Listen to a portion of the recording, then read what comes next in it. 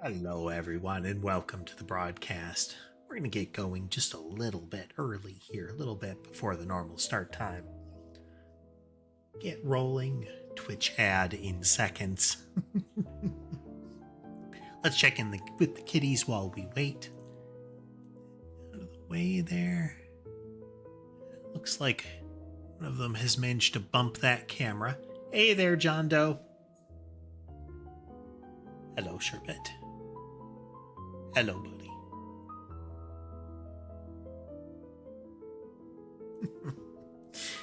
Let's see here. We have... Man, I forgot to do a bunch of the prep work. Indeed, John Doe, cats. Let's see here. We have Sammy and Mason on the bed there. We have Ember in her spot. Sherbet towards the edge of the table, which normally isn't visible, but like I said, I suspect Molly managed to drag on it a little bit. I still have to get the camera infrastructure in place that will prevent that from being an issue. But that's an infrastructure thing.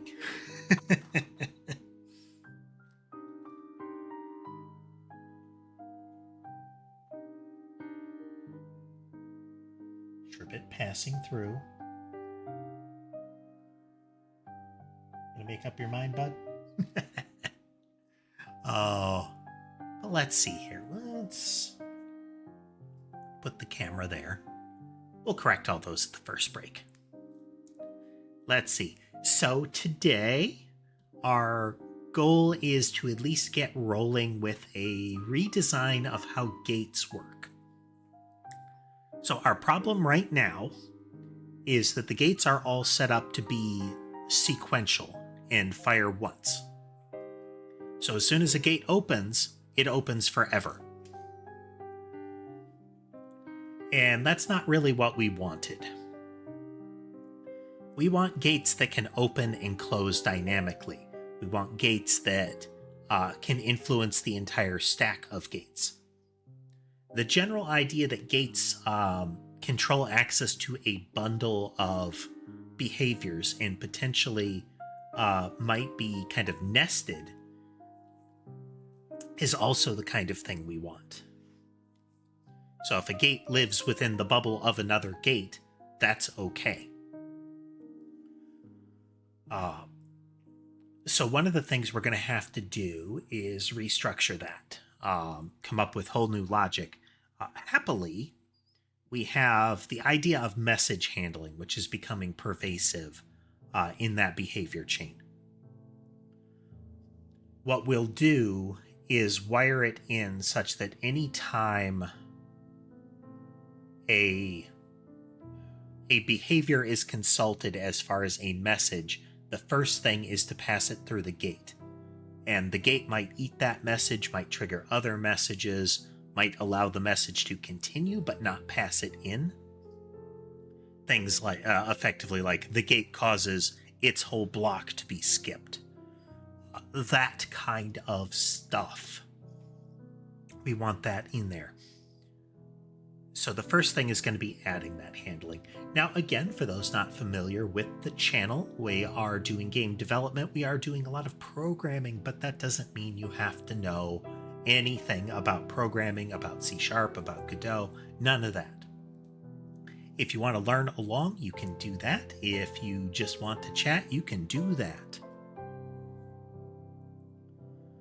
Okay, so this all needs to be there. Catalog category. This is our override for a universal thing. The internal is open. This should not really be the case.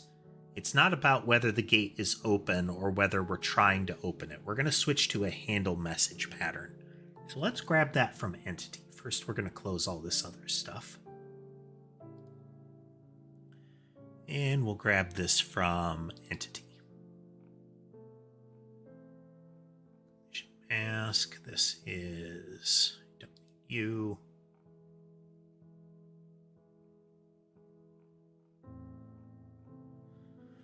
So ultimately, one of the things that's going to happen is build behaviors. This logic will change. Right now, what we're doing is we iterate over the collection of entity or behaviors, and we group them based on whether a gate has appeared. Still going to do a lot of that, but the way that the gates are handled subsequently when we process the behaviors is a big part of what will change. But this needs to be altered as well. It needs to be somewhat recursive in that it needs to dive down into behaviors. If we get a behavior group, dive into the behavior group, that kind of thing.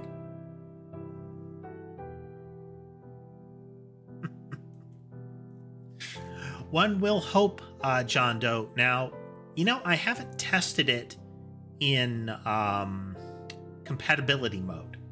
So compatibility mode is largely necessary if we're going to run it on, say, like a phone platform. So I wonder what will happen if we do that. Well, here, let's put it in mobile. We'll put this back in a moment.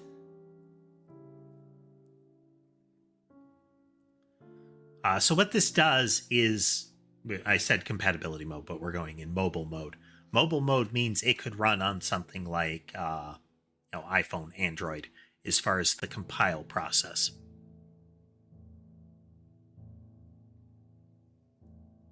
Whether we compile them separately or we do them all the same way will vary. I changed the background tiles. There's something a bit wrong with them, but maps are on the revision block in the near future.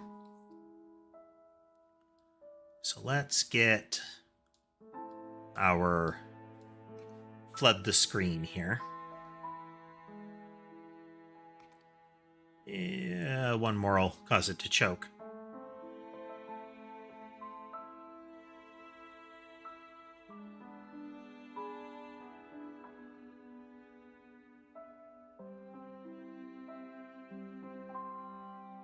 Well, I mean, it's not running really worse, so we could leave it in that mode for the time being.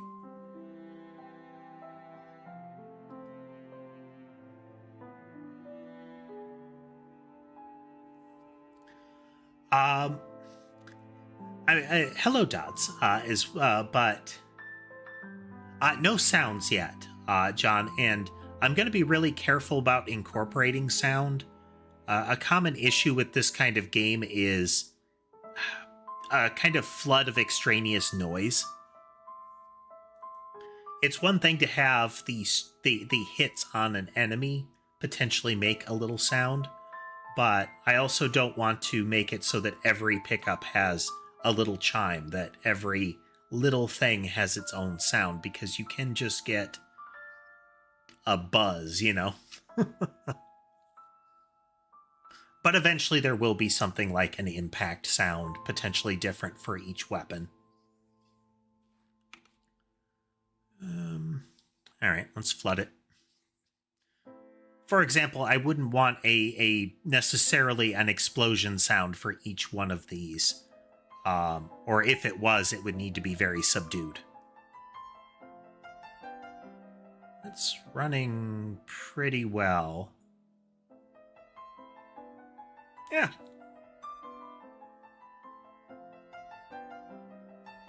That is running pretty well.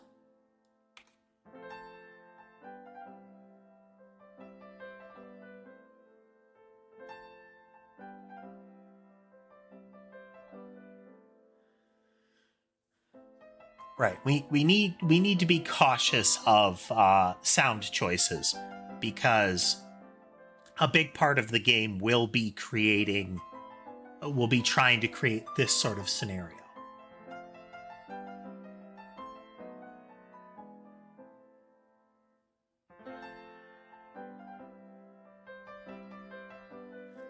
That is true.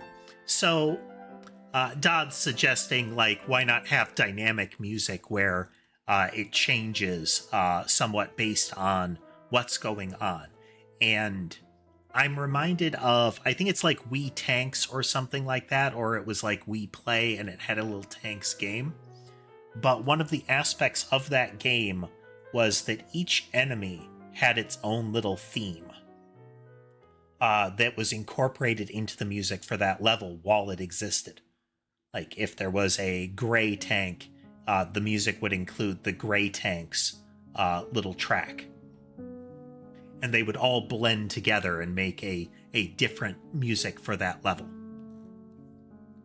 And that could be neat, where each of the behaviors that is firing has a little flag that if it's present, it changes the music, you know? Hey there, Yopi. Welcome, welcome. Okay, well, running in mobile mode, I'll have to read up on what those are again. What was this one? I think this was the it runs on most things version. So let's test it on this. Processing.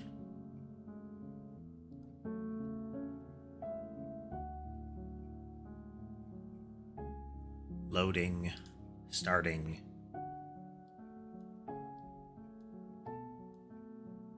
This one was a little better. You can see we've got most of the icons. I don't have one for random direction or track enemy yet, nor do I have anything other than a placeholder for the mouse.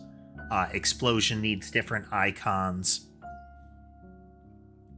I would like to have more dynamic element to what these are,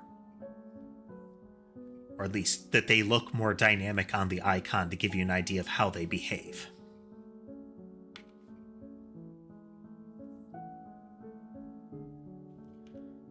We'll put impact explosion there.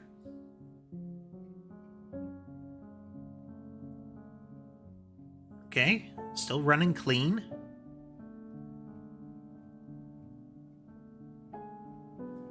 Still real clean. This will tip it over into drain scenario.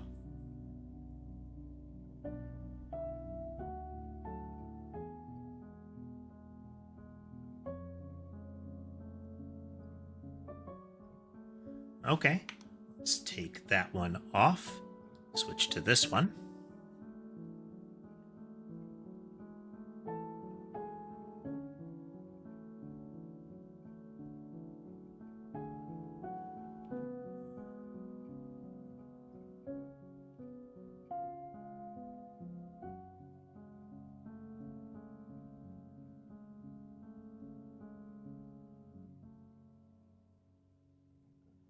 Let's take that one off and make sure it falls back properly.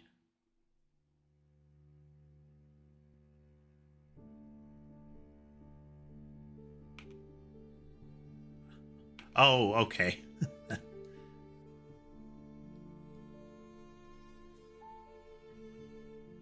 The explosion was tripling.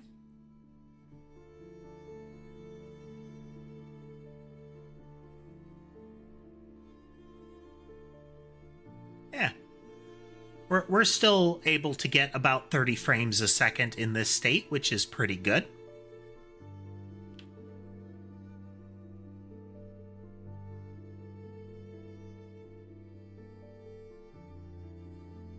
Have our kind of rolling death zone here.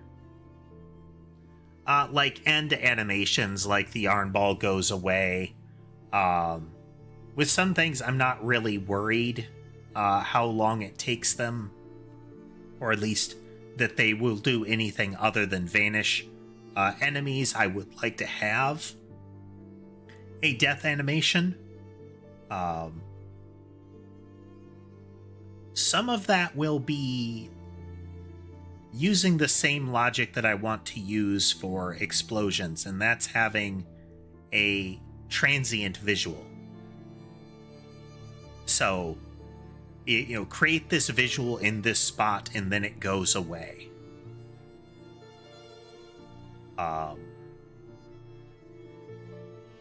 We'll see how that plays out. There's some structural differences that would need to happen there. Okay. Like I said, our target for today is the gate logic. So walking everybody through what happens here. So the inventory is going to eventually trigger build behaviors on a behavior.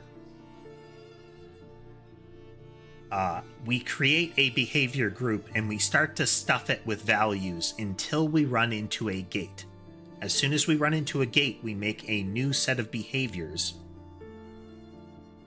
and start stuffing that one. Indeed, Lore. It is a logical turducken here.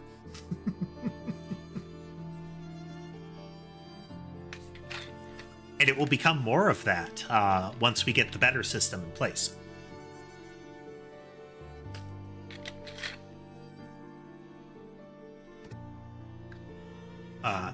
So things we want to preserve. We want to preserve the idea that the base behavior starts without a gate. It can have a gate, but it is treated as its own behavior group to start with. We don't blend it. So we'll use all of those as a behavior group, but process it that way. Eventually, so right now base behavior is always a behavior group. I want to change it so that when we make that behavior group, we parse it in differently, but for the time being, behavior group. Then we have a series of behaviors that we add in. So we're still doing that. We're still looking for gates, but we're going to leave the gate on the value here. So instead of having this queue of gates and a queue of behaviors, or at least a separated queue of behaviors between base behavior and those, is we're still just going to have the queue of behaviors, a list of behaviors that we will iterate over when we're sending messages. All of them get the message.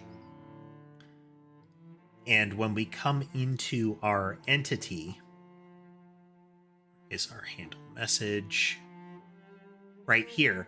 First thing that's going to happen is we're going to call the base on handle message. Sorry, this will become a virtual in parent entity. We will override it.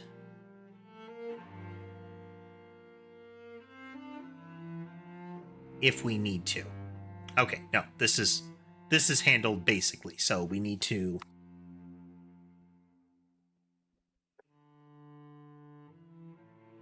first we check the gate.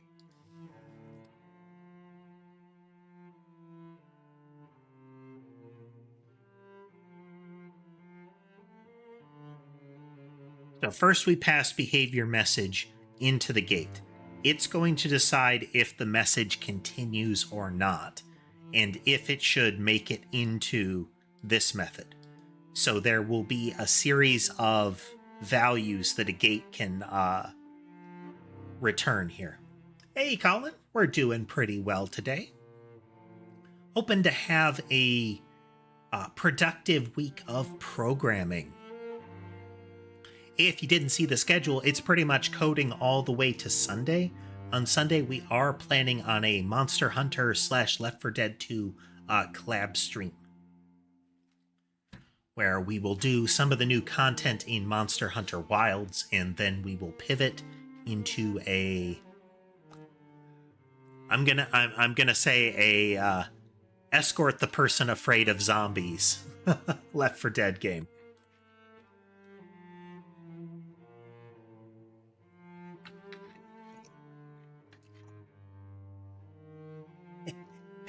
We haven't got that yet, Lunar. That feature is not yet in.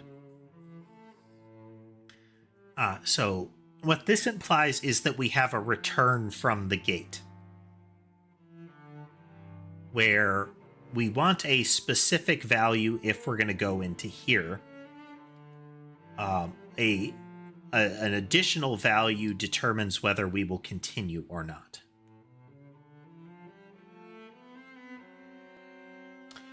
No worries, JCR.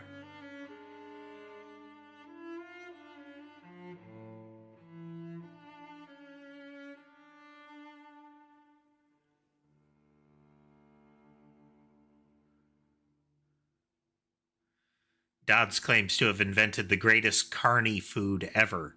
So I'm going to assume that they have discovered something new and exciting to deep fry in sugary batter. Has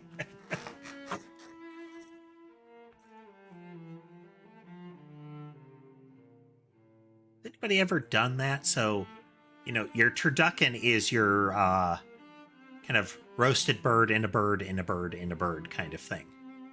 But has anybody done what amounts to a fried turducken, where you put a fried chicken in a fried chicken in a fried chicken, fried bird in a fried bird in a fried bird, and then you fry it?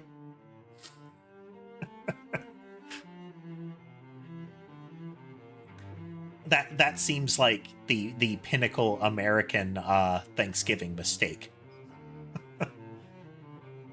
Bacon wrapped hot dog, smoked, then beer battered, deep fried, covered in chili and cheese, and then maybe other toppings. Well, that would be a thing.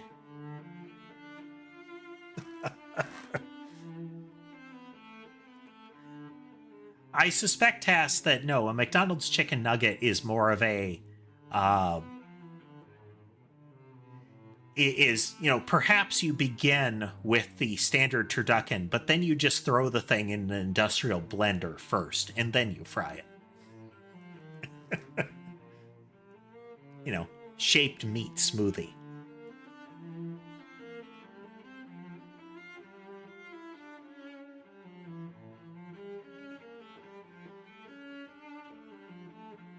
Let's see.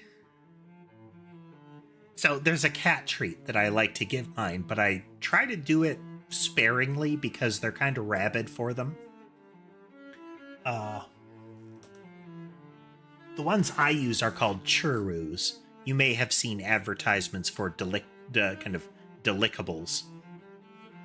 But I think the best way to describe them is meat Go-Gurt. They're a tube with kind of a meat paste in them.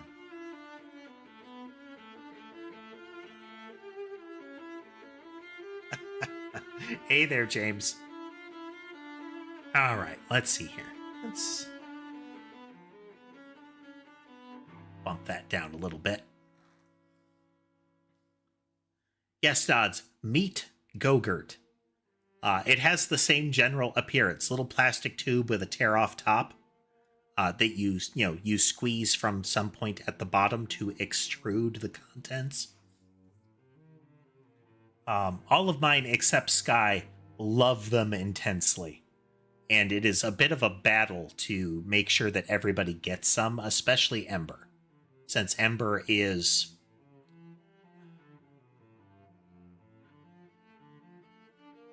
you could say easily pushed around, but I think incredibly prissy about it is more accurate. Is she wants to lick delicately at it and doesn't like it when the other cats crowd her.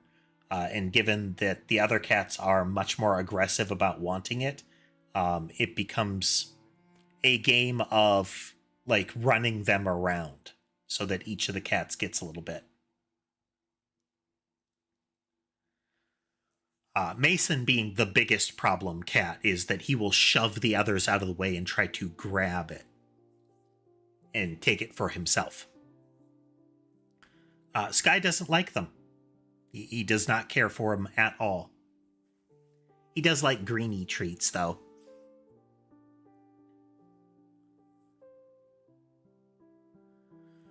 Okay. So this implies a return for a gate check. So we need to have a interpretable field that says if the gate contains one value, we're going to go in and we're going to handle this.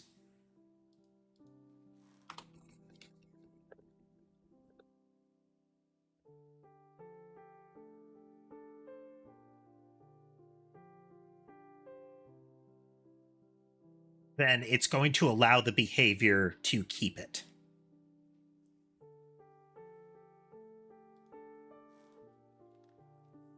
Uh,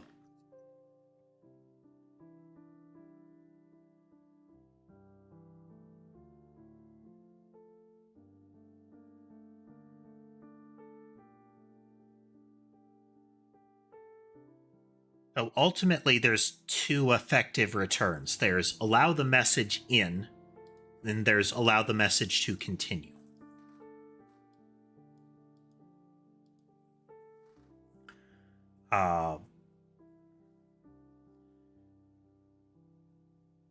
And it can be either of those. We can we can choose to not allow the message in, but we can allow the message to continue. We can not allow the message in, and we can eat the message. So the message completely dies there. That would be controlled by... We're going to need to change message handling on behavior for that. That needs to be a Boolean.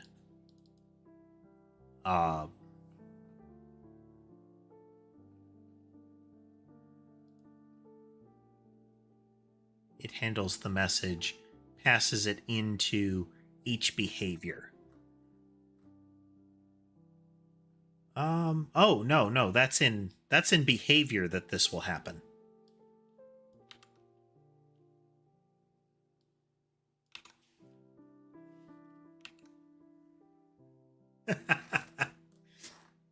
This is the way of things. This is the way of chat, Dodds, is all it takes is a mention of some topic, and that may become the topic of discussion, regardless of the content of the actual stream.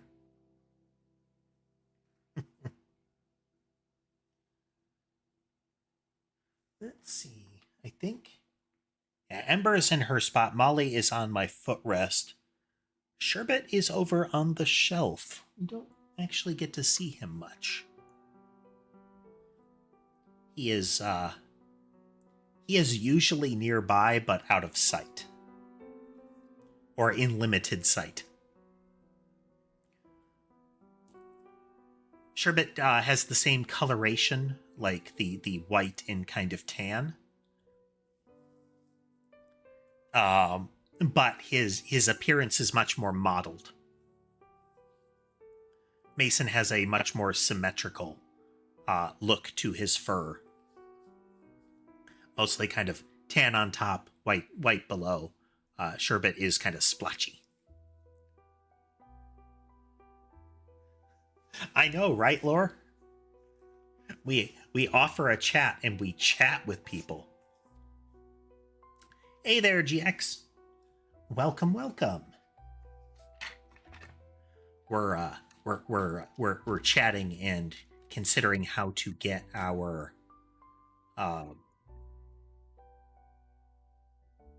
chain of behavior working how we want it to. Okay, so it's not in entity that we actually want. That makes sense. What was I thinking? Okay, so base behavior has a gate. When a behavior handles message, it returns a true or false, whether that should continue or not. Internally, it will then decide what to do here. So in a behavior group, when we handle message, we do want to call base here. What base will do is mark that.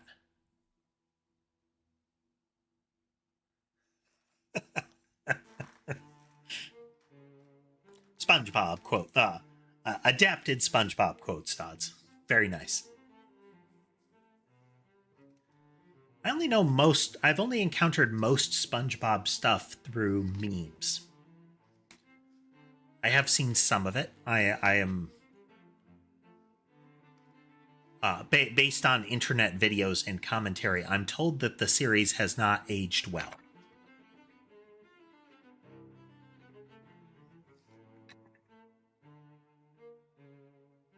Or learning by code exposure. both here and in his own game dev work. Okay.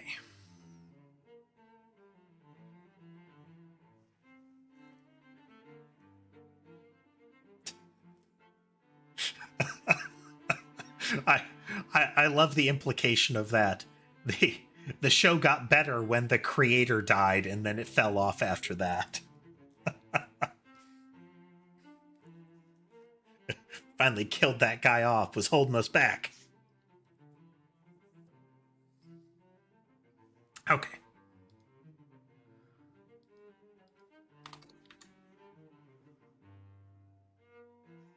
Let's check our other behaviors here. Yeah, we aren't calling base.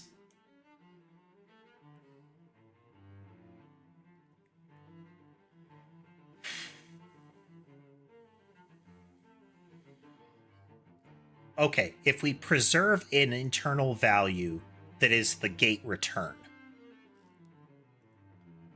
So hypothetically, we have like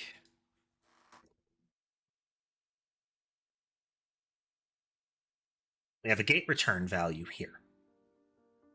And what that will do is tell us what the gate said last. Then we could handle it within the other handle messages.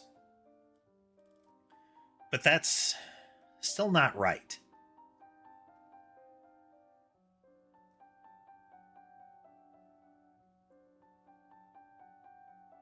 I think that's usually the case, Lunar, is that when a series runs long enough, you eventually run into the issue that the reason that it's run so long is that it has a positive result as far as the company is concerned.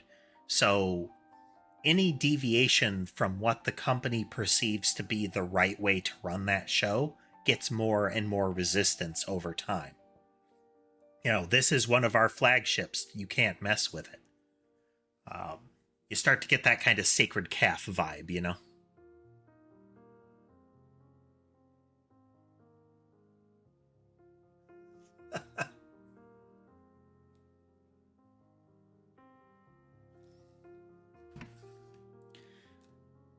I feel like people actually already do that to some extent, Tass, with different interpretations. The idea that people in general approach social interaction like 40K technology. Imperial handling of technology in 40K. The idea that it is this inscrutable black box which you must appease for it to do what you want. And I say this because of the prevalence of what would they be called?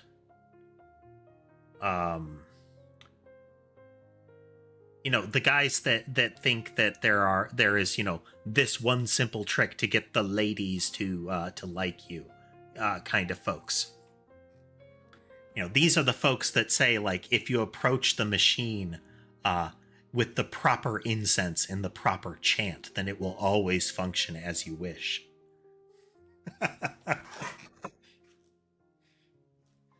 Aren't they like Sigma males now?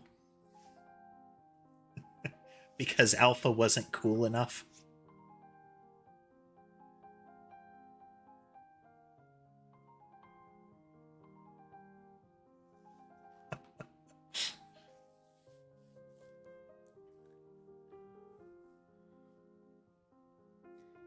You do get some fun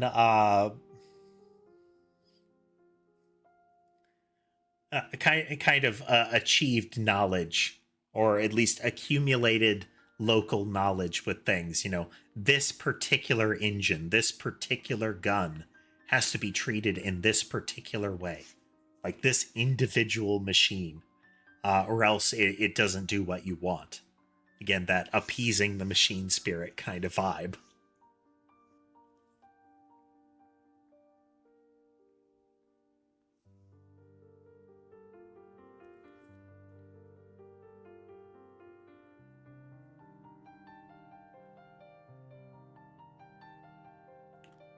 Okay, so we load the gate.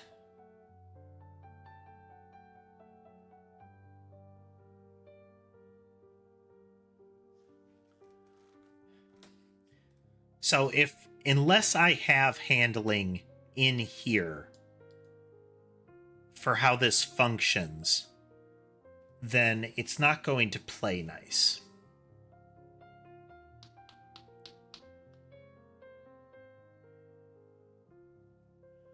If we have an internal function that is to process a message, yes. Okay.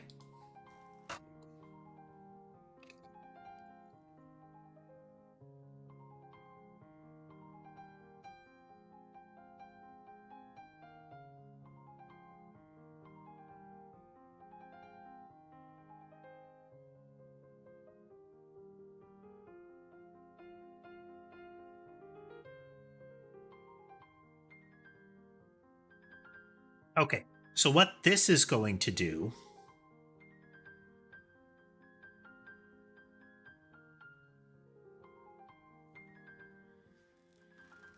Yep, I mean, Dodd's, Steamboat Willie, and,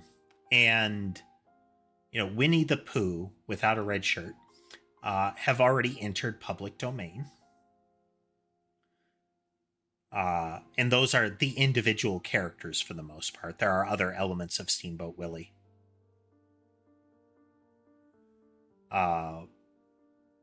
And it's slowly happening.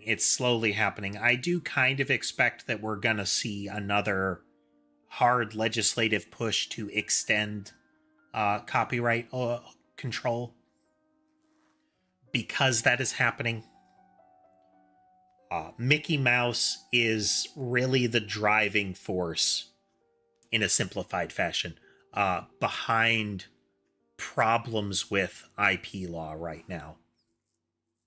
And that's that for quite a while, nothing has entered public domain, and that can stagnate development of new materials. This is not to say that we need more, Mickey Mouse, but with horror elements. But we do need the ability to say this social icon, this effectively legendary figure, that new stories can be told.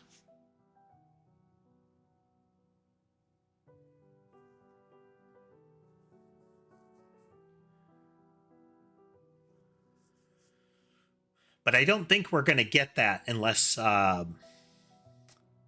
we see potentially across the world much more progressive people untethered to full corporate interest in positions of power. Anywho, so we're still going to do handle message, I think.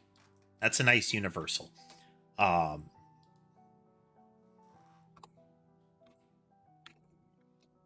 This is a protected virtual.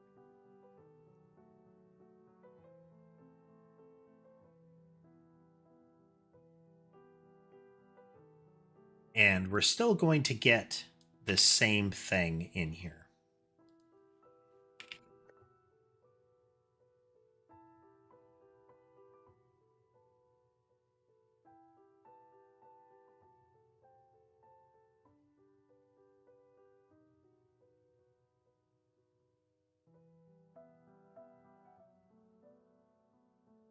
AI runs is a whole other can of worms for IP law.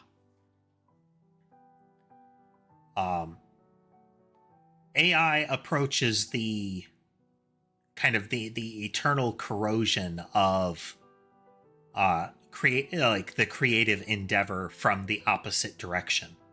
And that's that instead of allowing anybody to touch this material for fear of legal crushing, they say, we can touch whatever we want and you don't need to think to create new stuff. Which the difficulty is that one prevents the creation of new material based on old material. The other one discourages the creation of new material based on old material.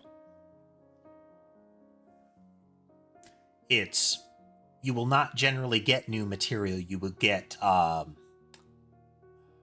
reprocessed old material, you know?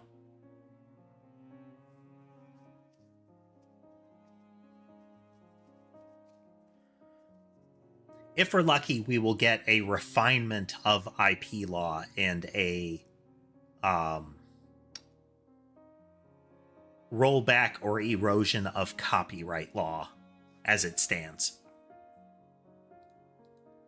It's a fiddly problem, though.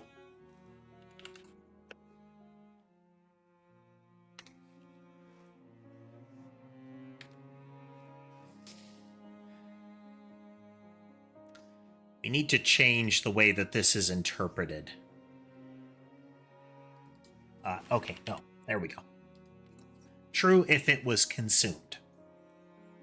If the message is consumed, you stop there. We're done with that message. We could do things in different ways, but we need to handle that.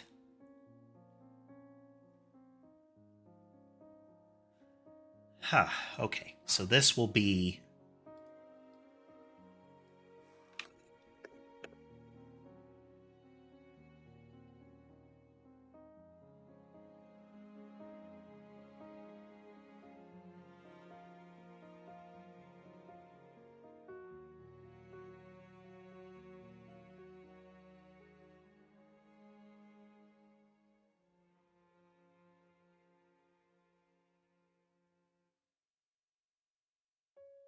I'm going to take a real quick break, folks.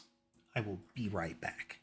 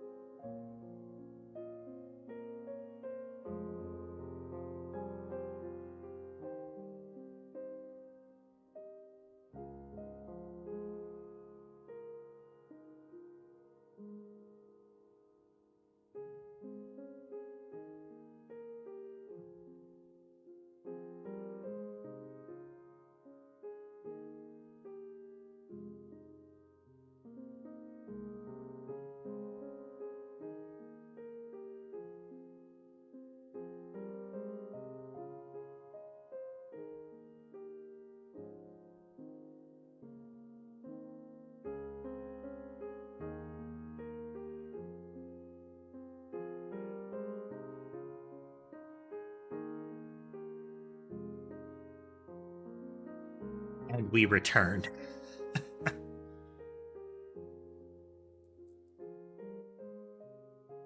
Okay. We got up to move around. So what we're doing here, first we're going to check the gate. If the gate allows us to continue, then we are going to go through process message. If the gate consumes the message, then we won't go through process message and will return true.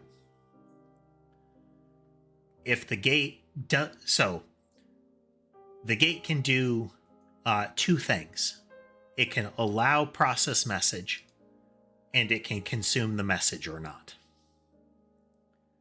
If it doesn't consume the message, we're just returning whatever process message returns.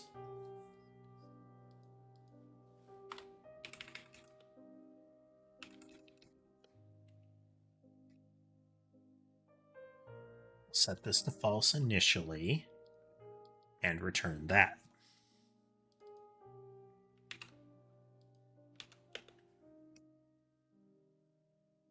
So now we need the idea of the gate telling us what the result was. So let's add a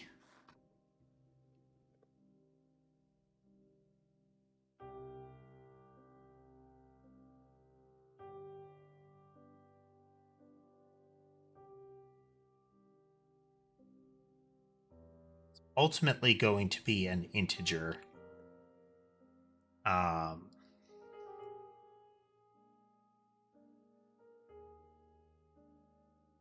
Let's look at what we did with entity.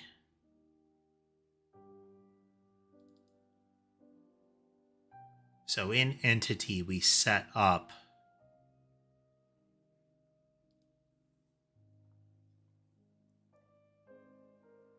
entity category right here.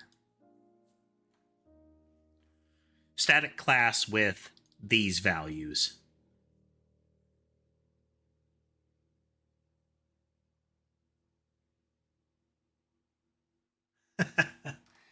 Lunar, that's kind of what HoloCure does.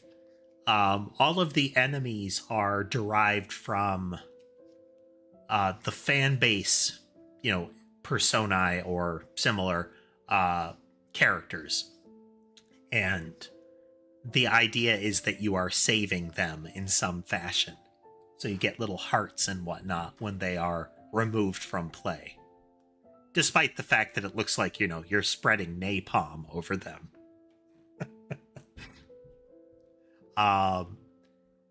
Right now we're using the blobs, but the first enemy set is going to be like that. It is not a matter of killing them.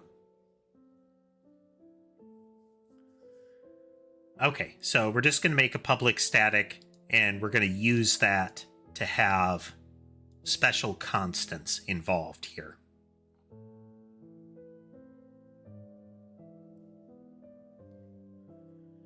So that we can refer to them as enemy category dot kind of stuff. But it is going to be a uint. It will never be negative. It would be problematic if it were negative when it's a bit field.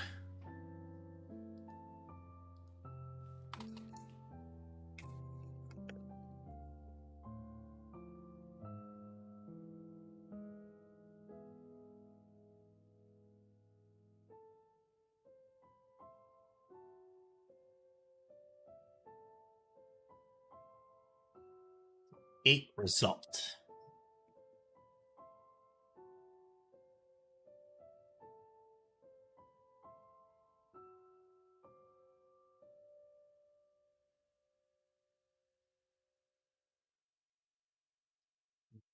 One.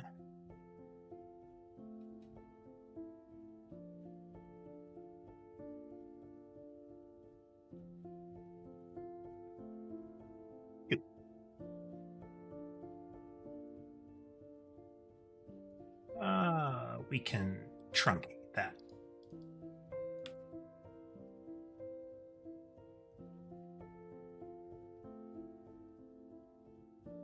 If it contains process, then you will run process. If it contains consume, then it will eat the message.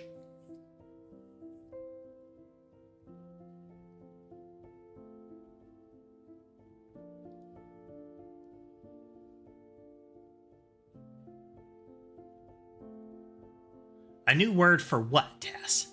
Which part?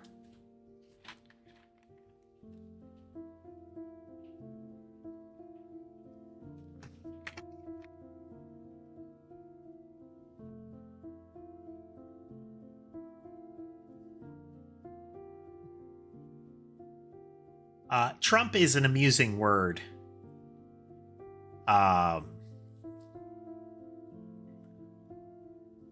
It's a very unamusing name lately. But you have the idea of a trump card, a card that is better than another one. So you can trump that is you can beat that kind of thing. You have, I believe it's UK slang for fart as well. And then we have the very annoying name that has largely consumed it. I suspect that's going to be the downfall of that word as a saying or something like that, you know?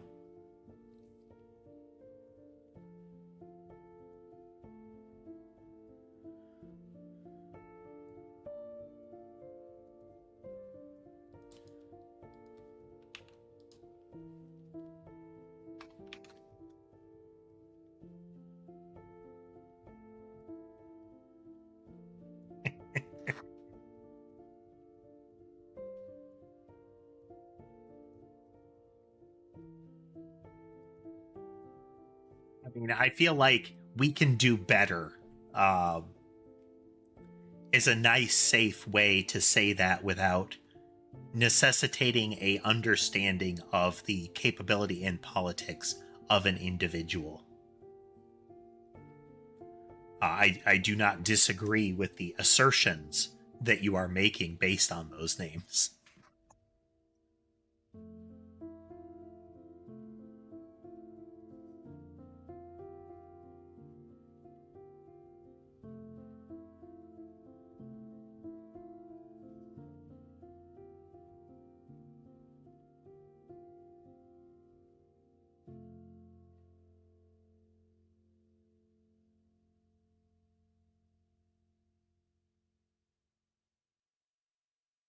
Not actually going to use this value, as far as nothing outside would use that.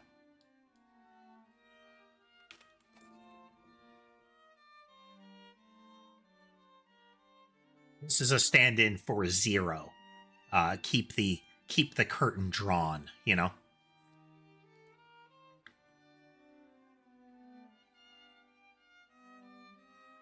So by default, a gate will do nothing.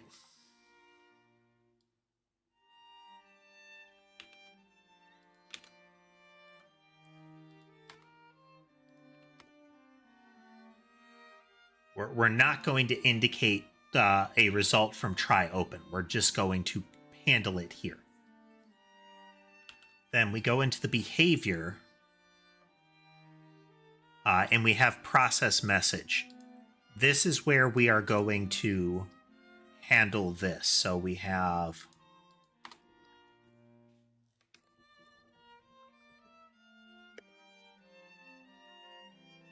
result. Oh no.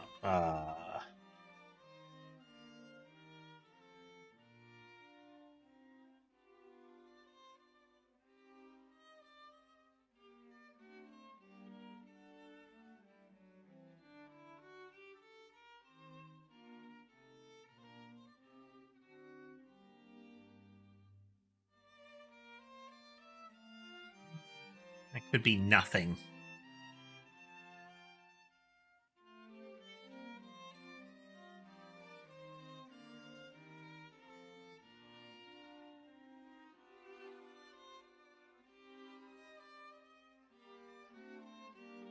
When we are creating a behavior, the gate could be nothing.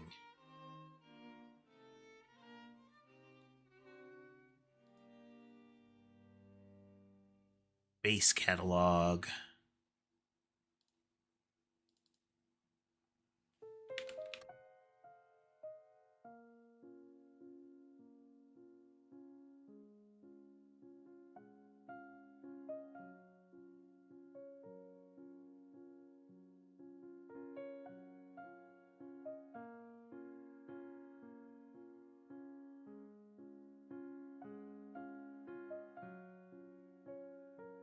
Expected to return it, it can return null.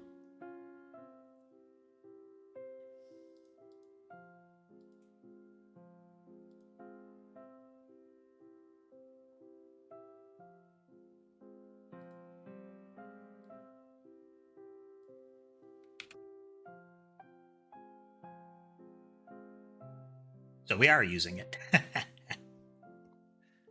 If gate is not equal null.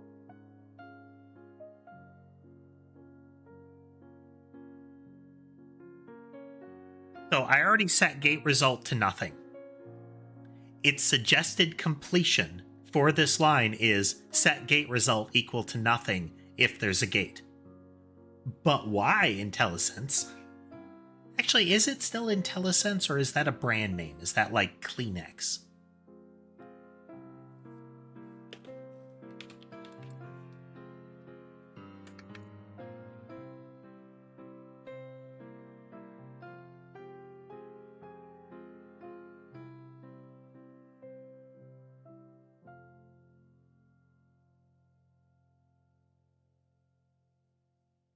Ah, okay.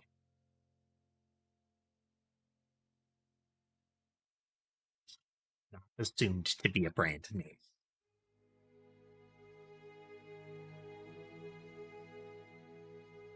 Given its behavior, I have to assume that there is some sort of pseudo AI in the background of the handling, at least in Visual Studio, at a minimum, because it's making weird assertions that are sometimes based on the local file, but also sometimes kind of out of left field.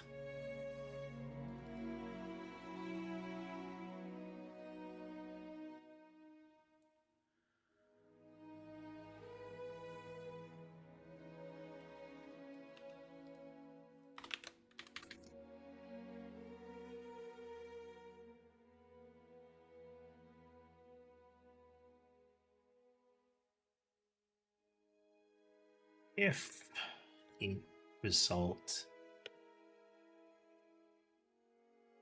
should be end,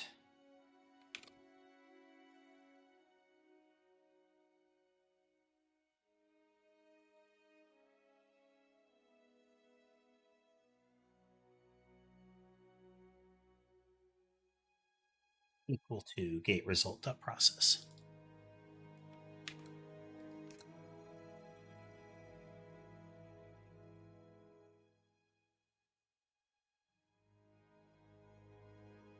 There we go.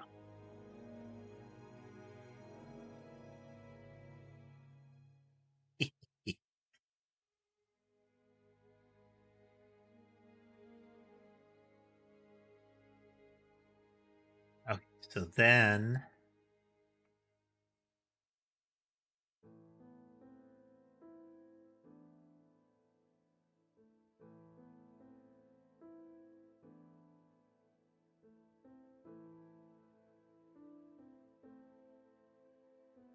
message consumed or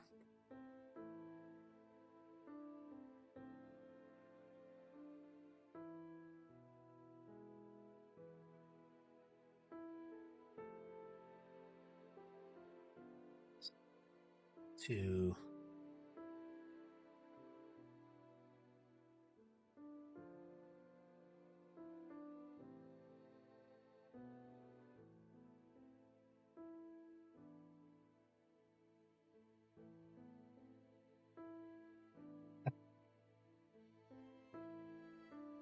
all right.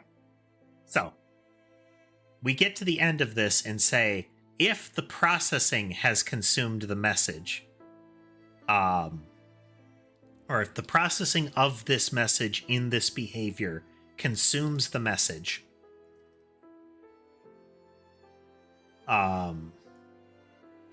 then we're going to assume that the message should be consumed.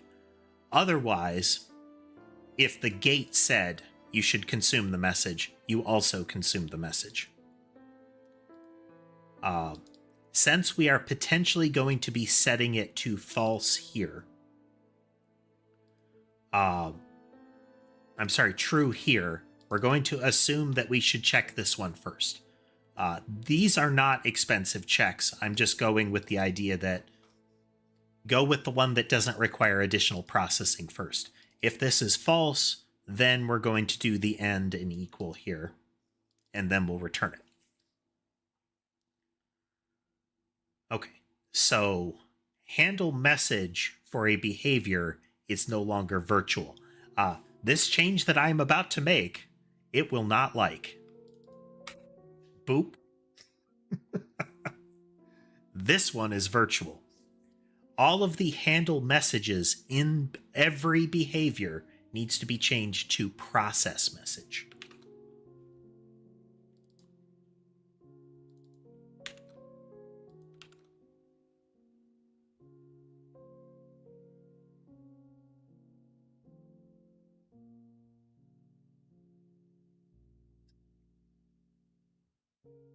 There we go. We're going to do that so that I can find it more easily. So behavior group.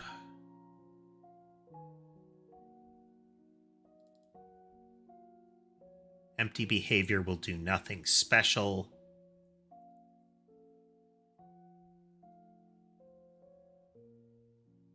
Empty behavior is an explicit does nothing behavior. I should be able to not use that at all. Because this is no longer, like, this is not an abstract class. I don't really need empty behavior. We'll see if we're using it anywhere.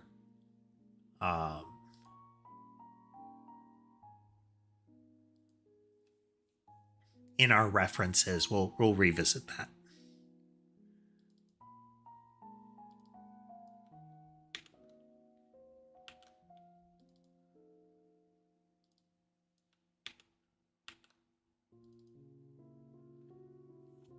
Now, since the change to gate isn't currently doing anything, once we have made this change, nothing should change.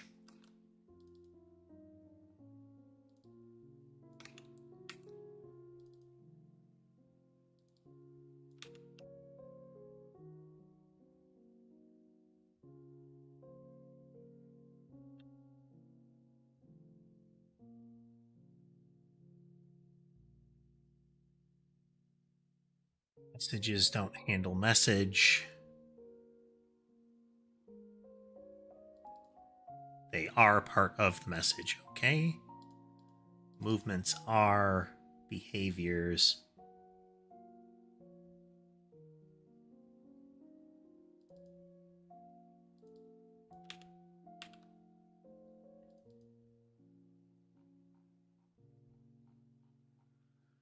So what I'm doing is, again, I have changed the way that message handling works in the behavior flow. We no longer do the handle message in each one. Instead, we will process the message only if the gate allows it.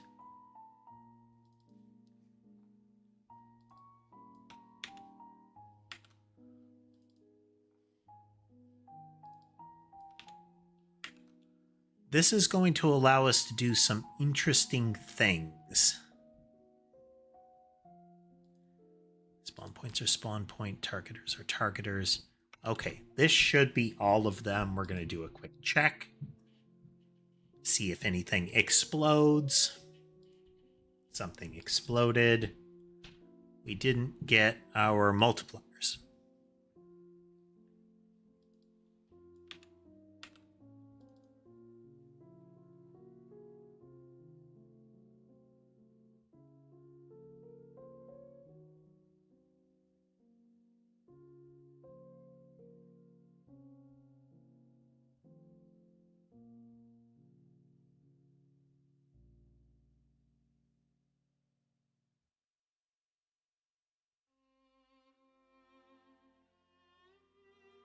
changing all of these so that the gate can prevent it from happening.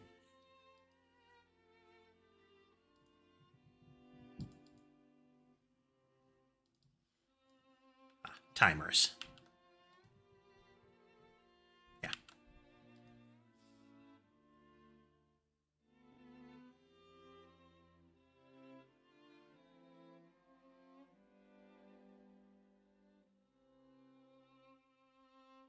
All right.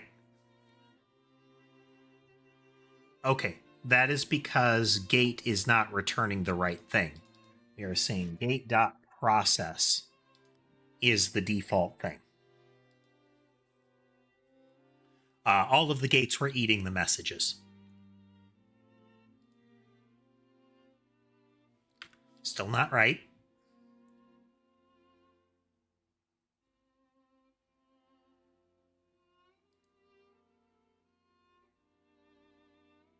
That's because by default, this is process. Because if there's not a gate, we need to continue with the process.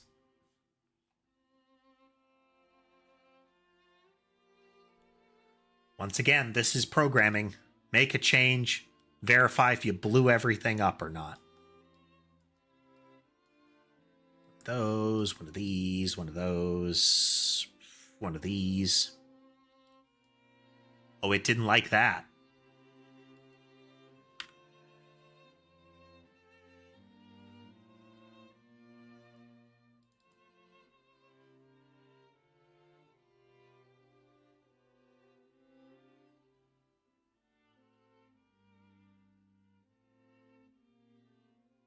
Which one?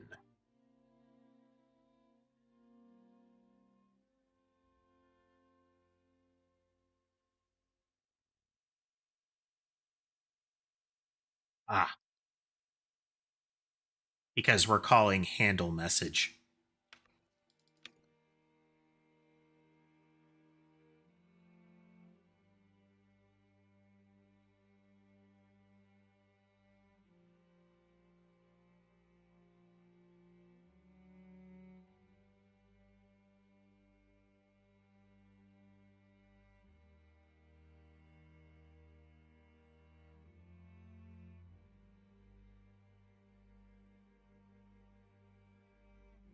Moved one to periodic collision.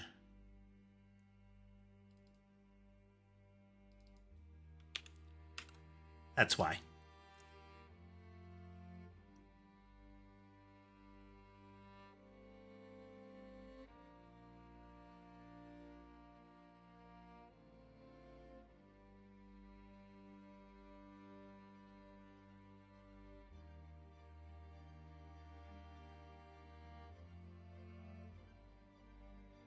Hey, things are still being removed. Okay.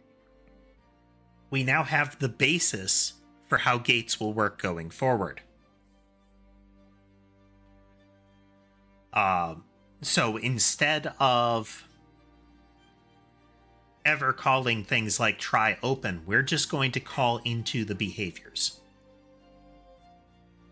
And each gate is going to do that itself. So right here, whenever we do a try open, we're calling into that. Instead,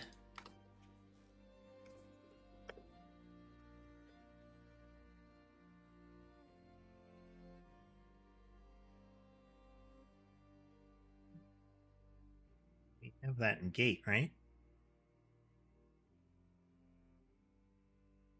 Handle message. Okay. Yeah.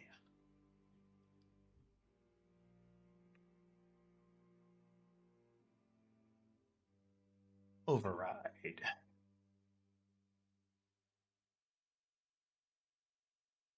not yet return.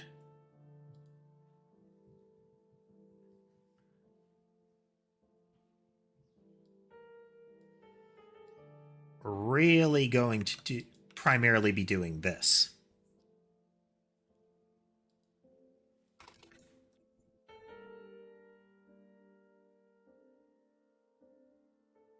Result dot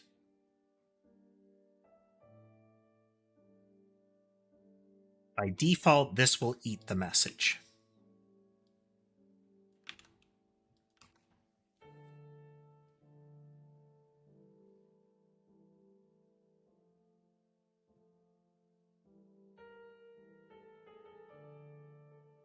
If time left.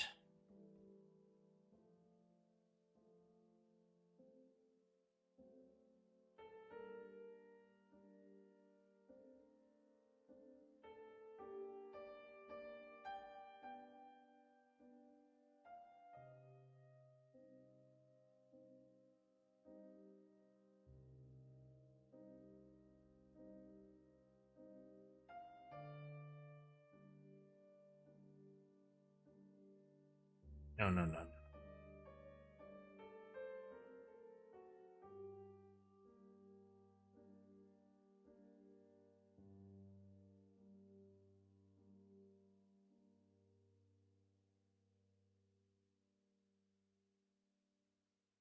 Okay, as long as enough time has passed, this one will open.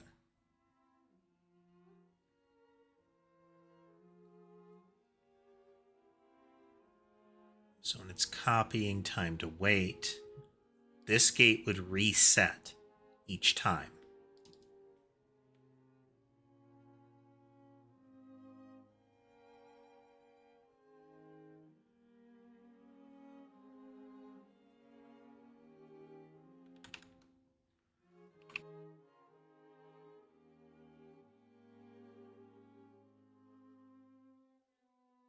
Oops.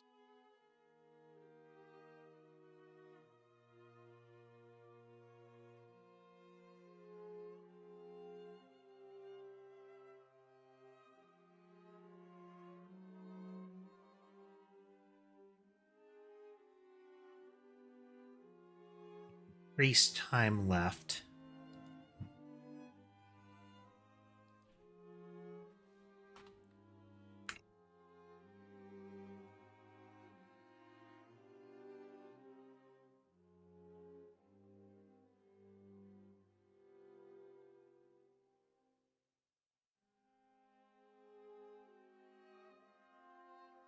You up.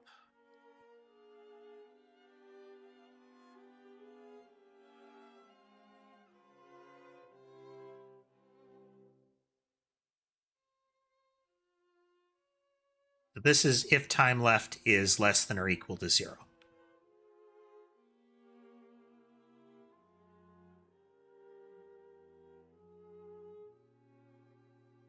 So now what this gate will say is as soon as this is available, as soon as enough time has passed, then we will begin processing. This is this is the wait this long before you begin doing this.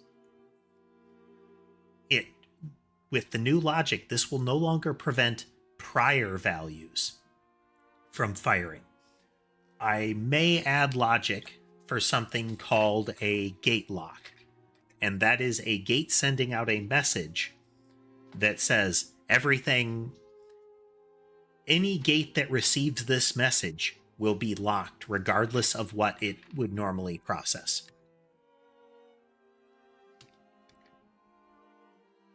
So that is, nobody else do anything while this is in play. What I may need to do is have a default dead gate that gets loaded into everything instead of having null checks. Okay, so now we need to go into our behavior.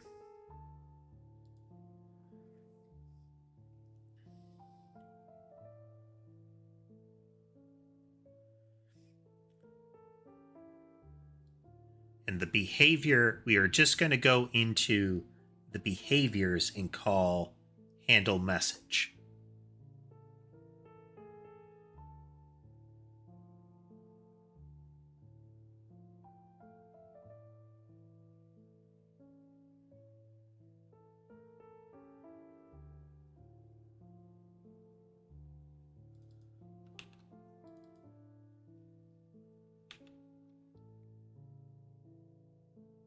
No, wait, this is process message. This is where,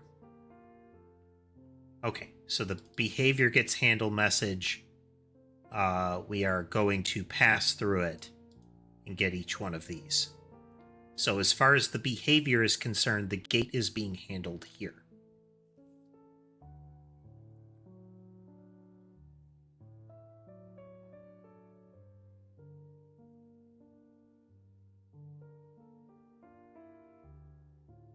So an entity, okay. Initialize, build behaviors. Okay.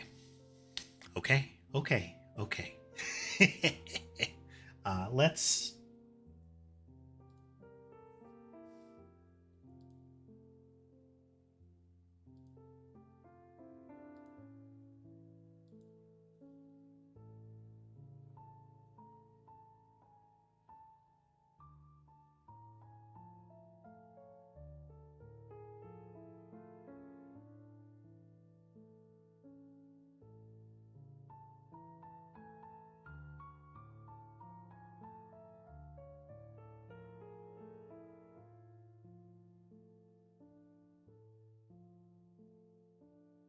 I changed the names of these so these imports were no longer needed. I do wish Godot would check that when it makes new ones. They would look for them and say, hey, this is an import for something that doesn't exist anymore. I don't need this import.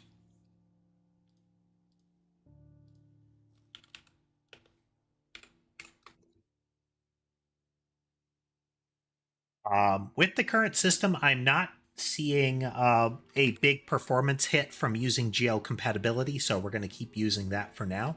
If I need to switch over, I'm going to switch over again.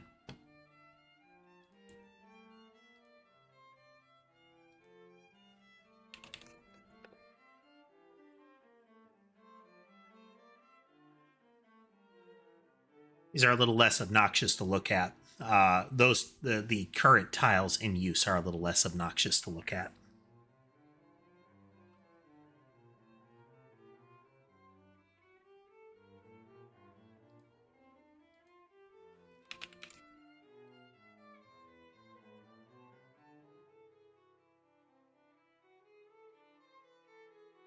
The gate that I've just adjusted is going to behave very differently. In that, well, it will do additional processing that doesn't really matter because of the way that this works. Base behavior is still going to do as it would, but we're going to make it so that we have two lists of behaviors that we will go through. Every time we encounter a gate after the first behavior, we're going to make a new group. So instead of a queue of behaviors, we are going to change you to a list, and we are going to get rid of the gate list. This will break things.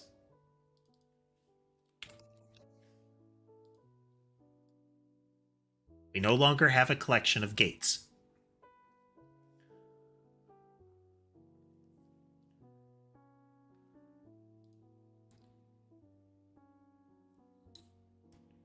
So this is us duplicating the gate collection. We're not going to do that anymore.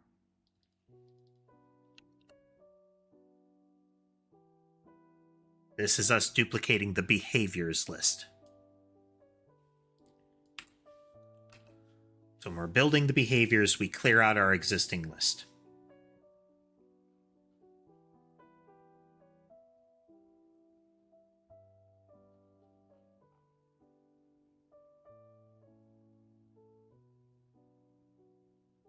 It's our base behavior.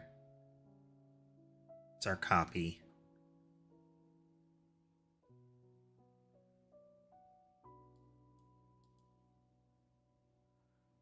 Process our behaviors for each in added behaviors. Okay, these are the ones that show up later in the line. So right now, our base behavior is getting processed, and we are adding, we're using this as the first one. Eventually, I want to have children of a behavior group be able to have gates the same way. That is, it will build them up accordingly without having to create subgroups.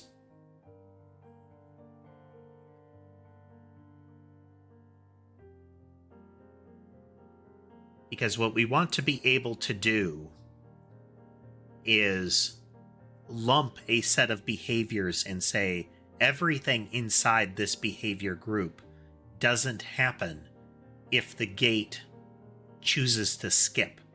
So the gate chooses not to process, but it chooses to not consume the message, which means that whole behavior group doesn't happen that time. But subsequent behavior groups get a chance to do stuff.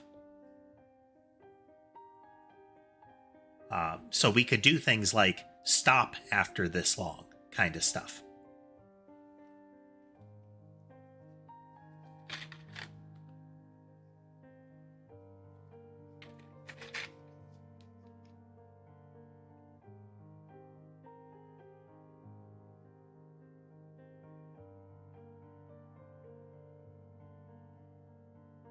Fail-safe recursion depth.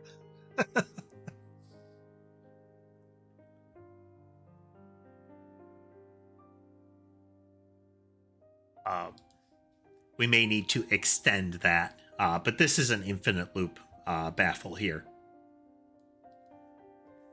We should throw an error if recursion depth is greater than 4. Or is greater than or equal to 4.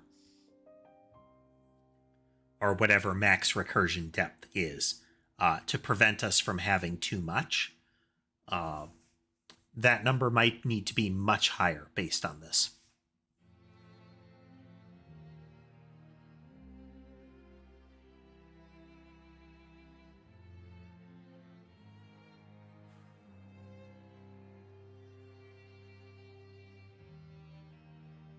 I need to expose this. If it's a behavior group that we're processing, then we tell it to build behaviors.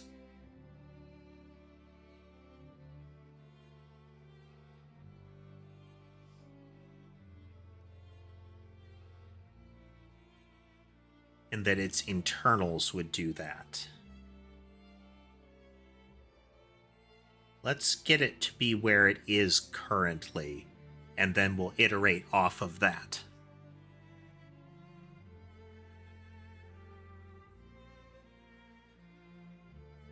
So we have our existing group that we're not adding anything to. We'll just do that for now.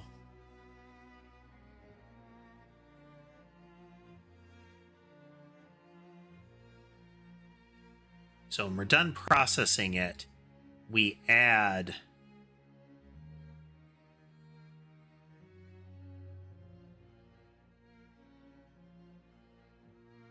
a point at which we're done, and we, yeah.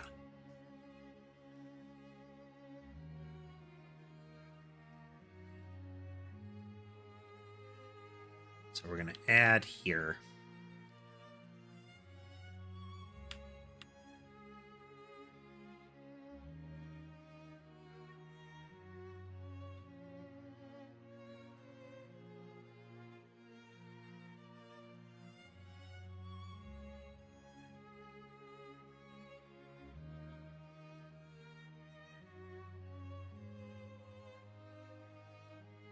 If it's a behavior group, then we dive in into that behavior group, and we start adding the pieces off of it. I would like behavior groups to behave differently in this scenario. I'd like their behaviors to stay inside of them. but still get lumped together properly. So we might need to move some of this behavior processing inside of the behaviors themselves, because this gets simpler if that's the case. If a behavior contains behaviors, it will have its own subset. Otherwise, when we're processing this, we're just looking for a behavior with a gate that isn't part of a group.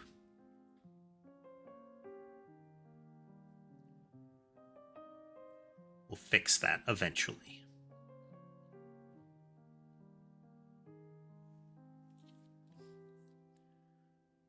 Tell the base behavior to handle its message.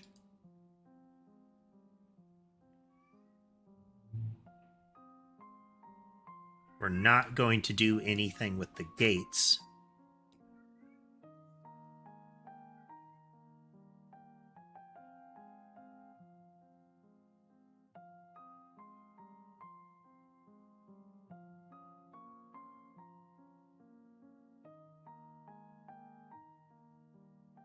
So this is going to change to a while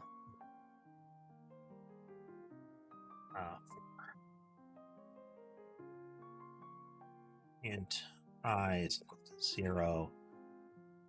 I is less than behaviors count and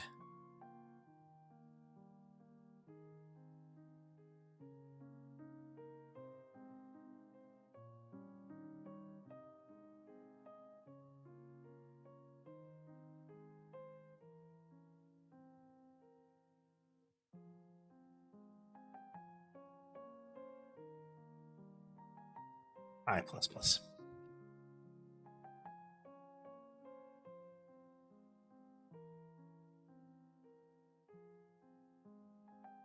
We don't actually need to do anything in that.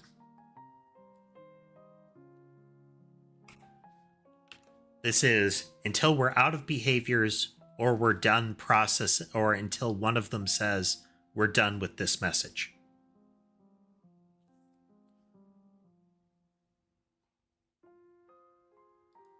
Build.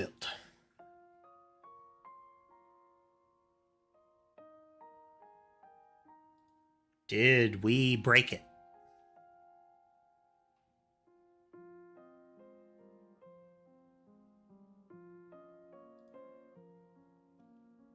We did.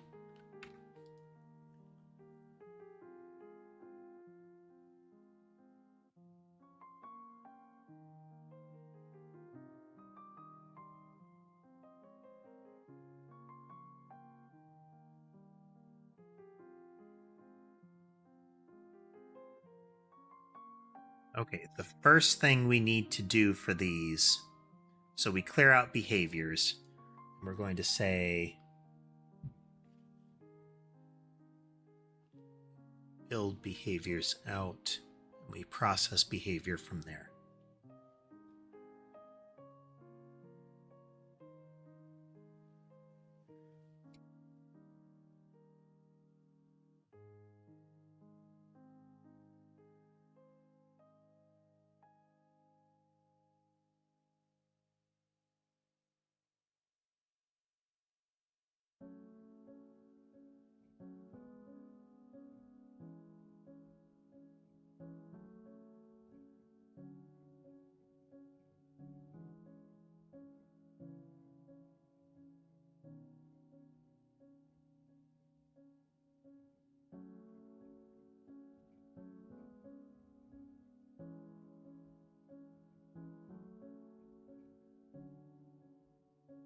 Continuously add into group in use.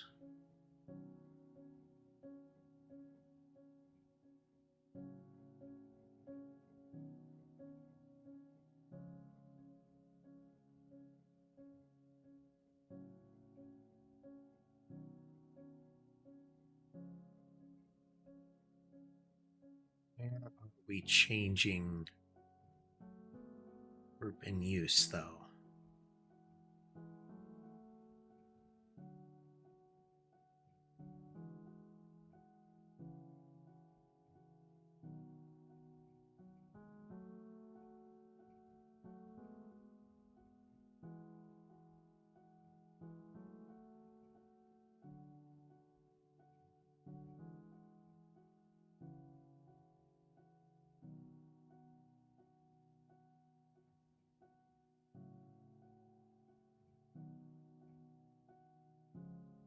Process behaviors group in use only changes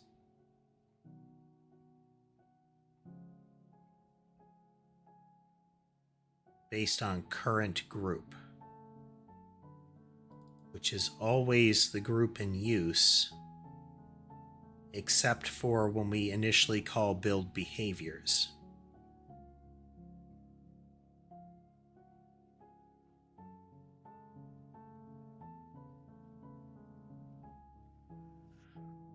All right, let's go into our loop here.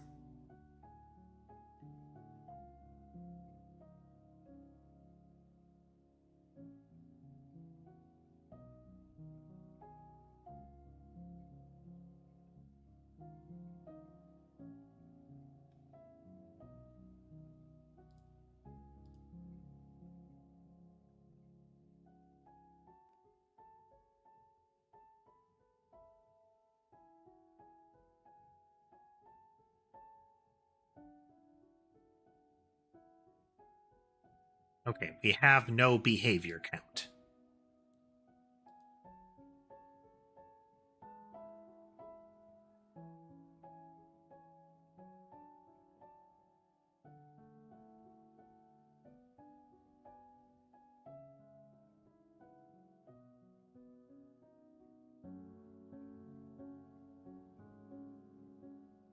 Let's see here.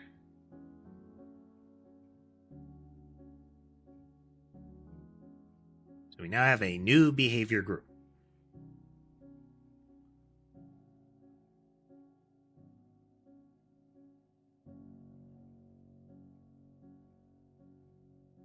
We're going to entirely process the base behavior.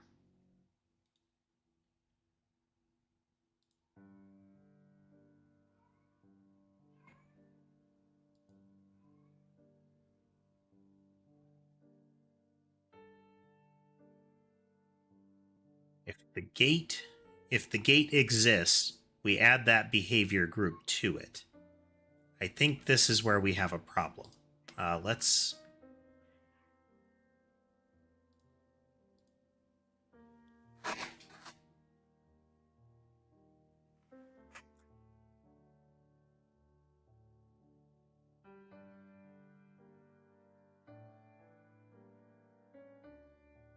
Okay, we are not newing the behavior group. Okay.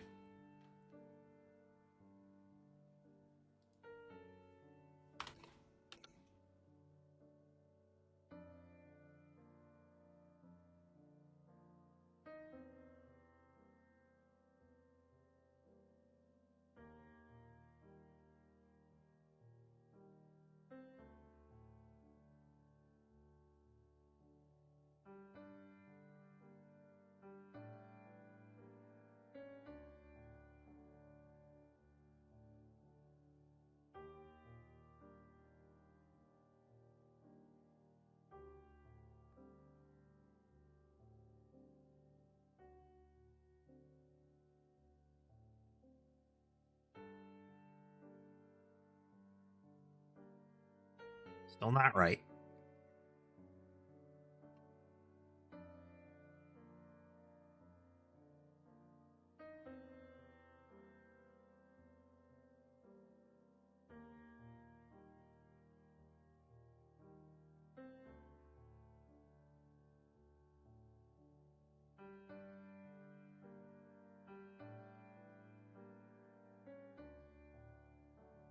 New group in use.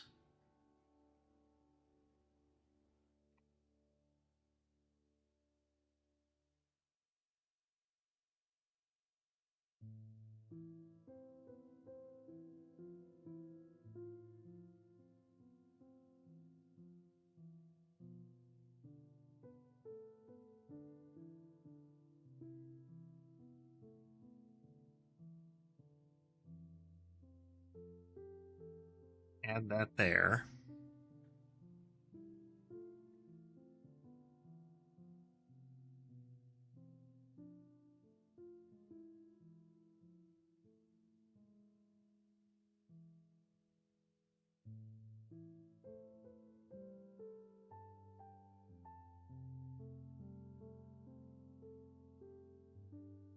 Why is this failing later? Okay, let's go into our handle message again.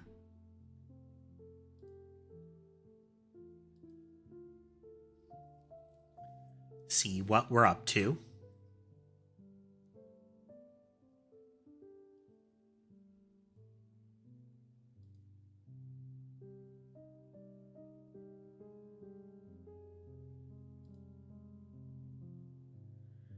Behaviors contains nothing.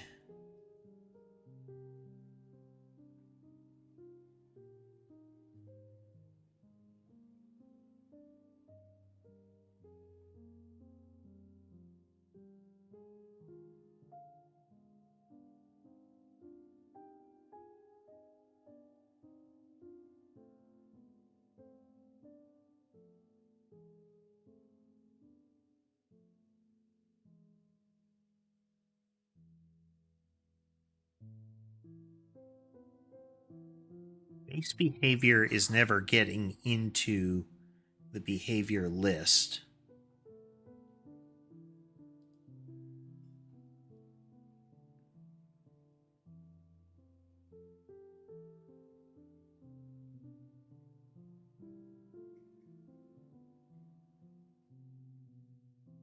When we process a behavior,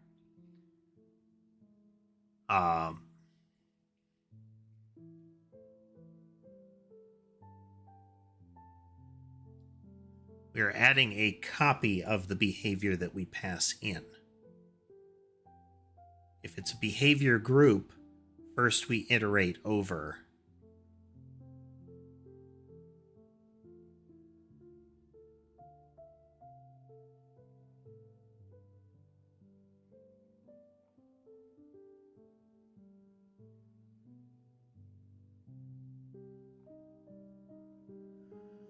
But why isn't this flowing through? Okay.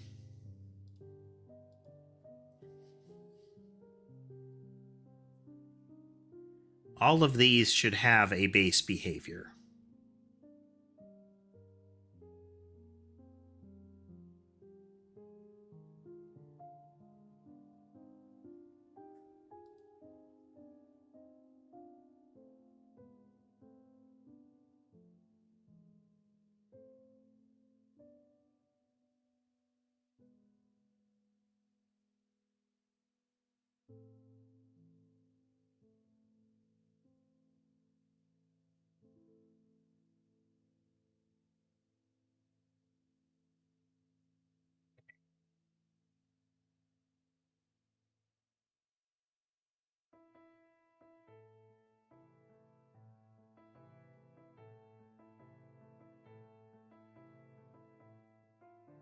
A yarn ball contains 6 things.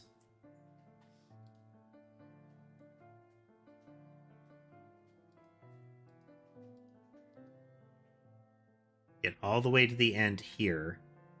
Now, behaviors never gets that value added. Hello, Calamity. Welcome. We're debugging.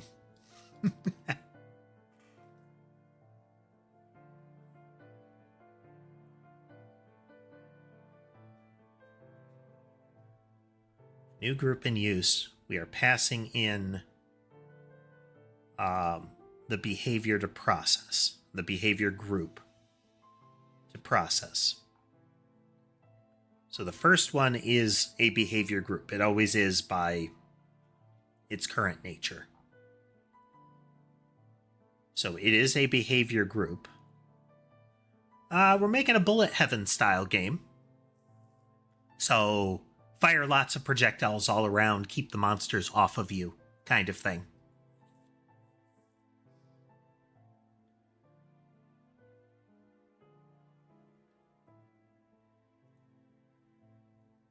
It's a behavior group, so we're going to get the sub-behaviors out. We're going to pass those in. None of those contain gates.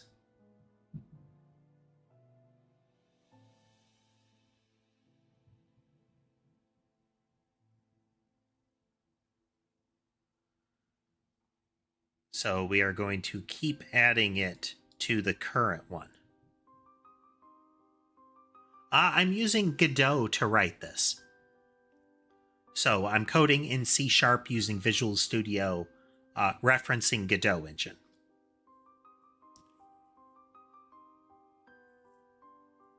We do have some stuff going on in the Godot engine for some UI structures, some of the packed scenes, some of the resource objects, but anything that I can cleanly do over in the C# side is happening there.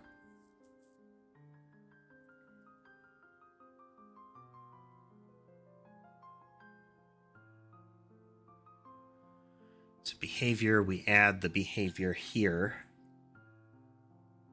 And then we pass up group in use again.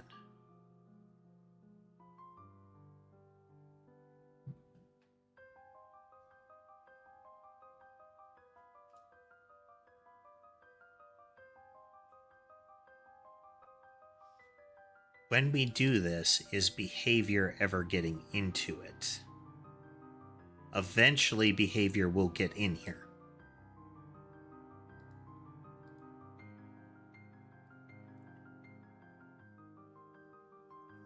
Loading.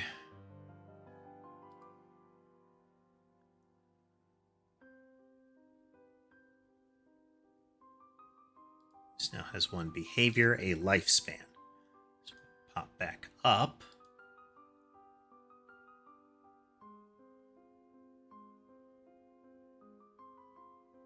Our sub behavior is still a lifespan.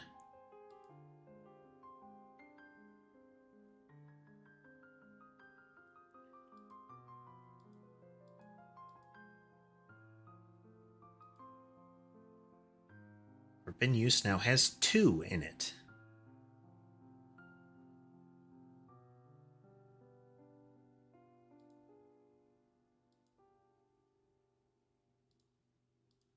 All the way out to here. Group in use has 6 things. We store that off in the base behavior.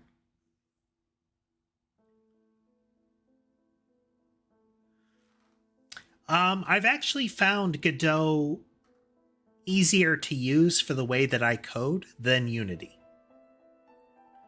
There's some stuff to get used to, but once you get rolling with it, it's pretty straightforward. If you're making a very simple game, Godot will get you on the ground running very quickly.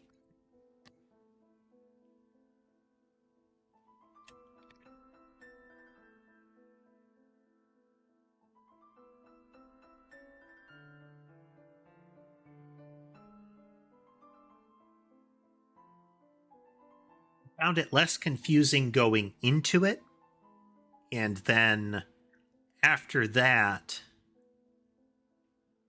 I think I know where we're having a problem.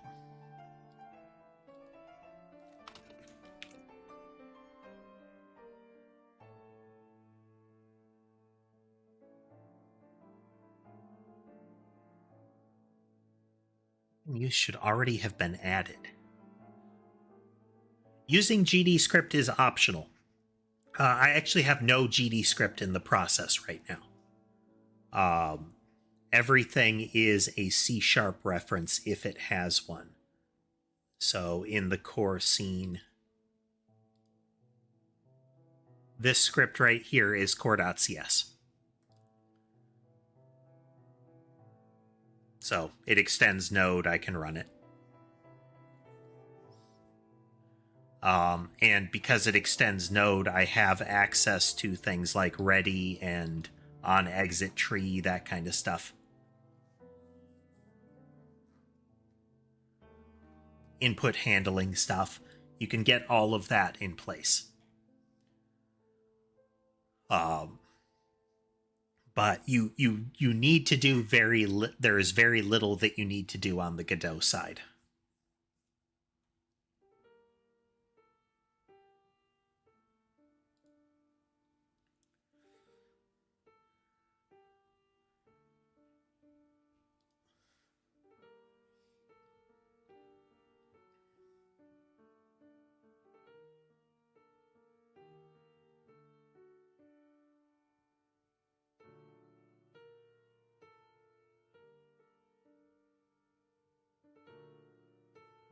So here we're going to do behaviors dot add that. We're restructuring some of our event flow right now. So we're dealing with some of the guts of the code. There we go. Okay, we are still not processing the player input.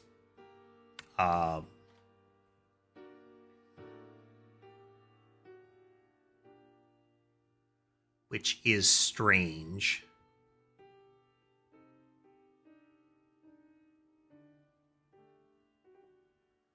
But not really.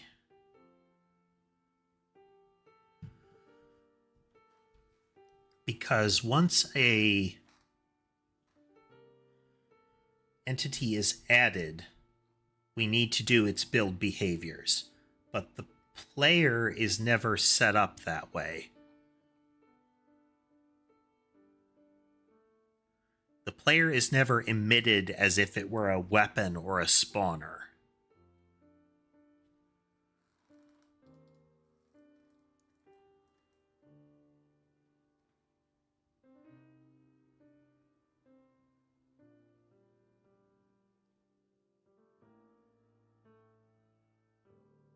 State, add the player state.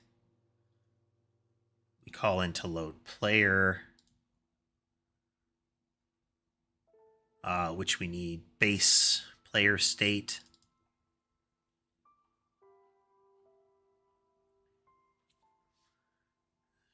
So we get an entity from the catalog, we set the player, we add the player.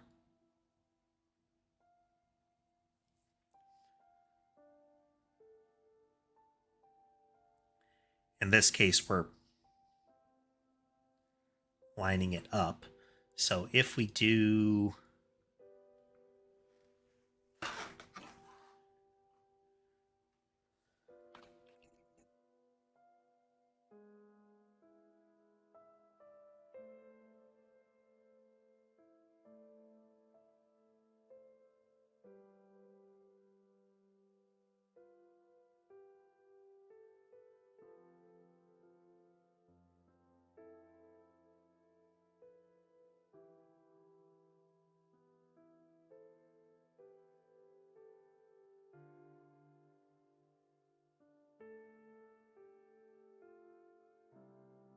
dot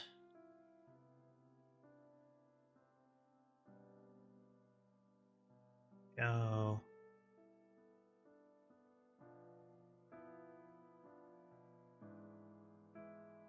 empty list,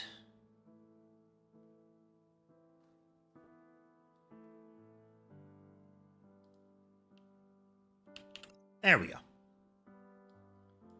In loaded, in loaded, in loaded, in.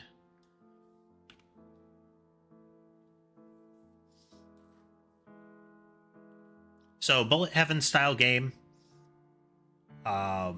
Gimmick of this game is going to be this right here.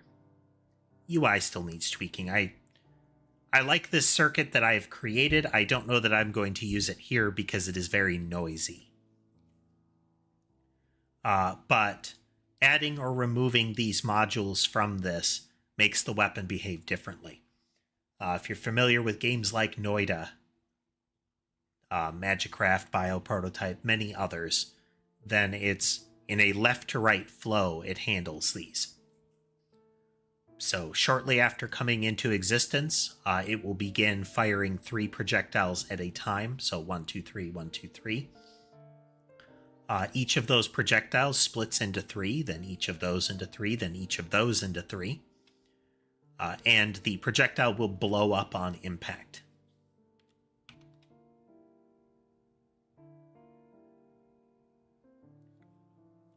It blows up on impact after it is done with its lifespan on impact.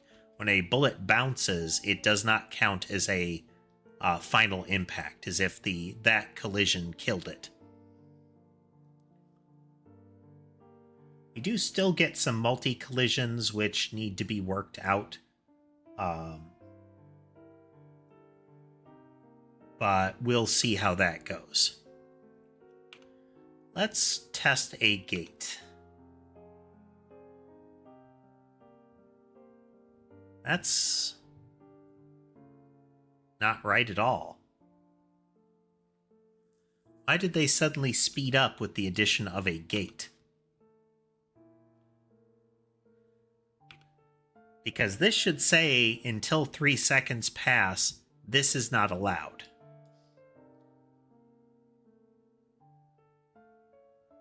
What that implies is that the base behaviors are happening again.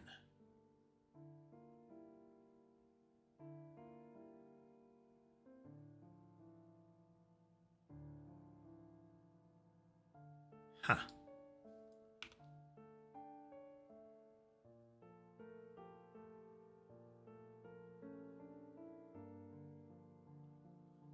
Okay, so gate logic is still not working, but we're a little further along in that regard. We're a little further along. Hey there, sharpshooter. All right, let's look at our construction logic once more.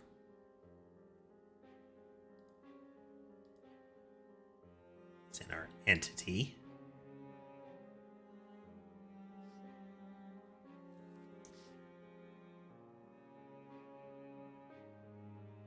We're not going to process the behavior for the base.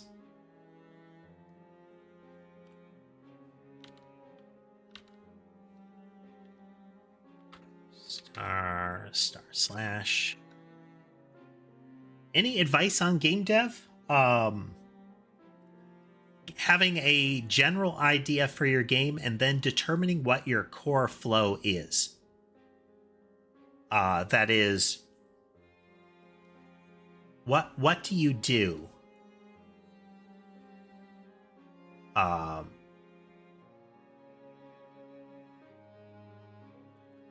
What does the player do?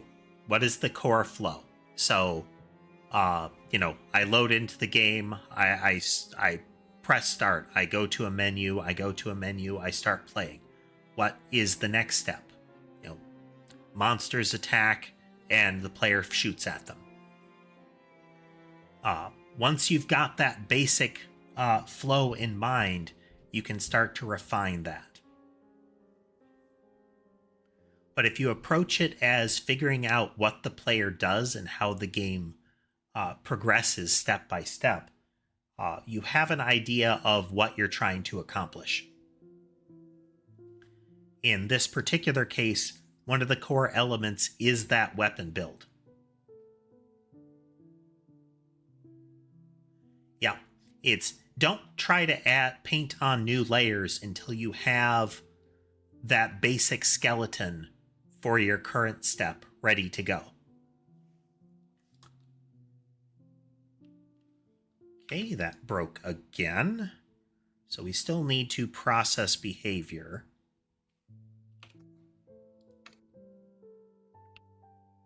So I revisit stuff a lot, and it's usually because things aren't flowing the way they're supposed to.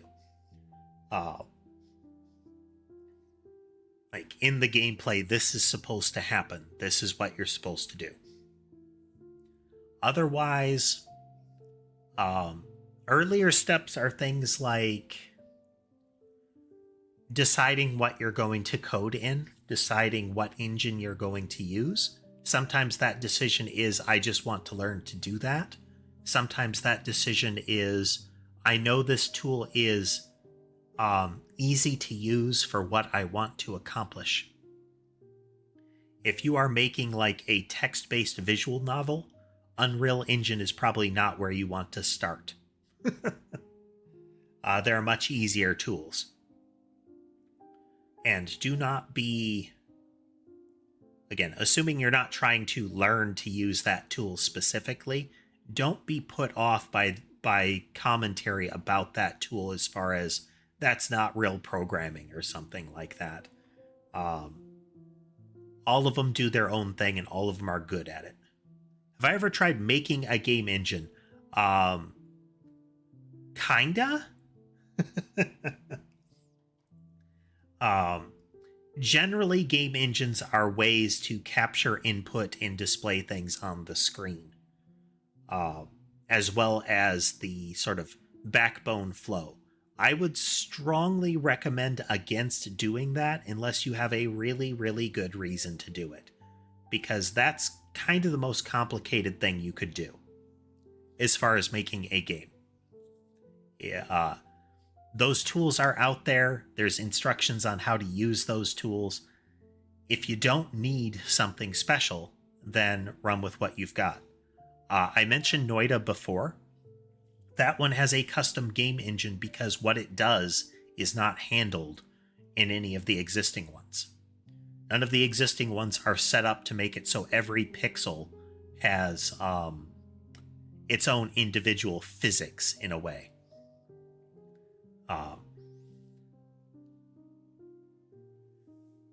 That's right, Lore. It's if I want to take a drive, and I have cars available to me, I don't need to build a car in order to go on that drive.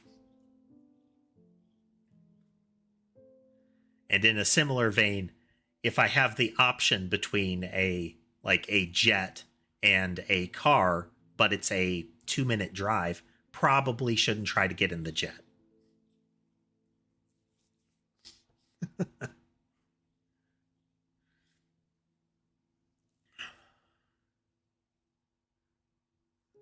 So we load up the current group in use. Okay. We are going to say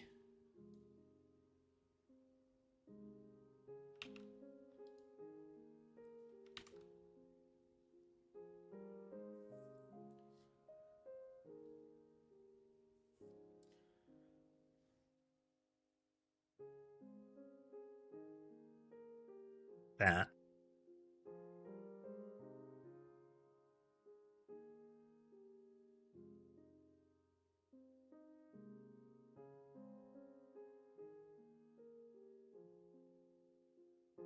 If we make a new group in use here, so we have a behavior group, we're not going to add that stuff in. We're going to add the base behavior in instead of processing it immediately.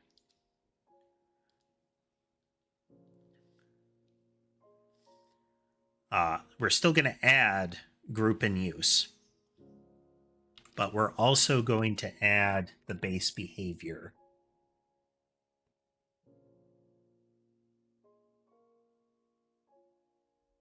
as is.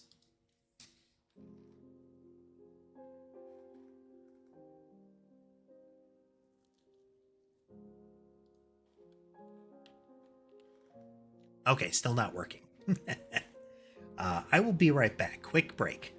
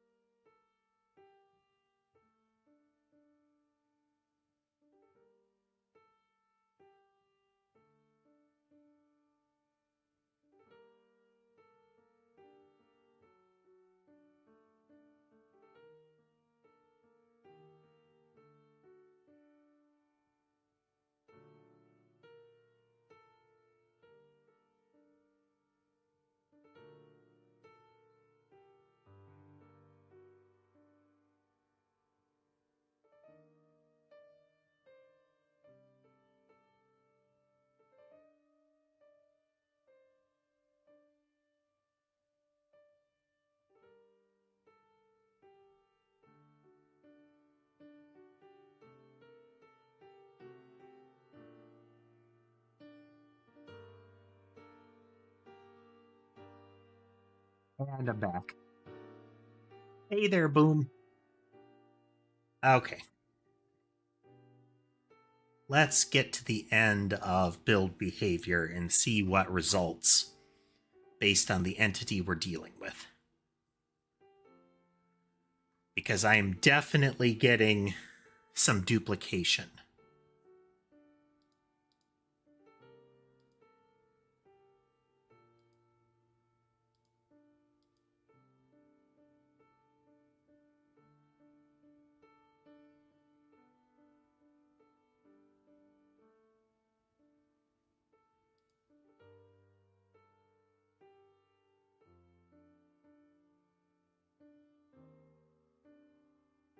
Yes, Calamity. I am streaming on two different streams on YouTube, as well as one stream on Twitch.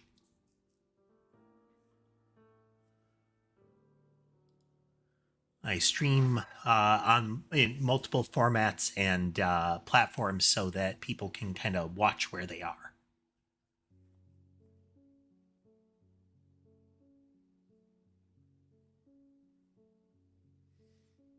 All right, this one is what? Okay, this is our yarn ball. This is the one where we can see our problem in play. So we check our behaviors. There are two sets. There should not be.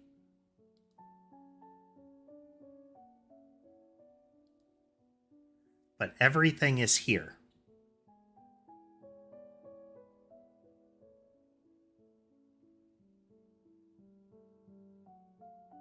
Okay.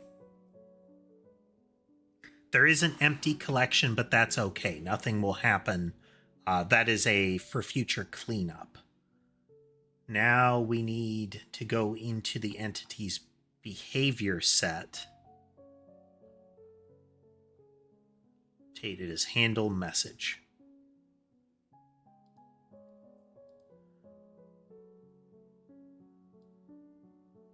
Oh.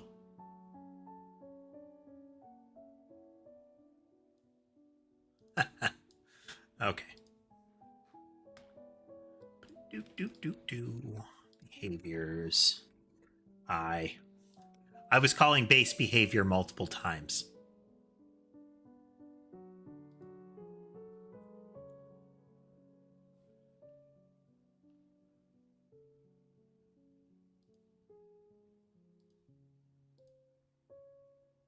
There we go. Oops. What I was saying is, for every behavior in the behavior chain that you have created, call the first behavior over and over. Which is not right.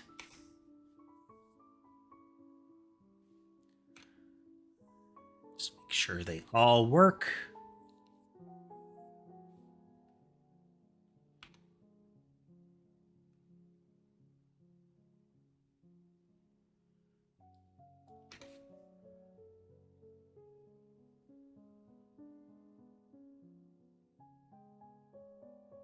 Turn off the explosions.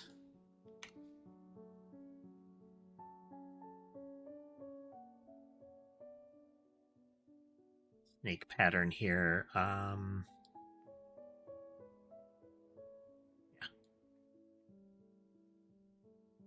Okay, so then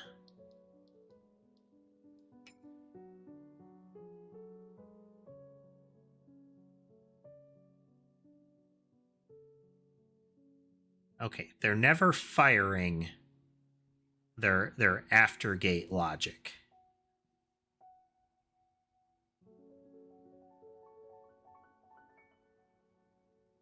Wait, no, there they are. Yep. Now, the important thing here is that the wave pattern is still happening on them. This is a difference from what we had before, is that the wave pattern would have gone away after 3 seconds. But it's staying now because this doesn't consume everything before it. So yeah, I need to restructure the full kind of behavior creation flow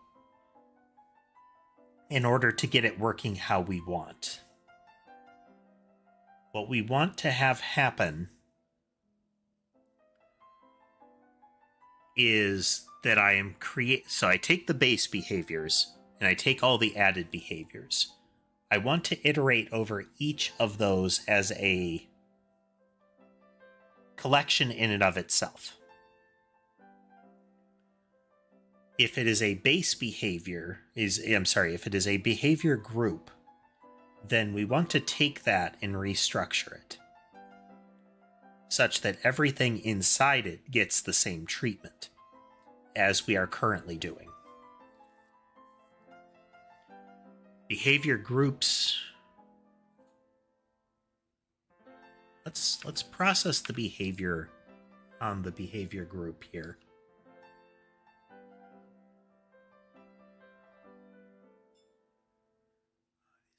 Entity.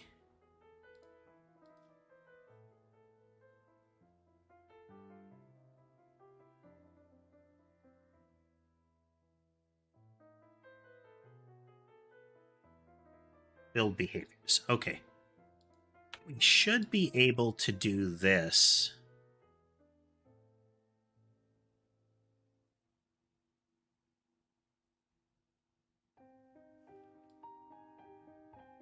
Like so. We add that, and then we say group in use is nude again.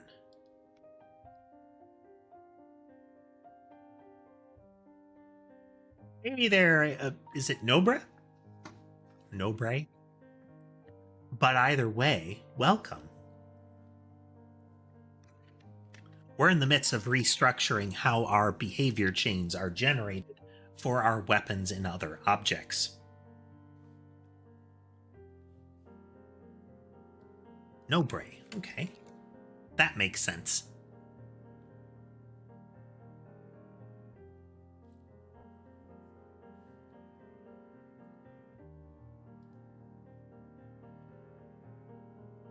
Okay, we've got those working. Really are going to need is a test case for this where we have layered behavior groups, because we are not splitting the behavior off into subsets. We can still do this same thing that we're doing, where each one gets loaded in until we get a gate. But we don't want to have... Yeah. So when we're creating a new behavior group for it,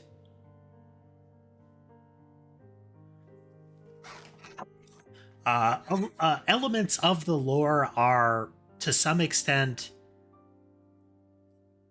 there are some elements that are known to people that have been or have seen the channel for a long time, but the core behavior of the game, the core gameplay is you have a little robot that goes out and has to mechanically defend itself as it moves along, and will get tools to accomplish that.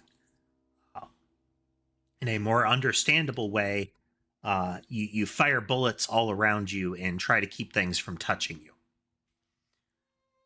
The actual gimmick of it is these customizable weapons. None of that is happening. Dang it.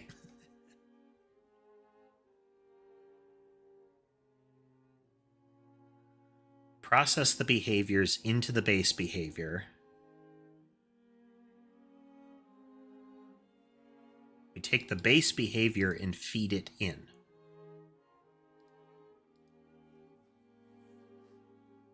So we loop until the entity is the yarn ball. This is the player.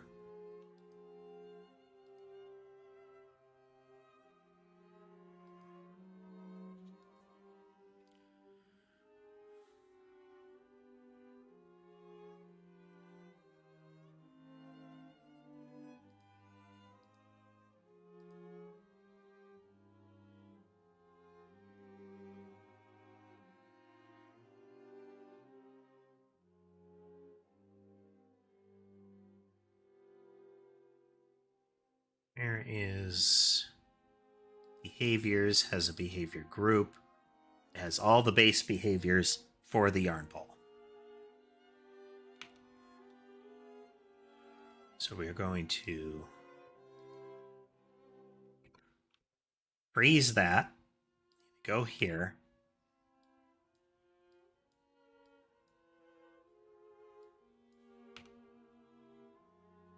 Okay, so the new weapon has been set up.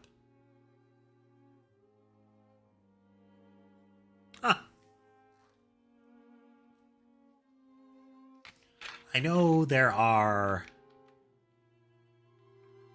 ways to publicly subscribe on YouTube. Is that what you are referring to?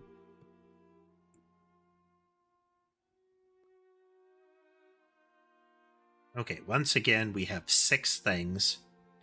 Our added behaviors contain 4 things.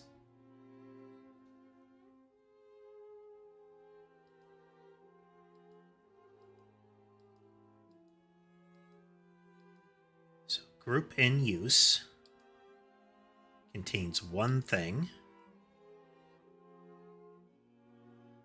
I'm going to run to here.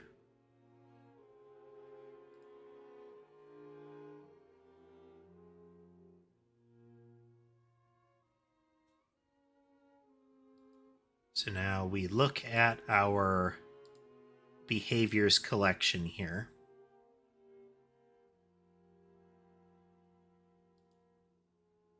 And it only contains 1 thing.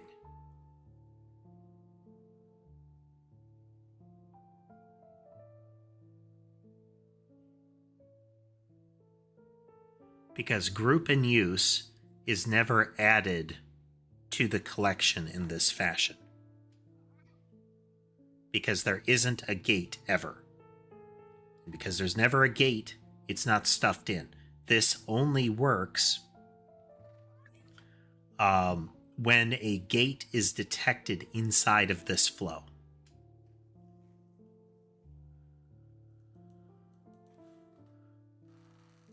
Yeah, this whole iteration needs to be adjusted.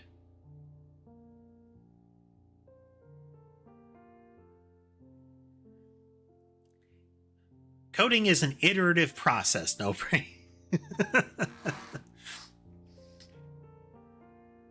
Okay, that's why is that it's never being added.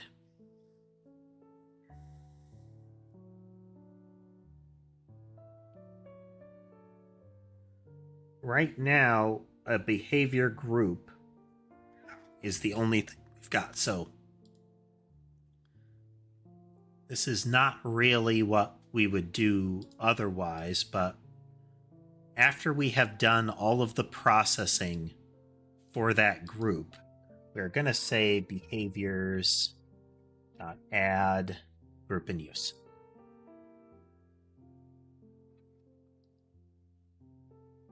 I used to do a lot of back-end stuff.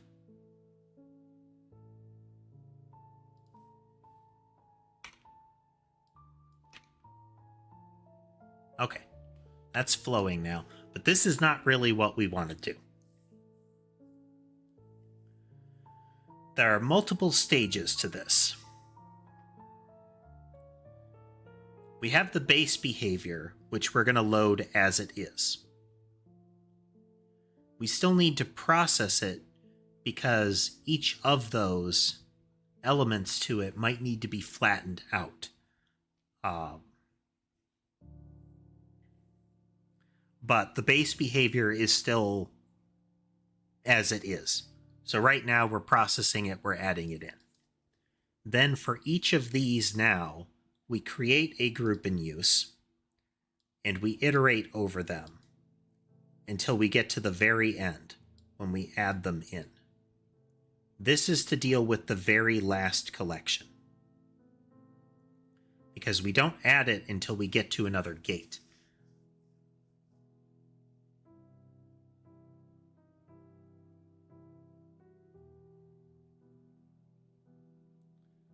Okay, so let's run that again. Let's get the 3-second gate in there and verify that that's working.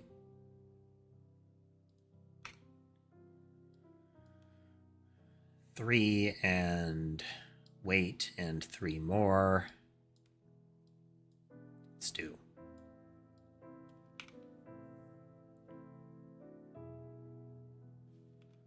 All right, this is not firing. We're not getting these 3. We're getting some of this.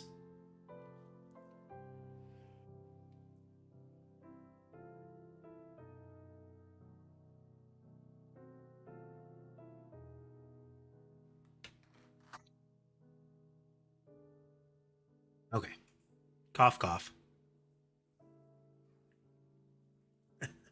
Thanks, Nobre, and good luck on your studying.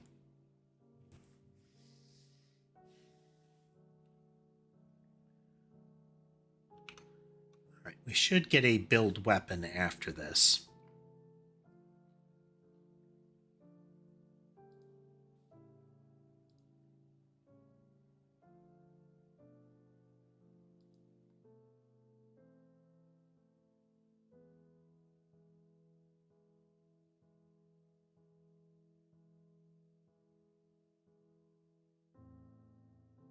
Behaviors has 3.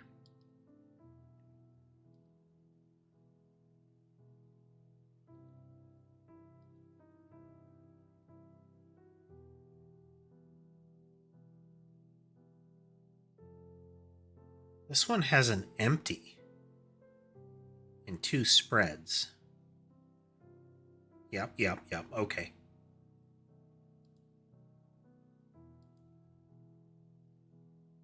Then an empty and 2 spreads. Gets added twice. It's because it does encounter a gate, and then the next time around it should encounter subsequence.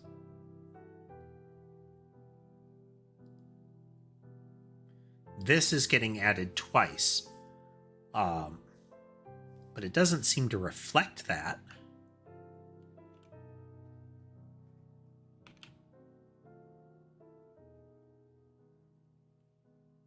Yeah, we're not getting a second split.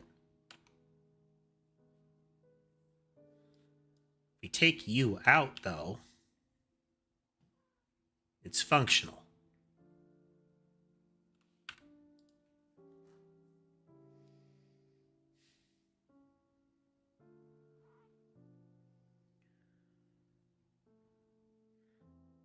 Let's see.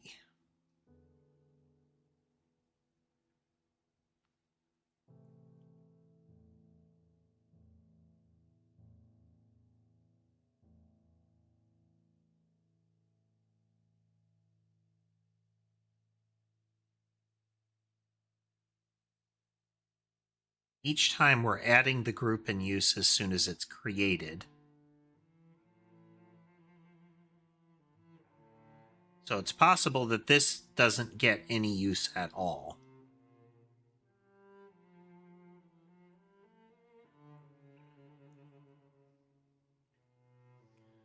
So we feed base behavior into group in use. And we add that in. We're going to not new it.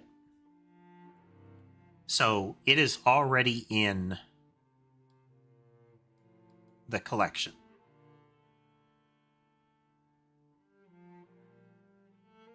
Then we go in here. As soon as we detect that a behavior has a gate, we're going to make a new group. Then we're going to iterate over that group and add its behaviors in. So we'll get that out of the way. We're going to run to the end of that after we get in and we start changing a weapon.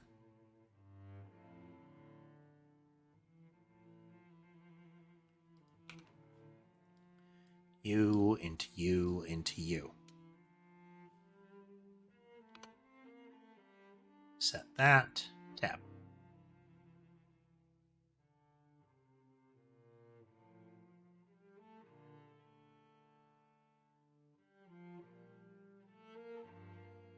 That's the blob.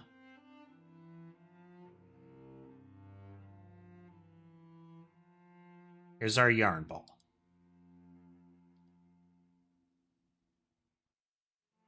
We're getting empty behaviors. Okay, no, this is still okay. We need this behaviors.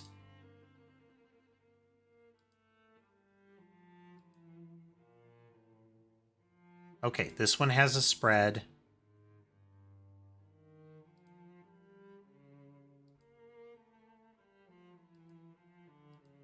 And this one still encounters an empty and a spread. I don't know why we're getting empties at the beginning. We need to work on that.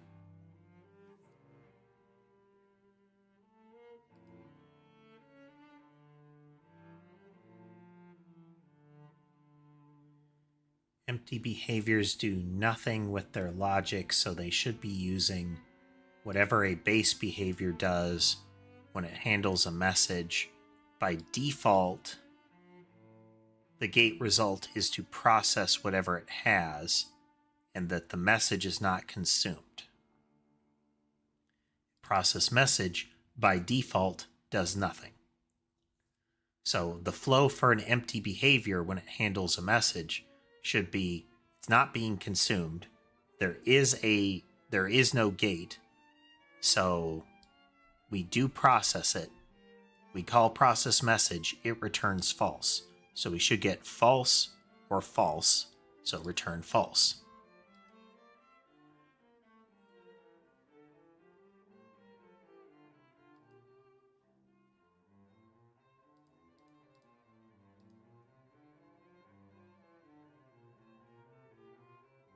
That is functioning. Why we're there is some issue. We are getting an empty behavior somehow. Do it that way.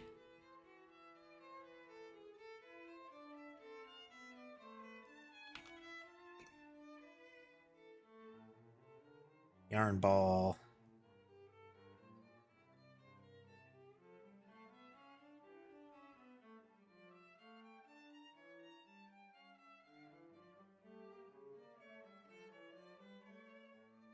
Behaviors only has one now.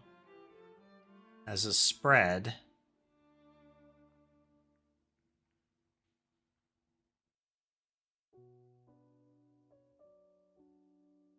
Weird.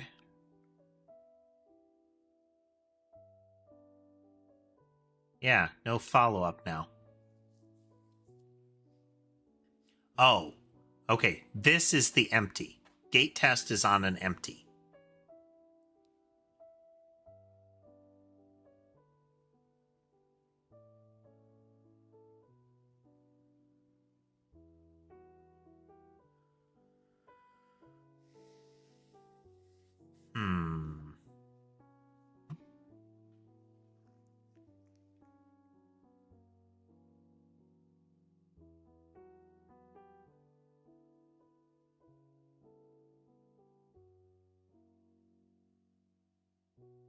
This doesn't flow as I'd want it to, though.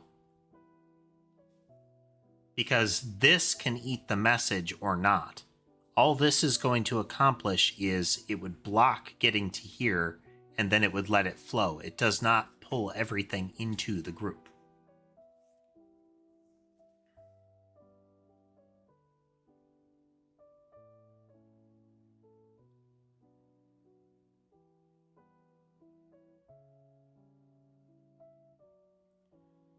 Because ultimately what we want to do is have a flat progression of left to right with behavior groups treated separately. So a behavior group gets reconstructed based on its own behaviors. So we take that behavior group, we pull its behaviors out, and we make a new one that follows these rules. But dealing with internal gates is going to be a tricky part. Because the gate ends up being on the behavior group, but the logic of the behavior gets moved inside.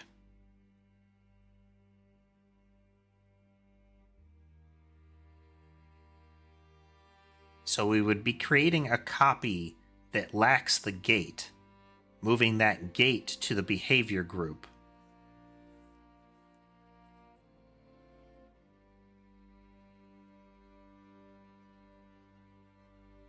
Okay.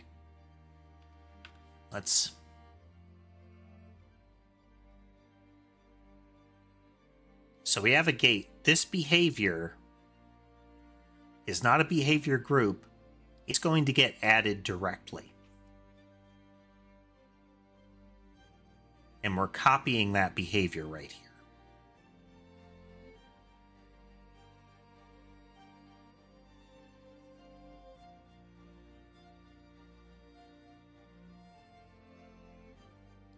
So it has a gate.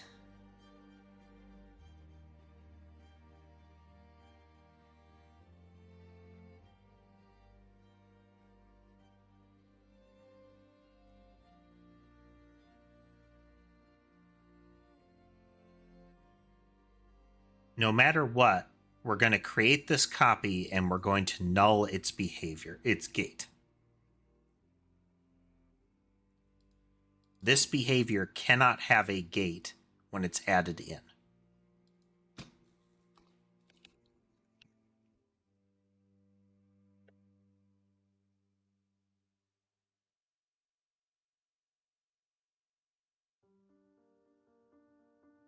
Equal to this.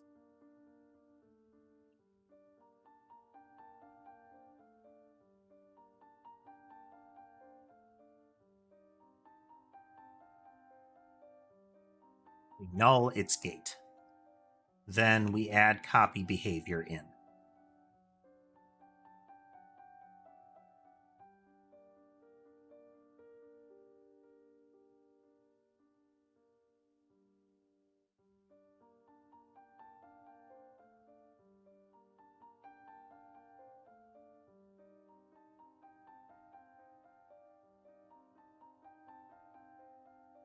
This is okay for now.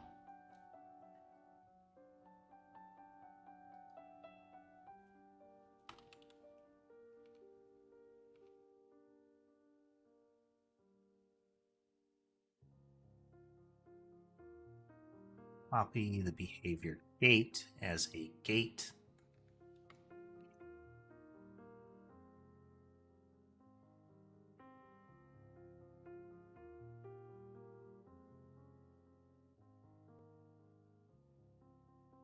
Hey, thank you. Is it Tanoshiro or is it Kiki? I've recently encountered some folks where, much like the last part of my name, the first part of their name is more of a title or a descriptor. Okay, those are functioning.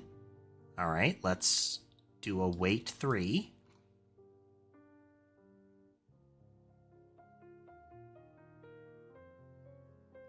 Okay, the rest of them are not functioning.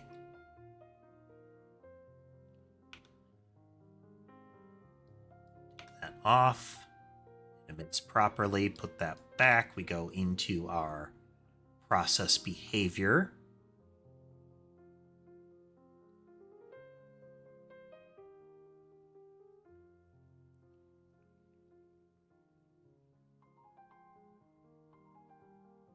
Run to the end here.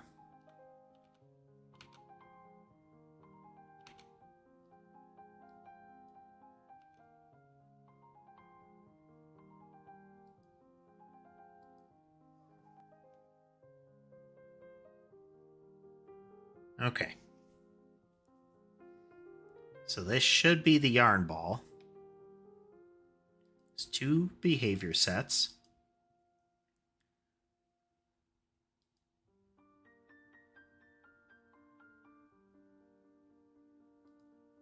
And it has a timer gate.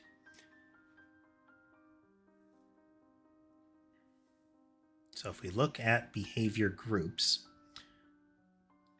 for those new to the channel, there isn't an expectation that you know anything about Godot, game development, C# code, anything like that. The streams are generally a combination of me coding and debugging, all of us chatting about whatever. And yeah, it's if you want to chat about the code, about the game, feel free to do so. If you want to chat about something else, that's fine too. We do get derailed.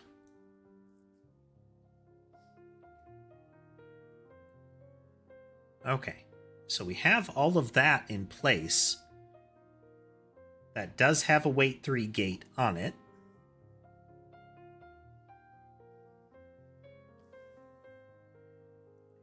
So then when we are going into the entity's behavior,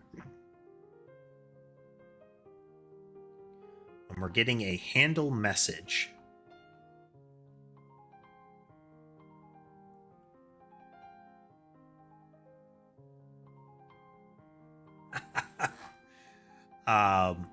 Sky is kind of a sleepy old man until he wants to make trouble. He will come over and sit on my lap or demand chin scratches periodically. Sometimes he wants a hug. But here, let's...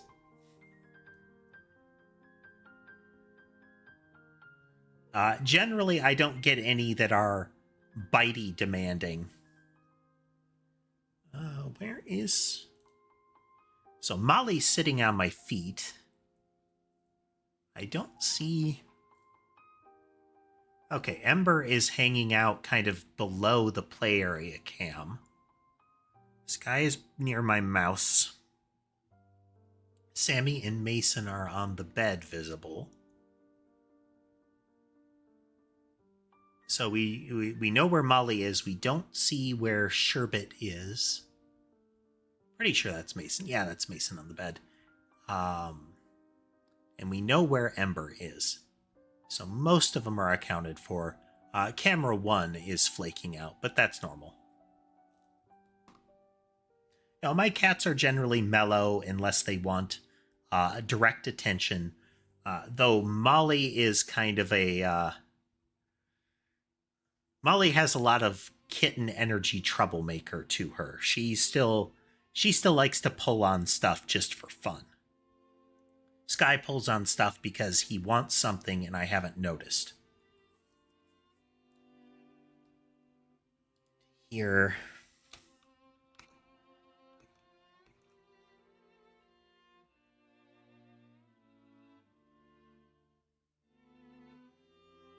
Hey, this is the player. I don't care about the player.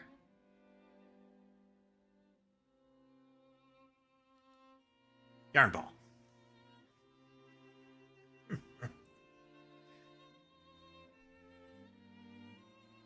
I see you've swung over to the Twitch side as well there, Tanashiro.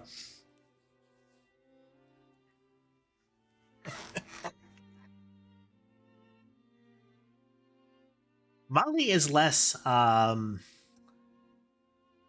food motivated. She is interested in food, but she doesn't get obnoxious about food. Sky will get obnoxious about food if he's hungry.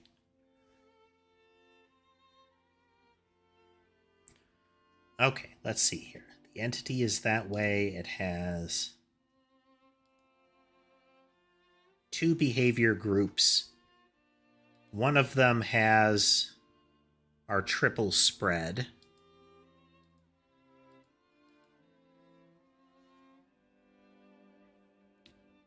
And one of them has our actual movements.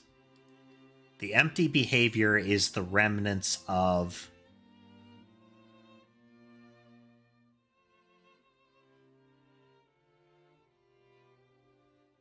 the gate, the special gate handler I have. So we're going to go into handle message here. And we're going to run until we have a gate.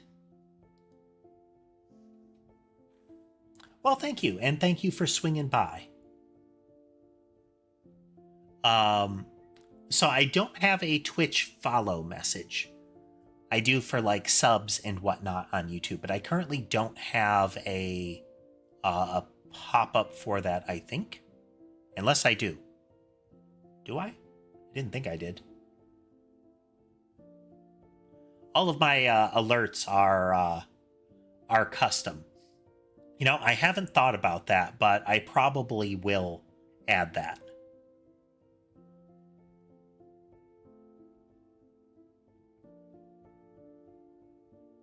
What is that crown thingy?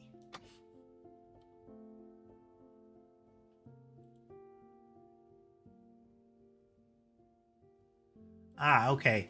YouTube has started adding like a competitive chat kind of thing.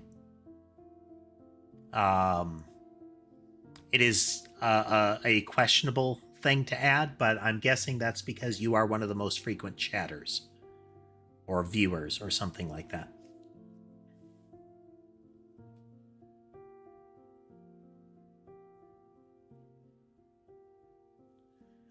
Hey there, Hendry.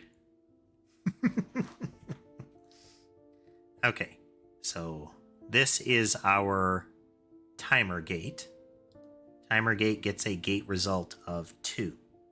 Gate result of 2 is consume message.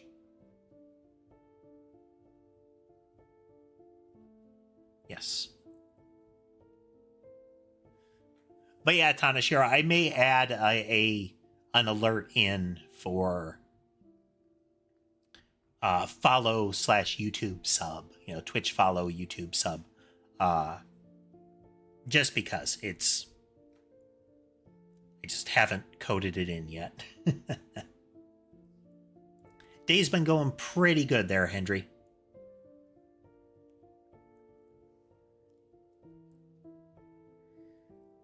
Yeah, the general concern with that feature is that it might promote just people being spammy, not actually chatting, you know?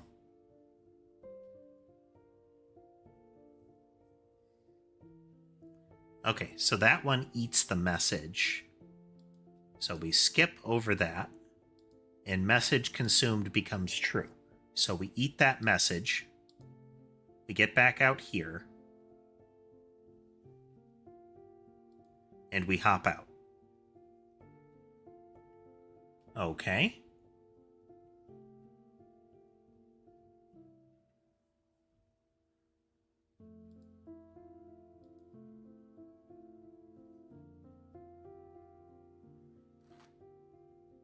So here we have another gate result.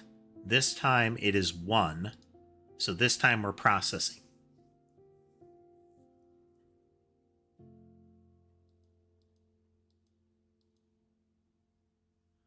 We are not eating the message. We are not eating the message. Okay, so at least 1 gate fired. But we're only getting 1 split into 3. When there should be 2. Sorry, there should be 3 here. That should be a massive split into 3. Full starburst kind of vibe.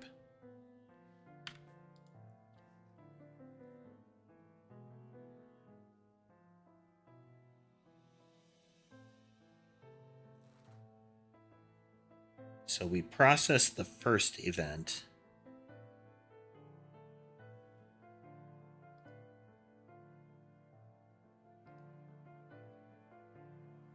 Okay, we get in here.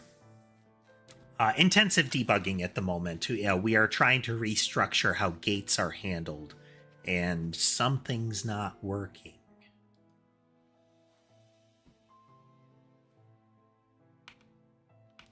We just... No, that should still be fine. Okay. So... add you...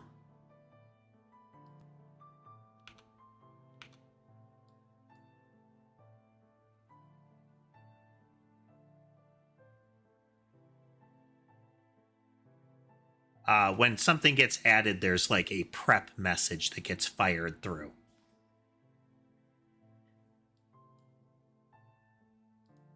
So that's why we're seeing that break happen.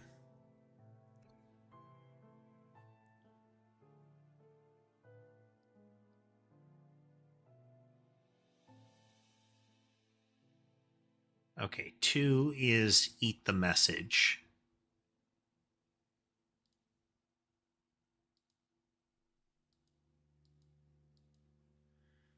We're going to let that run. Okay, we are starting to get some that won't eat the message now.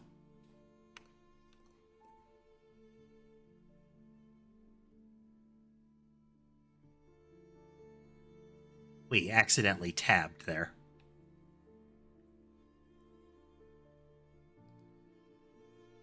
Okay, this is a gate result. Okay, so process message. This is a behavior group. So we're going to step into process message.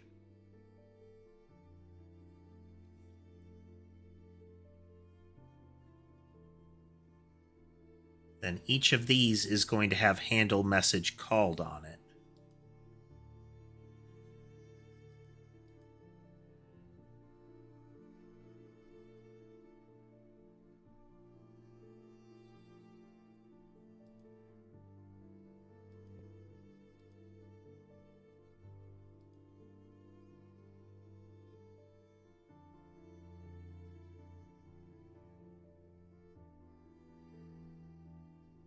Here's our empty behavior.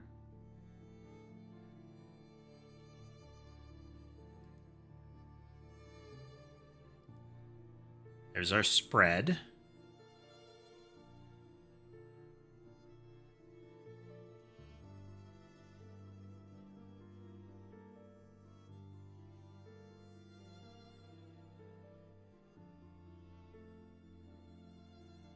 Wait a minute.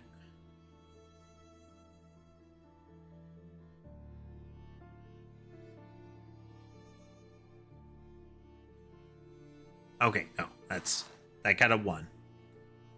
Gate result will exist. This is another spread event.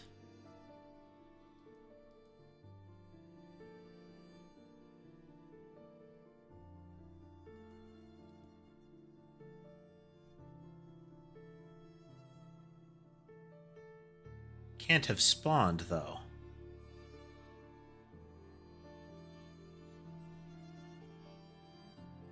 Are we getting duplicates?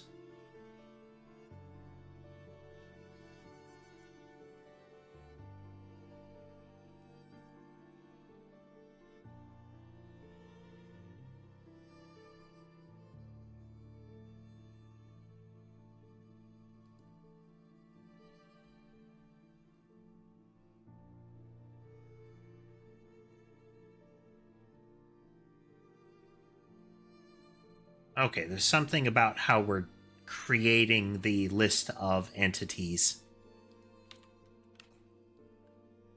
I'm sorry, the list of behaviors where we're not creating them properly. I think we're getting...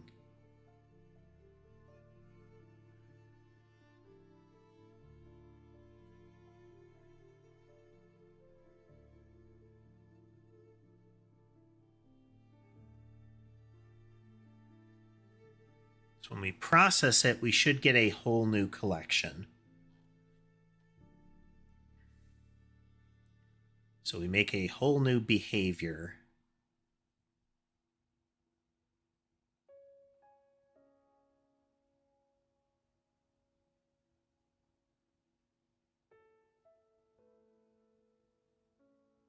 New group in use. We add that. We add this to the set of behaviors.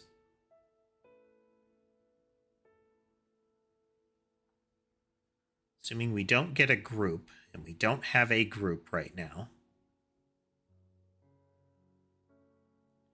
I'm going to iterate over each of them. We're going to create a copy.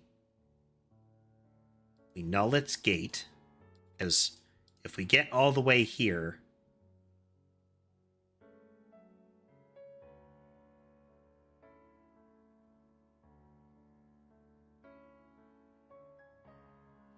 right. If we get all the way here, we have created a group behavior group.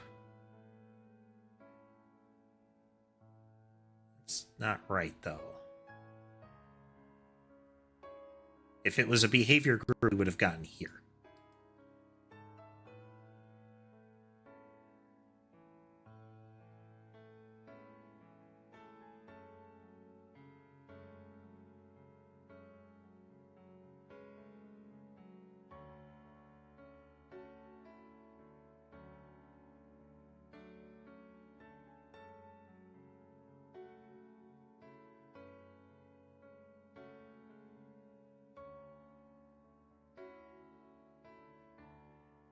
This isn't quite right.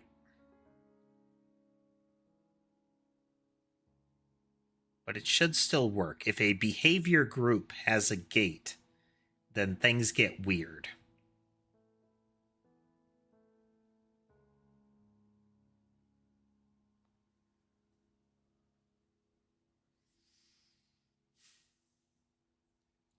But where are we losing this in the copy? So if I look at multiplier spread, when it gets duplicated, it does copy its has spawned, but we shouldn't be getting new ones like that.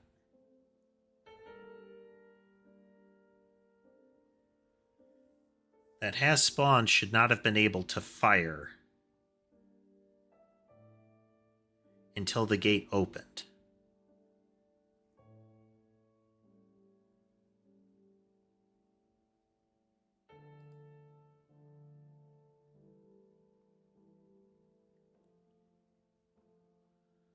Just verify that we're never calling try open.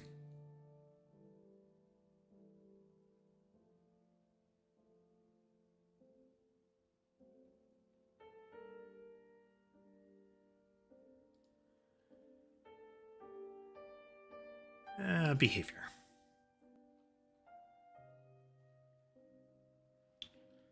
So behavior is an iCatalogable. It can have a gate object. It has a category that just defines which subgroup it's in. It is a behavior. Do I even use these anymore? I'll have to find out.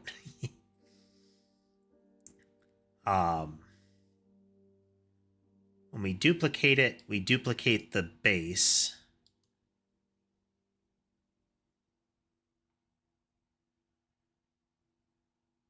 Yeah.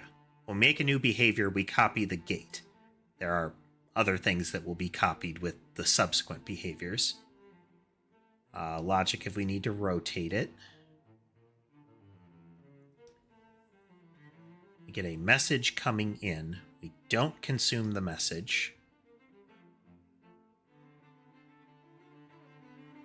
until we determine that, and by default we will handle it. We ask the gate if we should continue.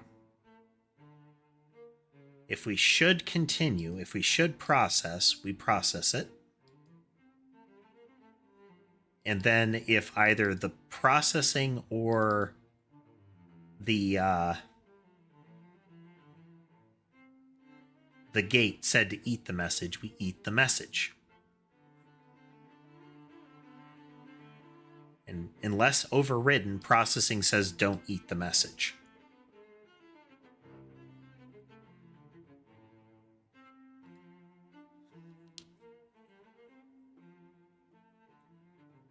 It is weird. Base catalog copy. Oh, I'm sorry. In behaviors copy, we have a copy constructor here. What catalog copy does, so we get the key, or we get the object here. We have a catalogable result. We're going to instantiate a copy of it, which in which we do this little bit of sorcery. So we are passing a something in. So in this case, we're copying a... Is it? We have an iCatalogable. It will be whatever the type that we pass in. So we are going to tell C#, I want whatever that is. I could pass the T in there, but whatever that thing that you're telling me to copy is, and where to put. Let's see here. I'm sorry. No, we're saying this is the type and this is the object. So we create an instance from it, and we pass this parameter into the constructor. So we create that copy, we return the copy. During the constructor, what the behavior will do is it'll call the basics on iCatalogable. Then, if there is a value to copy, we will cast that copy to a behavior. Epigraph, I'm doing well. The cat you can see is Sky. Let's do a head count here. Let's see how many we can spot. Molly, one of them is on my footrest, so you won't be able to see her. Sherbet is still off camera somewhere.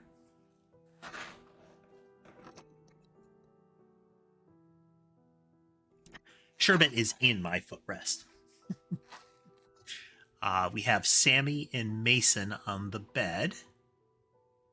Ember across from the keyboard, and Sky beside the mouse. Yep.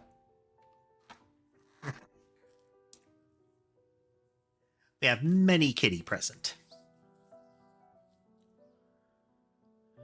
Okay.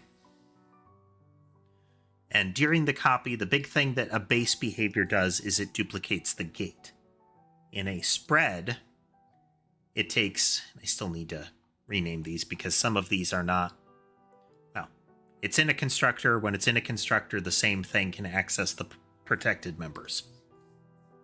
Anywho.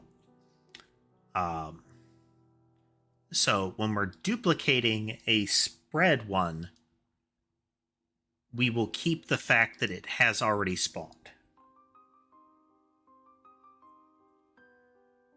And that's okay. The question is, when we get into handle message for the entity, all right, let's run this and see what our actual flow is. Working on a game right now. In particular, we're debugging something that isn't working.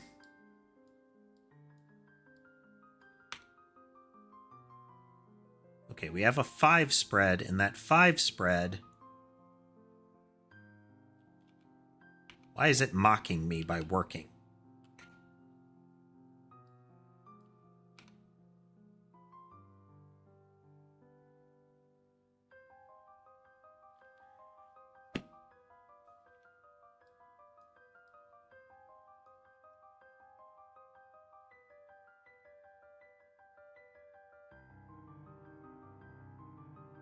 Okay, that time it's not working. Okay, so I have a burst into a 4 spread.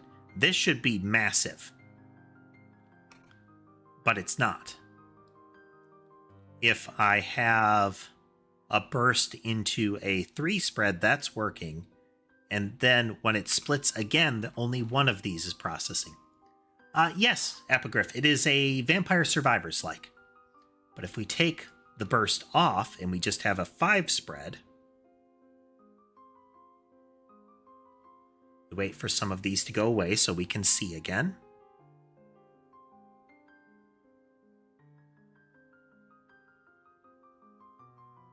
Something is breaking down. This is not a 5 spread. Or this is not by itself the behavior of a 5 spread.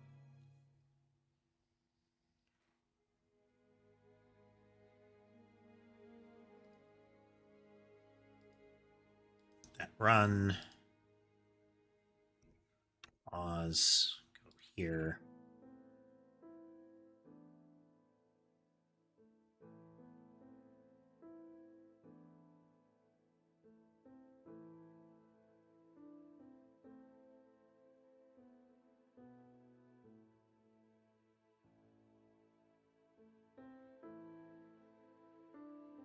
This is just a fail-safe when we're building it, because we are creating an entity to copy.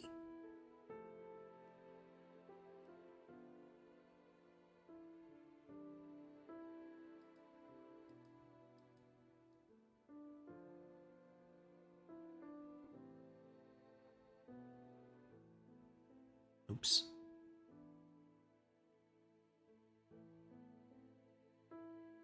Yeah.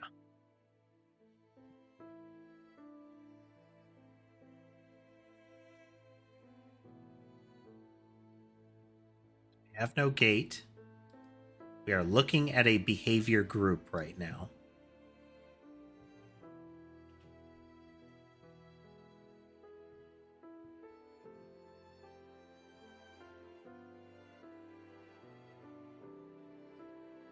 This is the group we're passing in. This is the behavior we're looking at. We're looking at base behavior. So for reference, recursion depth is 0 right now. We're heading into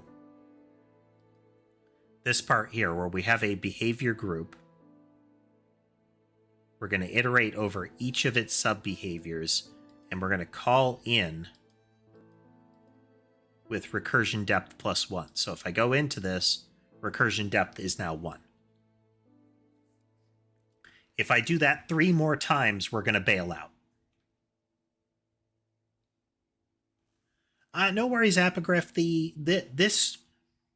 The chat during this streams is chat. It is not help Newt code. It is not you have to know about the code. Just chat about whatever you like. If it's the code, then you chat about the code. If not, whatever. If you just want to listen, that's fine too. Lurking is permitted.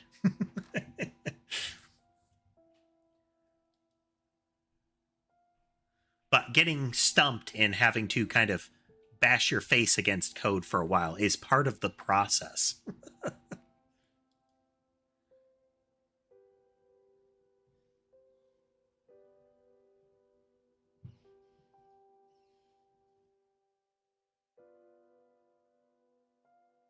I have not played Roblox.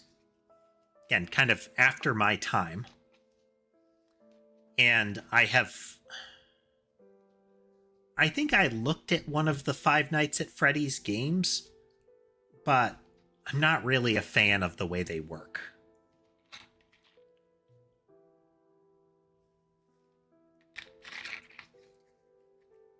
Now, I like some games that operate similarly. I like things like Observation Duty.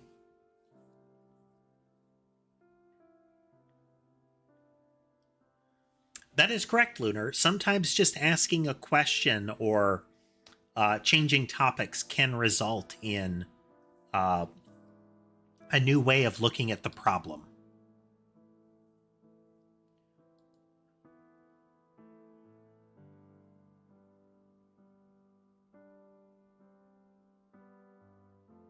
Wait.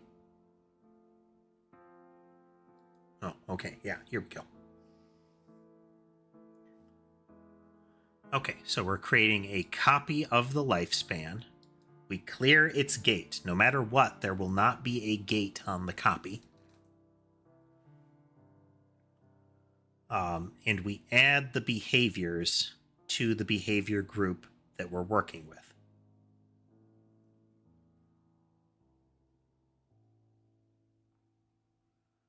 Okay.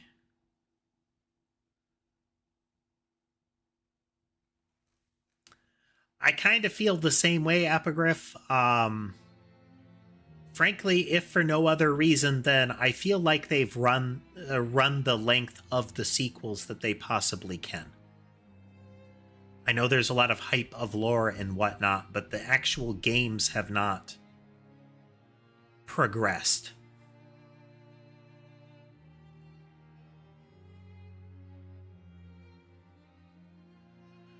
Get a copy of that behavior. We return the current group in use, which is our list to keep using. Which means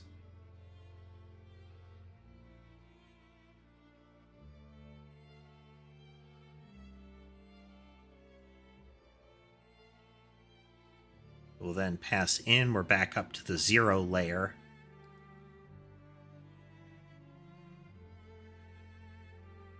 Look at our locals.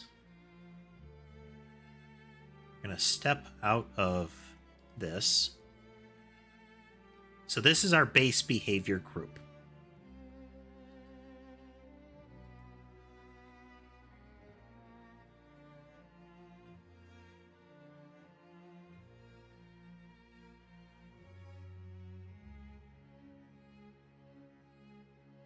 Step over this. Now our behaviors in our entity now contains one item with all the base behaviors in it. Our group in use is still this same behavior group.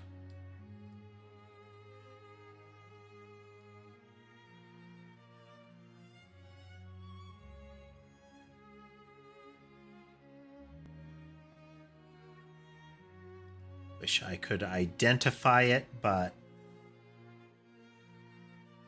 okay, so now we're going to look at added behaviors, which has a burst, a spread, a gate, a wait gate there, and then 2 more spreads.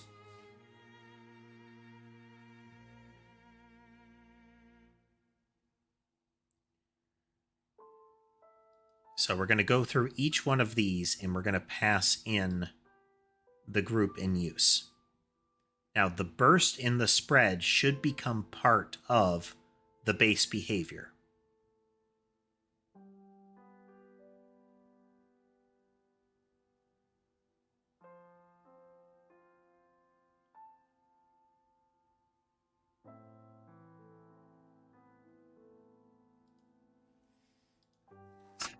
Base behavior is equal to group in use. We took this out, and I'm wondering if that's part of our problem.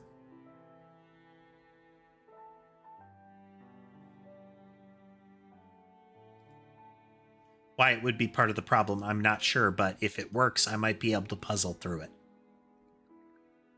Okay, burst, spread, or sorry, not burst, we're going to do spread into spread, spread. So 5 into 5 more. Okay, that's working. Add a burst.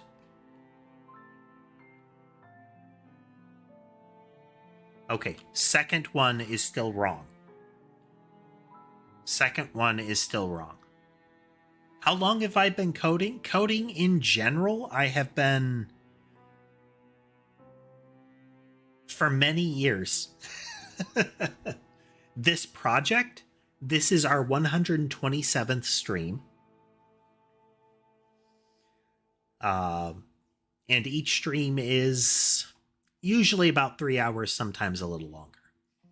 I do some coding offline as well, but that should give you an idea. If I were doing this more intensively, I could probably produce more results, but it's part of the content. It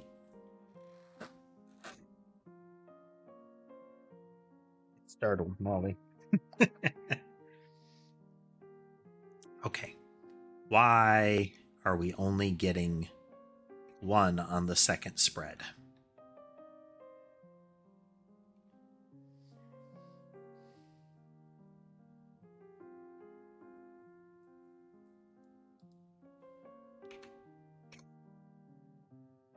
Okay, we're going to do this again. We're going to take the gate out. Build all the weapons. And that got out of control. Okay, there is some sort of choke in this happening.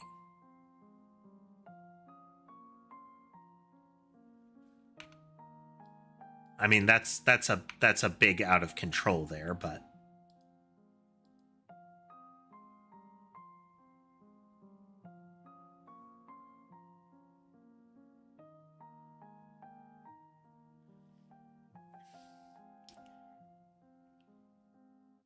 okay.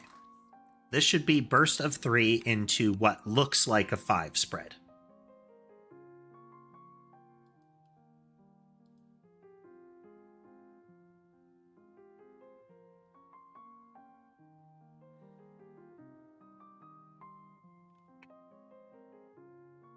Add a gate.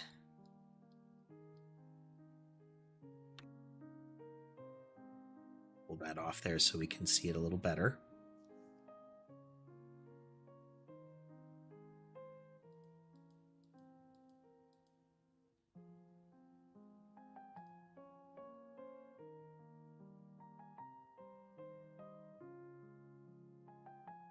Okay, so added behaviors will have these 5 now. A burst, a spread, a gate, a spread, a spread.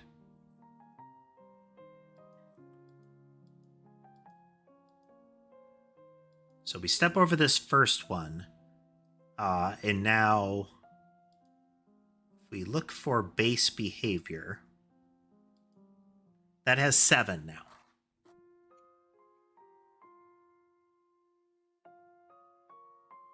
That's not right. So base behavior is increasing in size each time.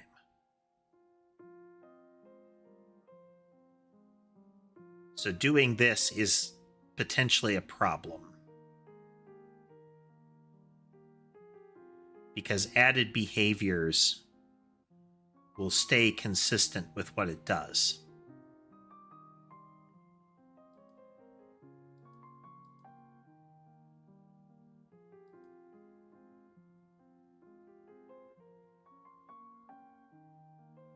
So I think that's where we're getting the breakdown, is I'm having extra 1s get processed each time. Yeah.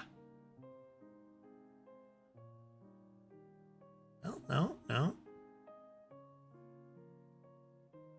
Expand health, own health, move, rotate, then bounce. We have burst and spread. That's because its original is being cloned. That's okay then. This doesn't change anything.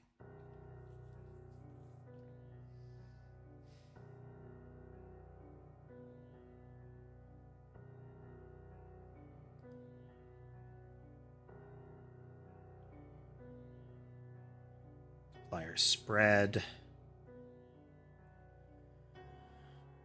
Per a conversation that was had, I need to go into some of these where the amount matters and make sure that they are decimals instead of doubles to get more precision out of these, because I don't want some of these having rounding errors like that. It's initialized, but it hasn't spawned. Okay.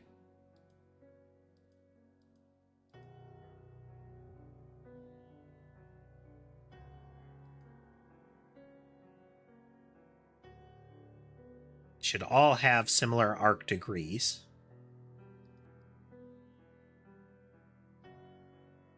Okay, we're going to go into our handle message here next.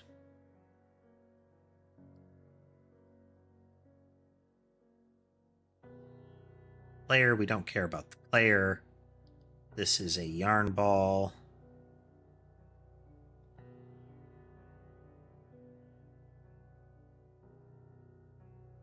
Behavior group.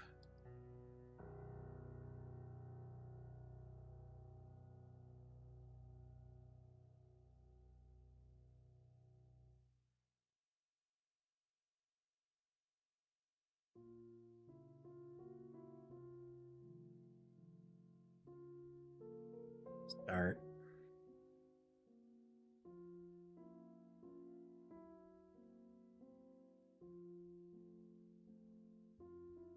That. Run. Player player.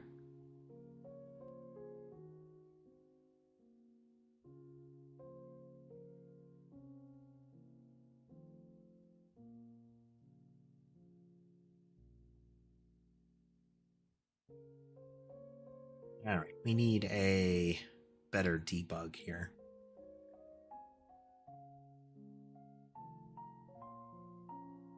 Not this get type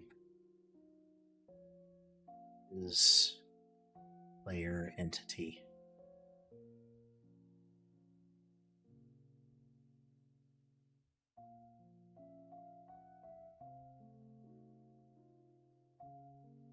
Iont int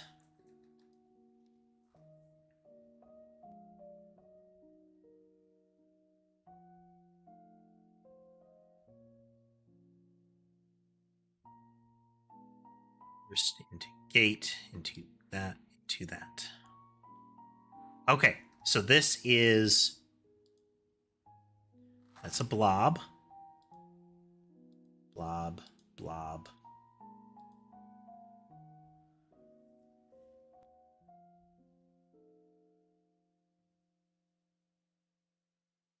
Okay, we need and not.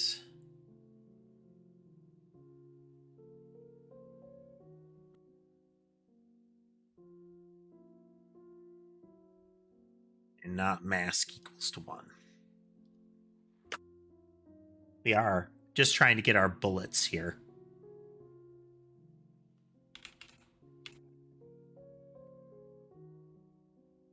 It's not the player, and it's not a, actually, we could simplify that, but we're not going to. This should only be, is it a bullet?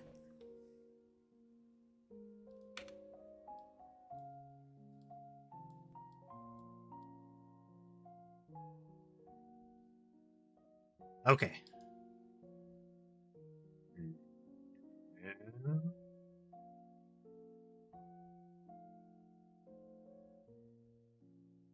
Does not equal 1.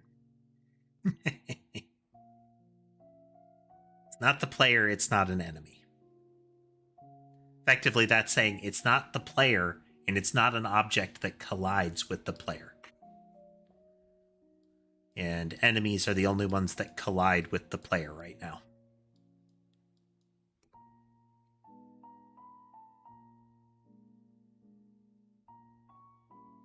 Oh, excuse me. Couldn't mute fast enough.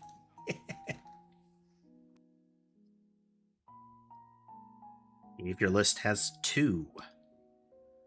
There is the base behavior list, which includes a burst and a spread.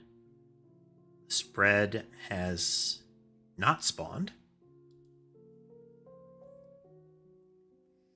And the second contains 2 spreads and the gate behavior. Not spawned. Not spawned.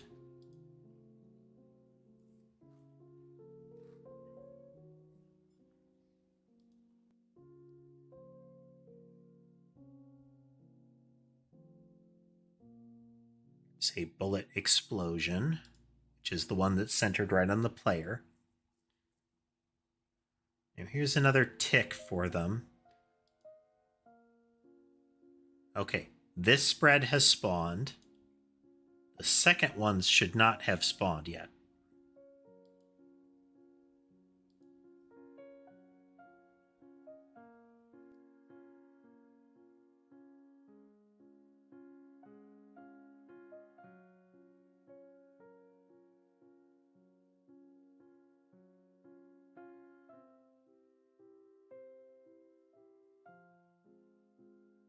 Wait, how have those initialized?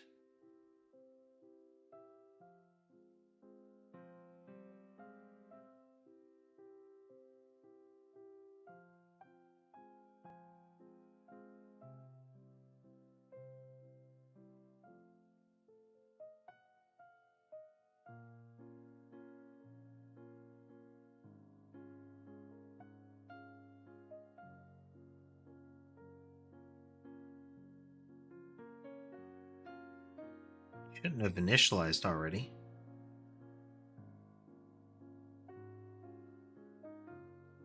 Oh, no. Okay. It's no matter what message they get, and the prep message would have come through.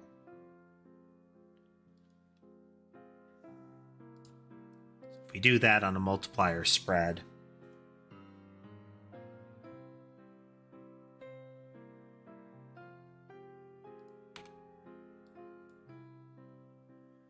this is a... Yeah, the weapon initialize message is coming through.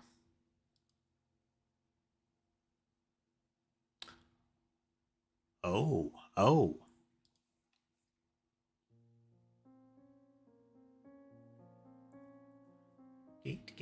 Gate.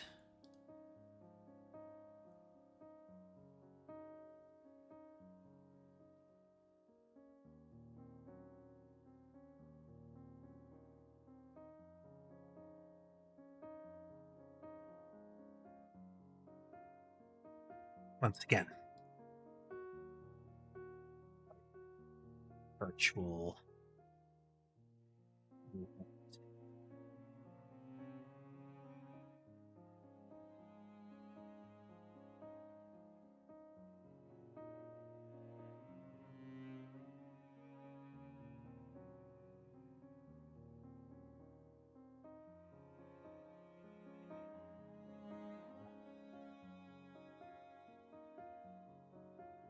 Which is weapon initialize message.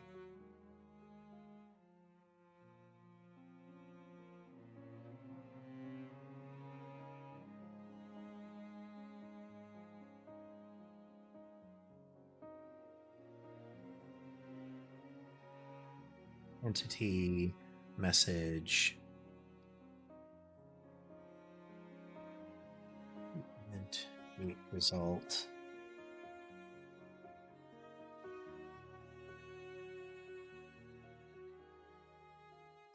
Process, return the gate result. Result is equal to that.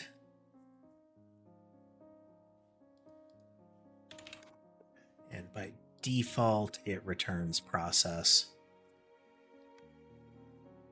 Now we go into each one of the gates.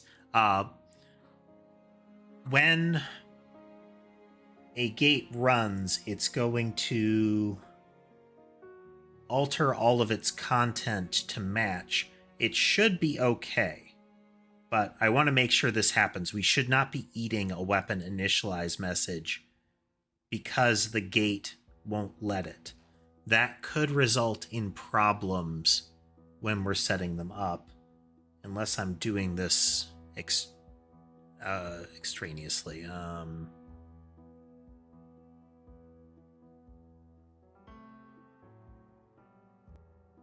So drop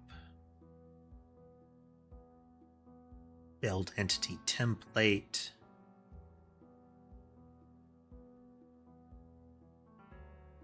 Okay, no, we are firing a weapon initialize message on each of the behaviors that we're feeding through.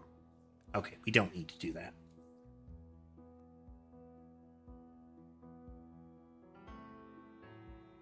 But I think we still should, because this will still get eaten by a gate that's on it.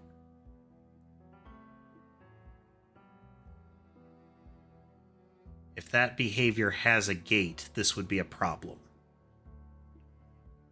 So we should still do that.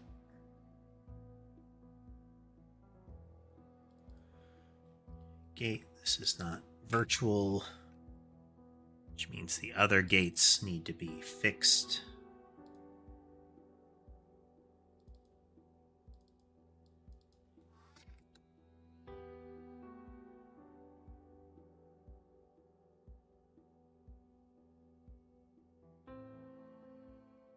Protected, it should be protected in gate as well.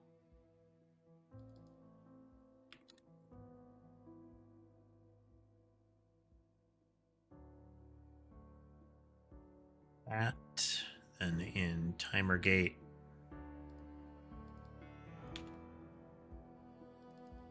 override.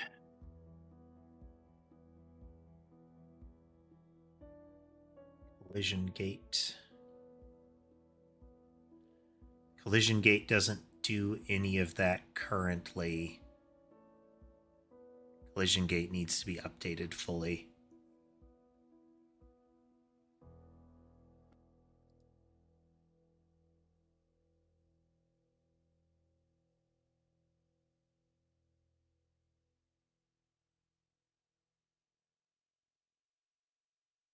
Did override process message.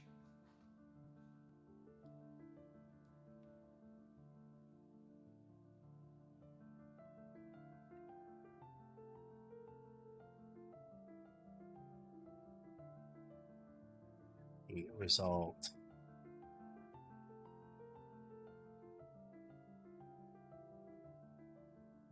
This is a gate result dot consume.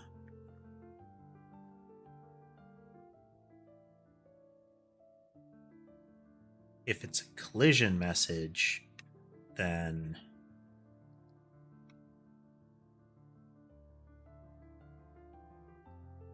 now this one might become a skip in that it would be process and that it doesn't consume by default.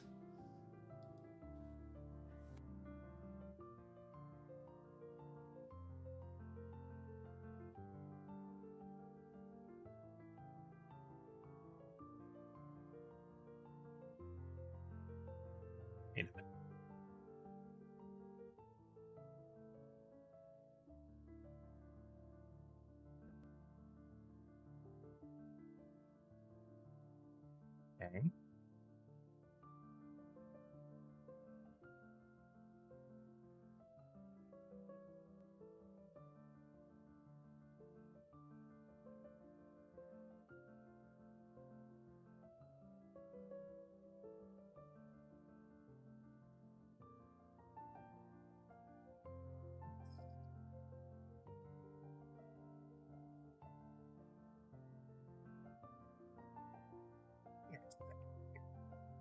Repos folder open again.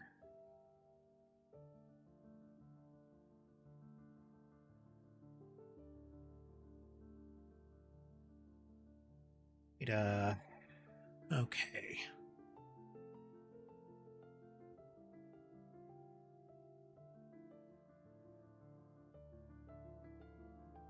Man.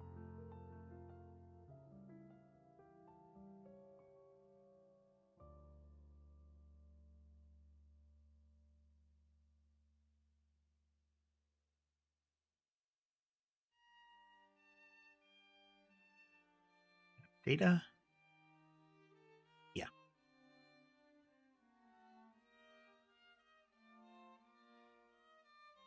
Spawn list level 1. Okay, that's right. Spawn list.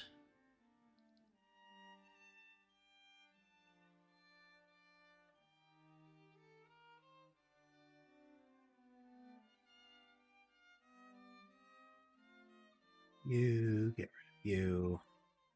Wonder what will happen if I do it that way. Let's find out.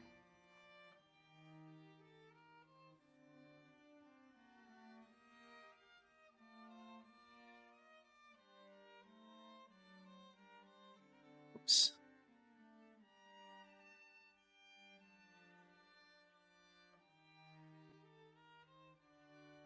The JSON handling.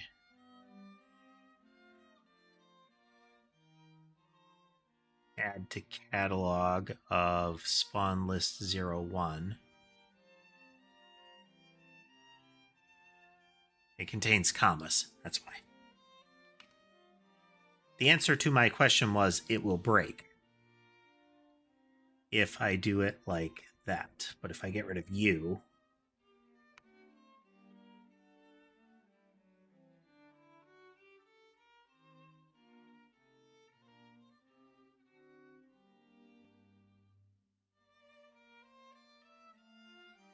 got rid of the spawns here.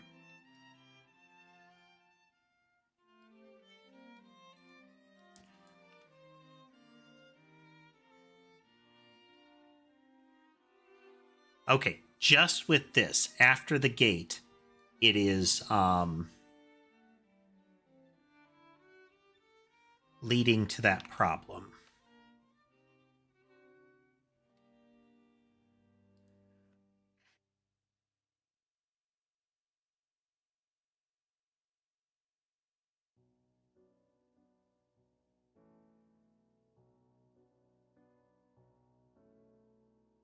All right, Epigraph. Thank you for swinging through.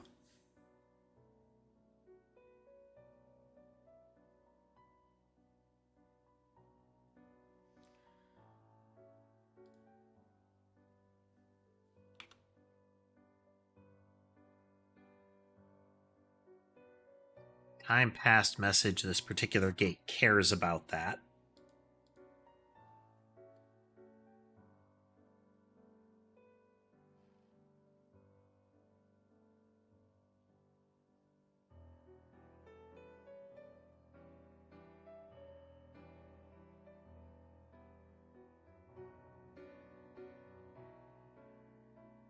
Hey. Okay, no, there's some in the air. That's why.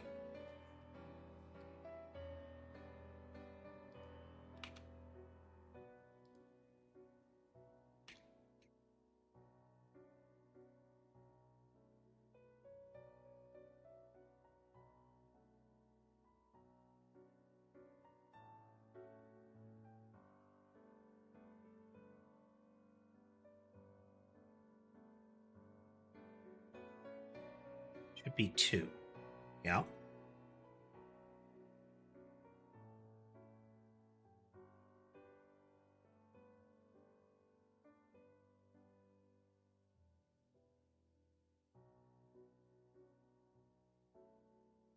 Okay, so this was the gate got processed. So we jump up here. We're looking at behaviors again.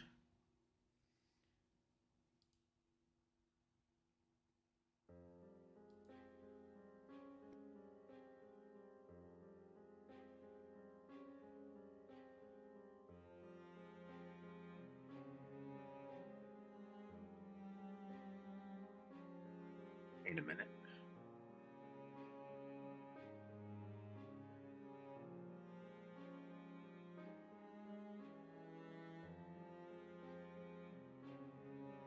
It's behavior group.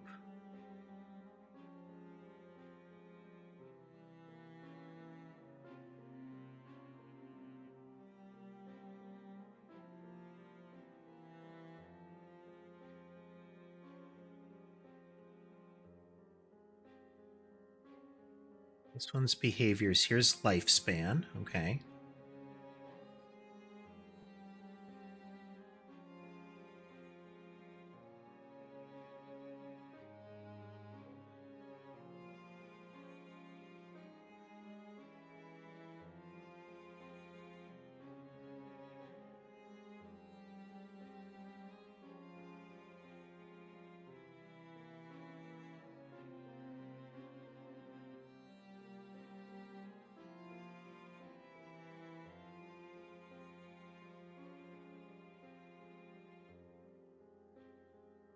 We iterate over each of the behaviors in a behavior group, and if the message is handled, then we stop. The behavior group wouldn't get this far because it's the handle message in raw behavior would gate it and prevent it from getting that message.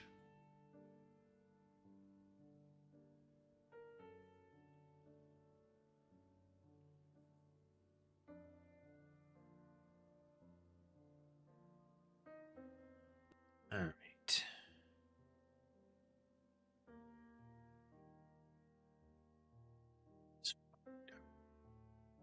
Debug code there.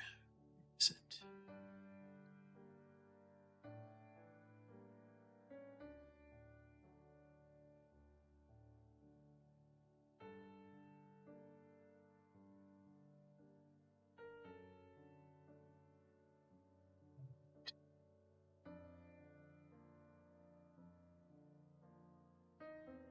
Where did I graft that code in?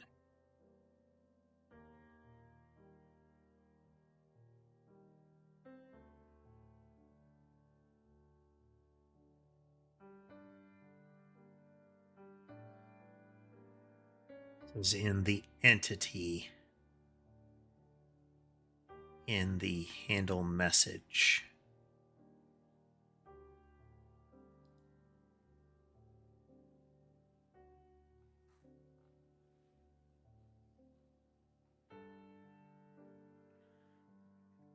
Let's get that out of there, so I don't forget and leave some debugging code in.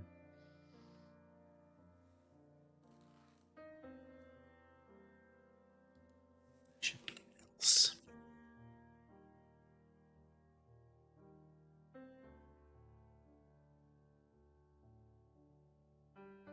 So we pass that to each one of them.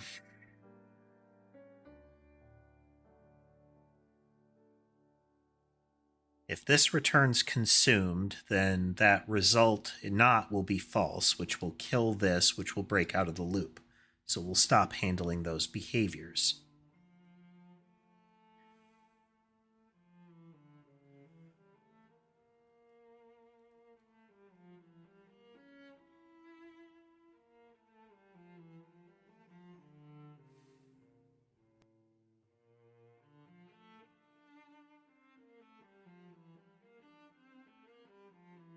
Handing it down the chain each time.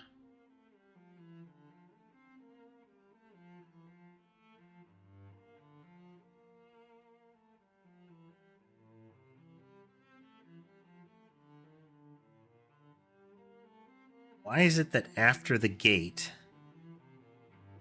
our subsequent behaviors are failing?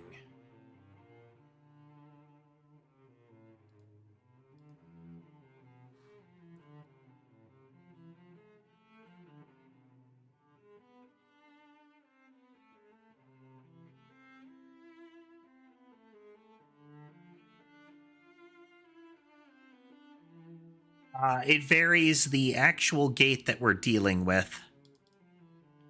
Whenever it gets a time passed message, it will decrement a number.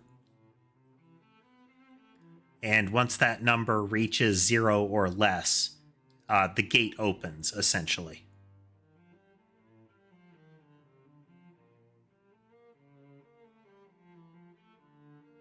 Otherwise, it will eat the message every time.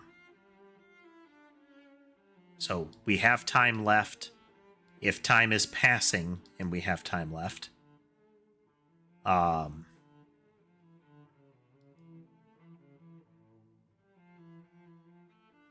if we don't have time left, the gate is open. If time is passing, then we're going to decrement the time left by the time that is passed, our delta. And then if we have reached less than or equal to 0, we're going to say process it, don't eat the message. And then we return that. This doesn't do anything anymore.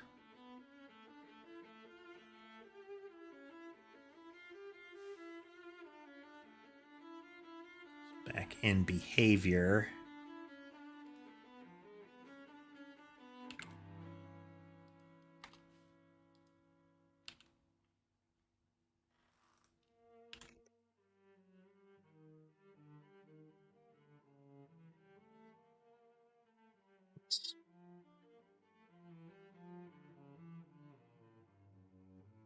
What I meant to do.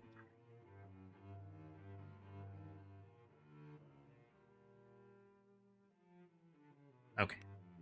This is, if we get to a point where the gate opens, I want to look at its siblings. I want to see what state they're in.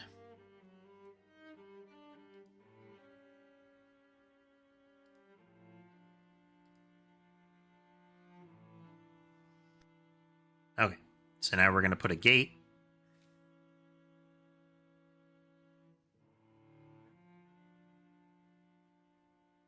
What?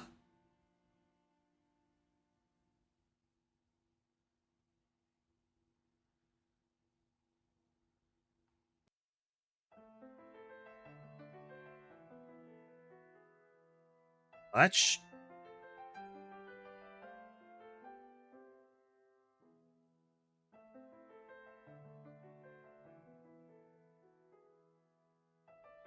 So weapon initialized message.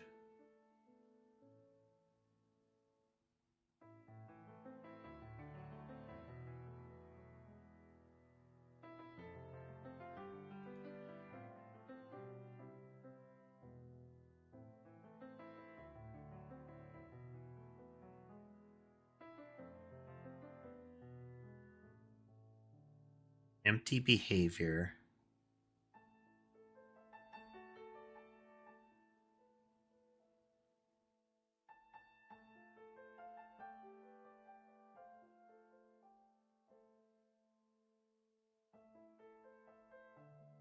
This is in...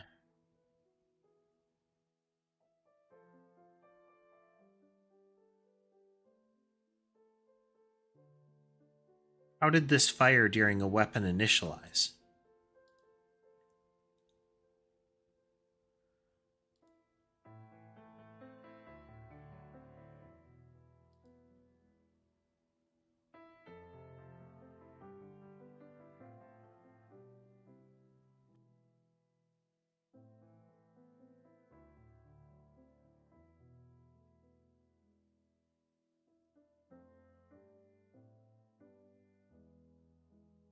I mean, it shouldn't matter because we won't have time pass, so nothing else will go through.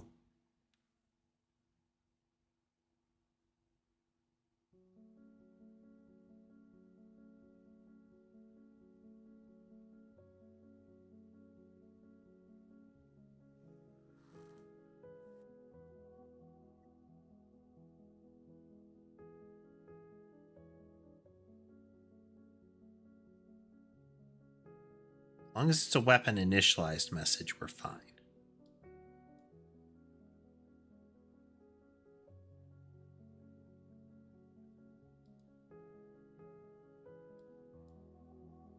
It's a hassle, but it's fine.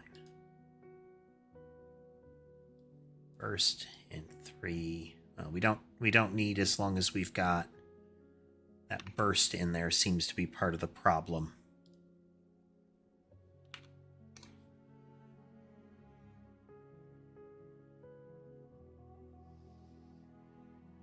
Okay, we have a time passed. Here's our gate. Step out of view.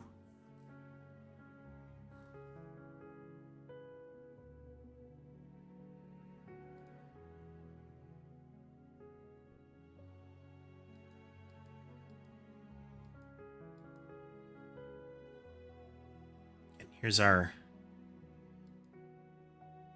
Let's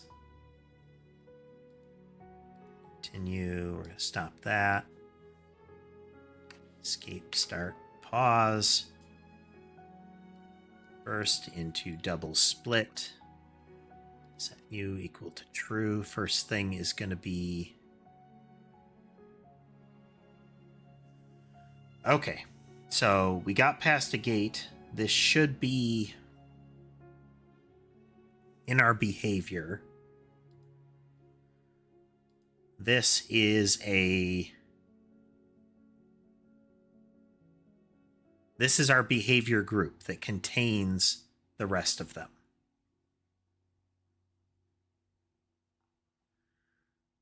So we get to here, and we're going to process the message. All right, so we're going to look at our behaviors.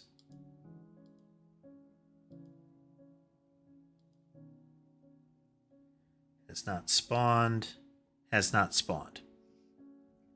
So one of these is going to fire. Both of these are going to fire real quick here.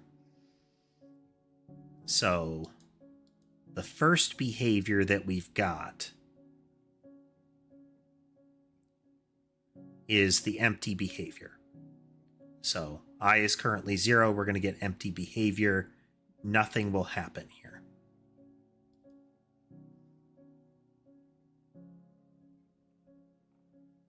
So our 2 spawners haven't spawned yet. Increment I, message isn't handled.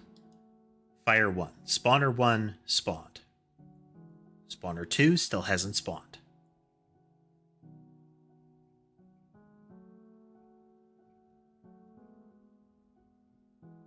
So this again is going to take the first one, and it's going to result in that first one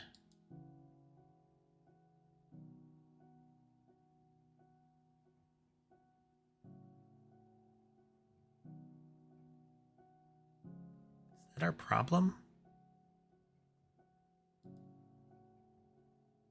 That might be our problem.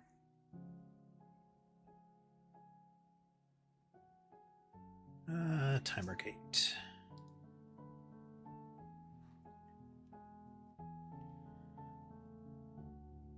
Okay, let's look at timer gate. I'd have to look at its prior instance here.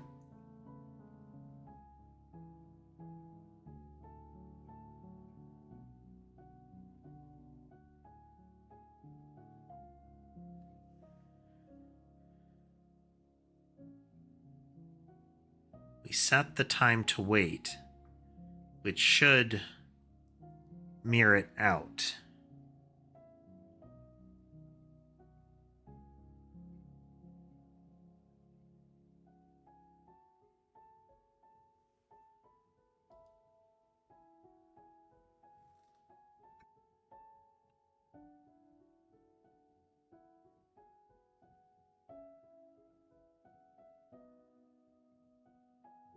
Dot.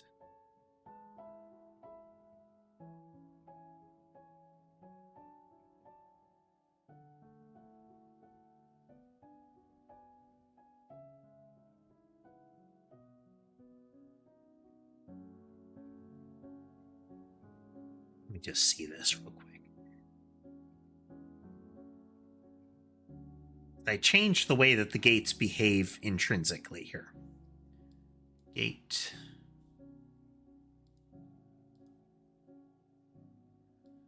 Split, split first.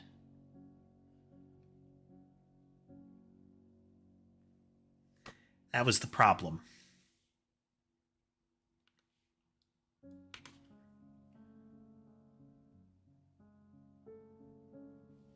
Okay, let me speak through this here. Bugging code out of there.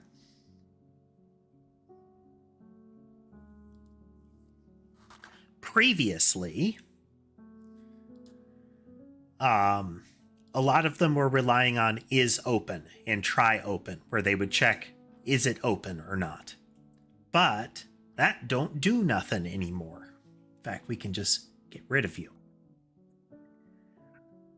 In changing that, though, here in timer gate, we're no longer setting when we process a message whether the gate is open or closed. We're not checking that anymore. Instead, we're checking the conditions of whether it should be open or not. We're declaring that on the fly, which means I need to persist the time left value. If I duplicate this behavior, its time left needs to be duplicated as well. If I only duplicate the time to wait, the timer gets reset in the child objects. So the left and right of a 3 spread now have to wait 3 seconds before they split again, because their gate reset. So let's run the whole test here. Split into 3, split into 3, into 3 with a burst, and another 3, and there. 1, 2, 3. Many burst.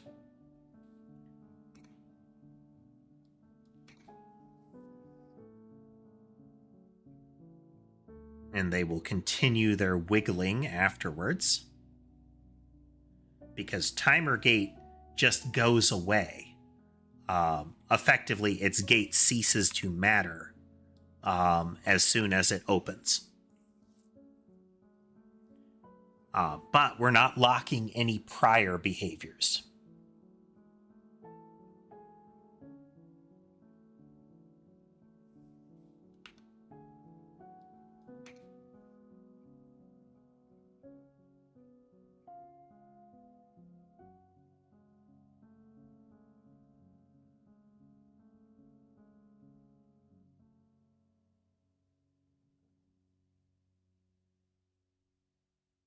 Very twisty here.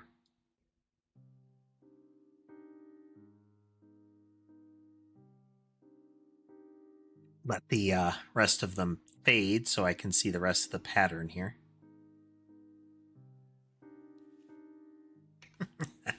Okay. Okay. Let's see. Where are we at now?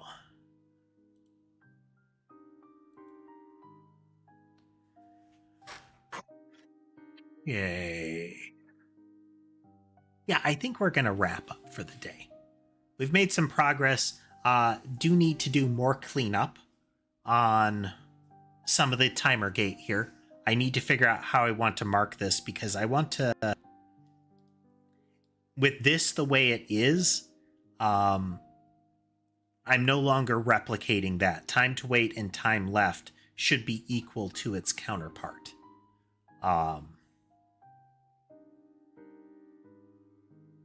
No, that should be fine.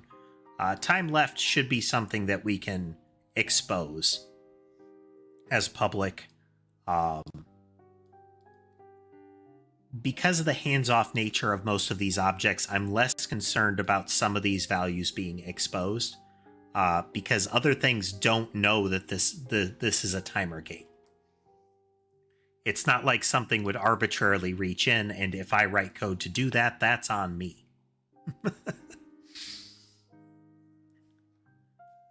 So yeah, let's get our commit in here.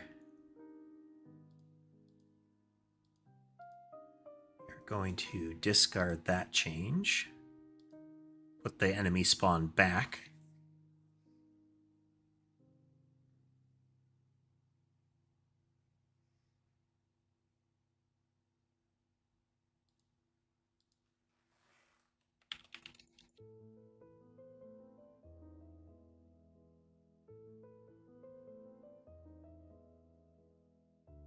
Change here. Hey, Nomable. Welcome. We are... I definitely appreciate the raid. I really do. We are just wrapping up at the moment. What we did today was to alter some of our base behaviors. Let me show you folks that can see what's going on because... Okay, we haven't started an ad yet. In any event, welcome Nomable and Raiders. Today, we changed how our gate flow works. Oops. It will help me to show you if I don't immediately exit the game. Loading, start. Okay. Previously... if I put this gate here, then any behavior that happened before the gate fired would stop. So if I... burst won't matter, split won't matter, but... okay. So let's actually... so we have wavy pattern, and then we'll split into 3. Previously, a timer gate would cause any prior behavior that wasn't part of the base to stop. Now that wavy behavior is going to continue after we get our split into 3. So we still get our little wave behavior. As far as what the game is like, or where we're headed, this is kind of where we're headed. Let's actually just... let it go bonkers.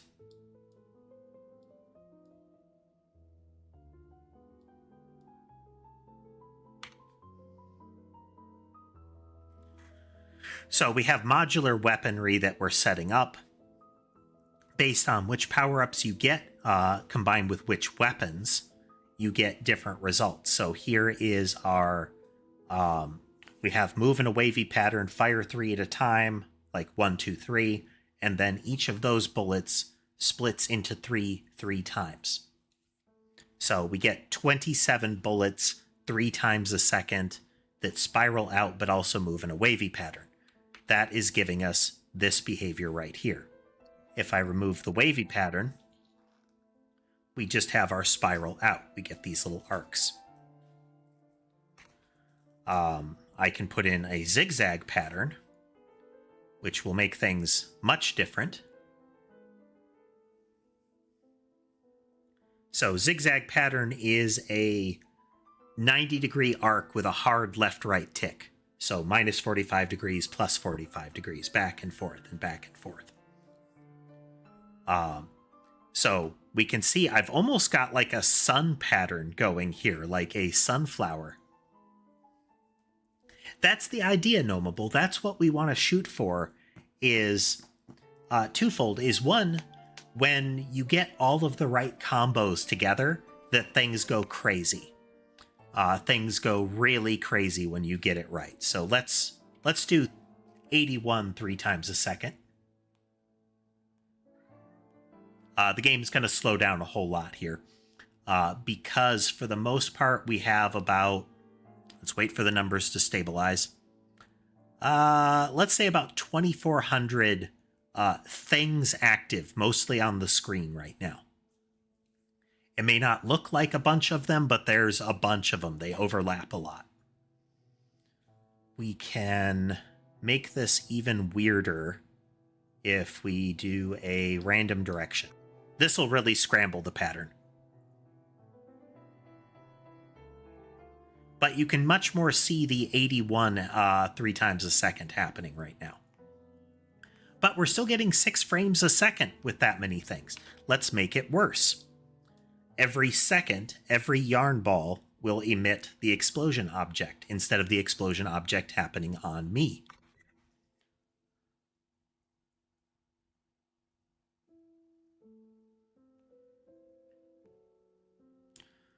So we're breaching 3,000 objects, but we're still getting more than 1 frame per second. What I call this is a calamity case. This is where the game is pushed to its limits, and it's not expected to be part of every run of normal play. But we want this to be possible. I don't want the game to hard crash when this happens. Ooh, 4,700 objects. At 2 frames a second.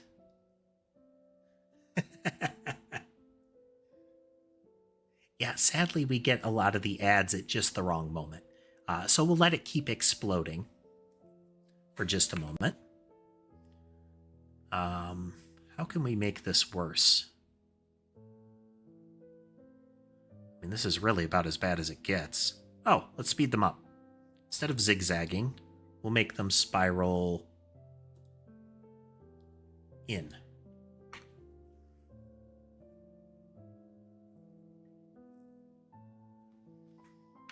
And we'll clear the explosions for a moment. Yeah, ads happen about on the hour, depending on exactly when I start. I figure that's better than everybody that comes in has to watch an ad.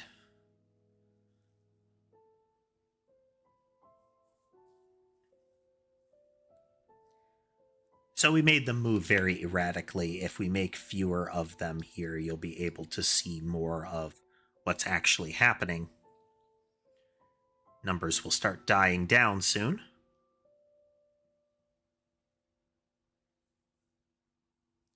Welcome back. So the explosions was the far calamity case. We had about 4,500 things, mostly on the screen at a time. Game still runs at more than 1 frames per second. Now, I don't mind if it drops below 1. If it drops below 1, that's okay. That is, if nothing else, a nod back to the origins of some of the visuals that you'll see on this stream and in the game. Back in the days of our Noida mod, where one of our goals was to achieve seconds per frame. Actually, minutes per frame was generally the goal. Not too many minutes. If you get too many minutes, it just freezes. But like right now, there's 275 things in the world most of the time. And we're getting over 1,000 game physics frames per second. That's excellent. So once again, let's break it. This is, yeah, we'll put wavy pattern. Move in a sine curve 3 times per second, split into 3 4 times. So 81 objects 3 times a second. They move towards a random enemy, and every second they will emit an explosion.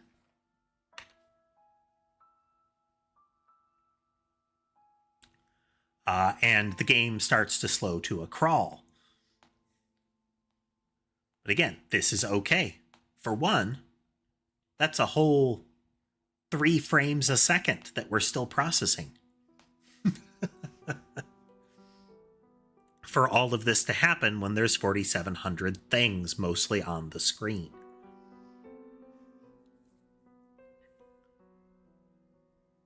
Yeah, there's further like visual refinements and what not that we want to do.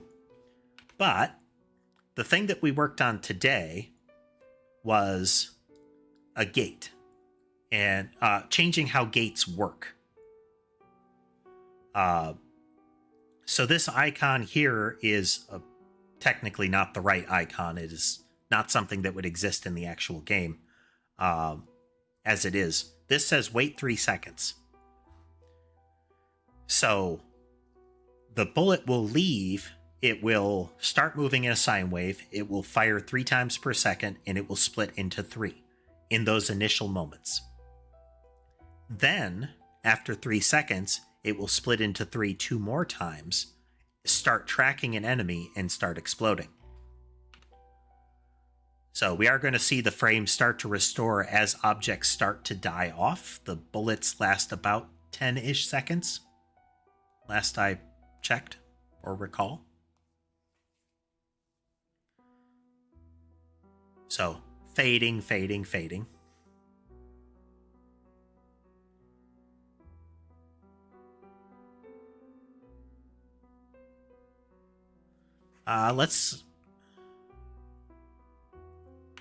Let's drop back and show that from a clean slate, so that you can see it happen before it goes nuts.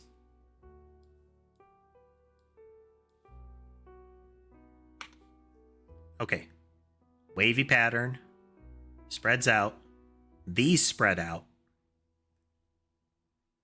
So you can see 2 points of origin. You have right on the player, and then you have these 3 points down here. If you can see the mouse amidst the mayhem. But you have 3 points further out where things start to behave differently. And we could put a zigzag pattern in there to make it real weird.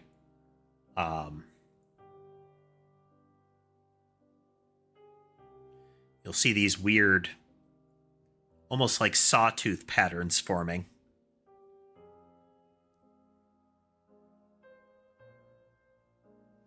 But we have a lot of behaviors planned. Most of the things that we have right now are kind of atomic level. These are usually not what they would be by themselves. So this is just burst 3. Any sort of multiplier is something that is going to be paired with something else in it and or a gate. So if I'm going to split into 3, it's going to take a moment to split into 3. If I'm going to burst, there will be something else in there.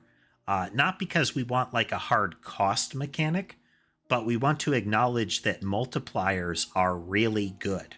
Like really, really good. Like just this. This is just 81 projectiles per second with no modification to it.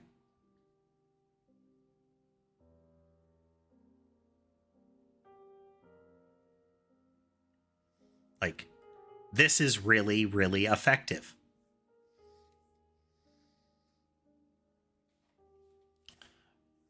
So those by themselves are fantastic. And we limit them mostly to limit the amount of time that these multiple projectiles live, because otherwise the game will go to an immediate crawl. because you have 10 seconds of 81 per second with just one weapon.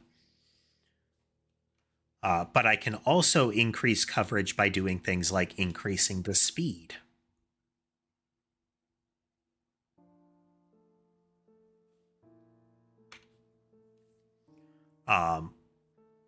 Or adding some other element, like making it explode after the projectile finishes all its bouncing and piercing.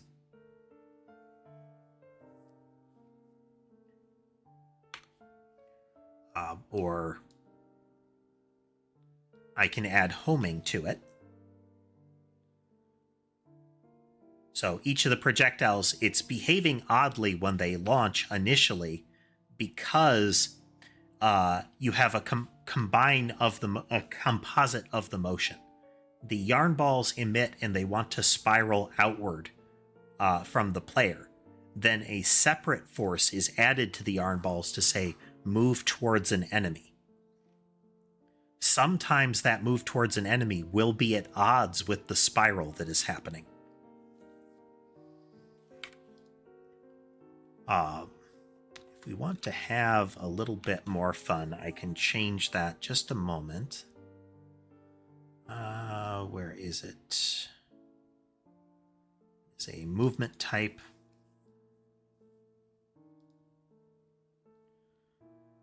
And let's see, move, rotate out.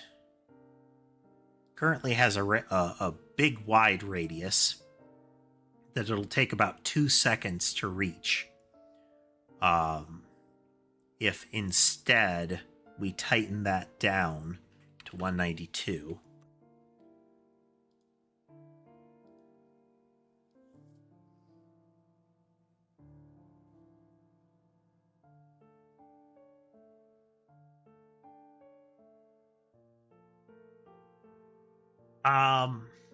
If you did homing and then, well,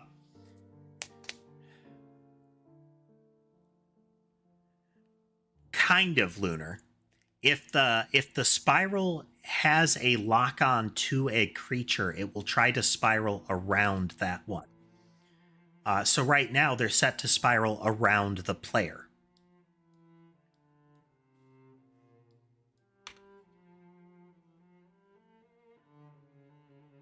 So you see how they're stopping right about this region here. If they bounce, they'll run into more trouble, but let's add more of them. The spread pattern is going to alter this quite a bit.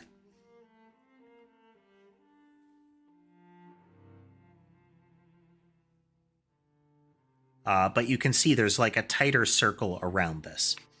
If we do homing now, what'll happen is that they'll drag away from that marker, but they're still trying to be in this region as well. They're still pivoting as if they were trying to be around the player. And we can see when I'm moving, let me remove that. They're not tracking onto me. Let me see if I can adjust this further. Okay, so we have rotate out. So here we're going to have target or lock random enemy.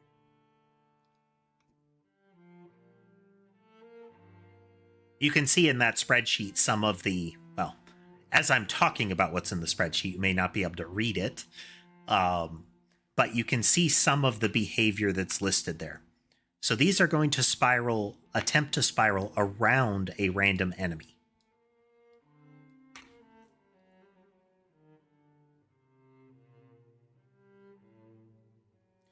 You can see when the enemy dies.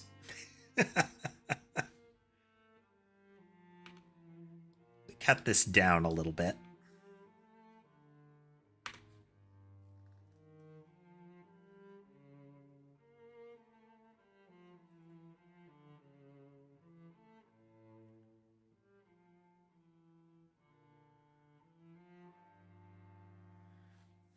So you can see they're relocking. That's how lock an enemy will work. I think the word is... I think it's at.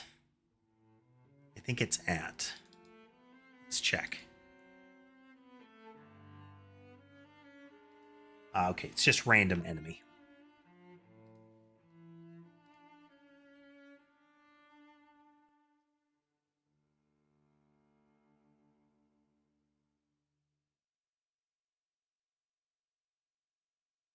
Oh, wait.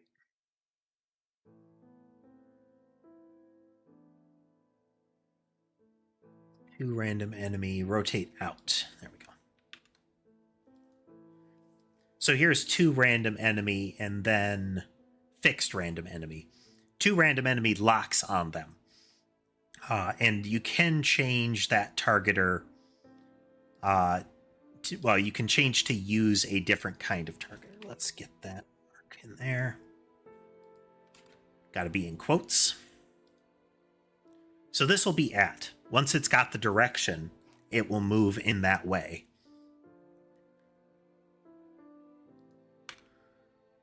So now when the spiral exits, we should get it drifting outward.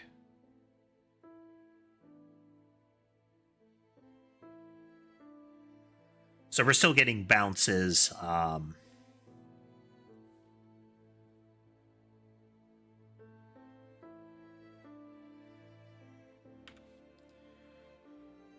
The spiral can also be given just just an enemy target without locking on, that kind of thing.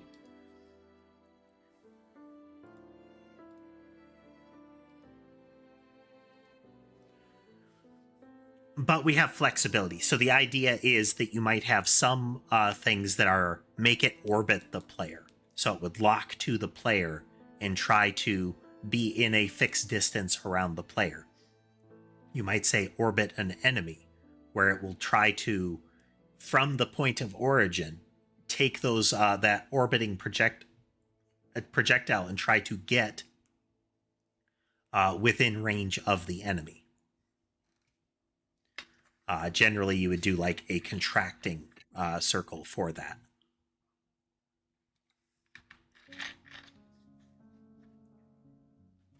So that it tries to move inward instead of move outward from the enemy. Spiral out on a lock-on target is potentially less interesting. But yeah. Okay, we are actually going to wrap up now. So next time we are going to have to work more on the gating logic to make sure that the flow is actually doing what we want, which means getting it less as a flattening mechanism and much more as a dive in and restructure. So copy the behavior group, reformat it, so that within it you have sequential elements and behavior groups that might have gates on them.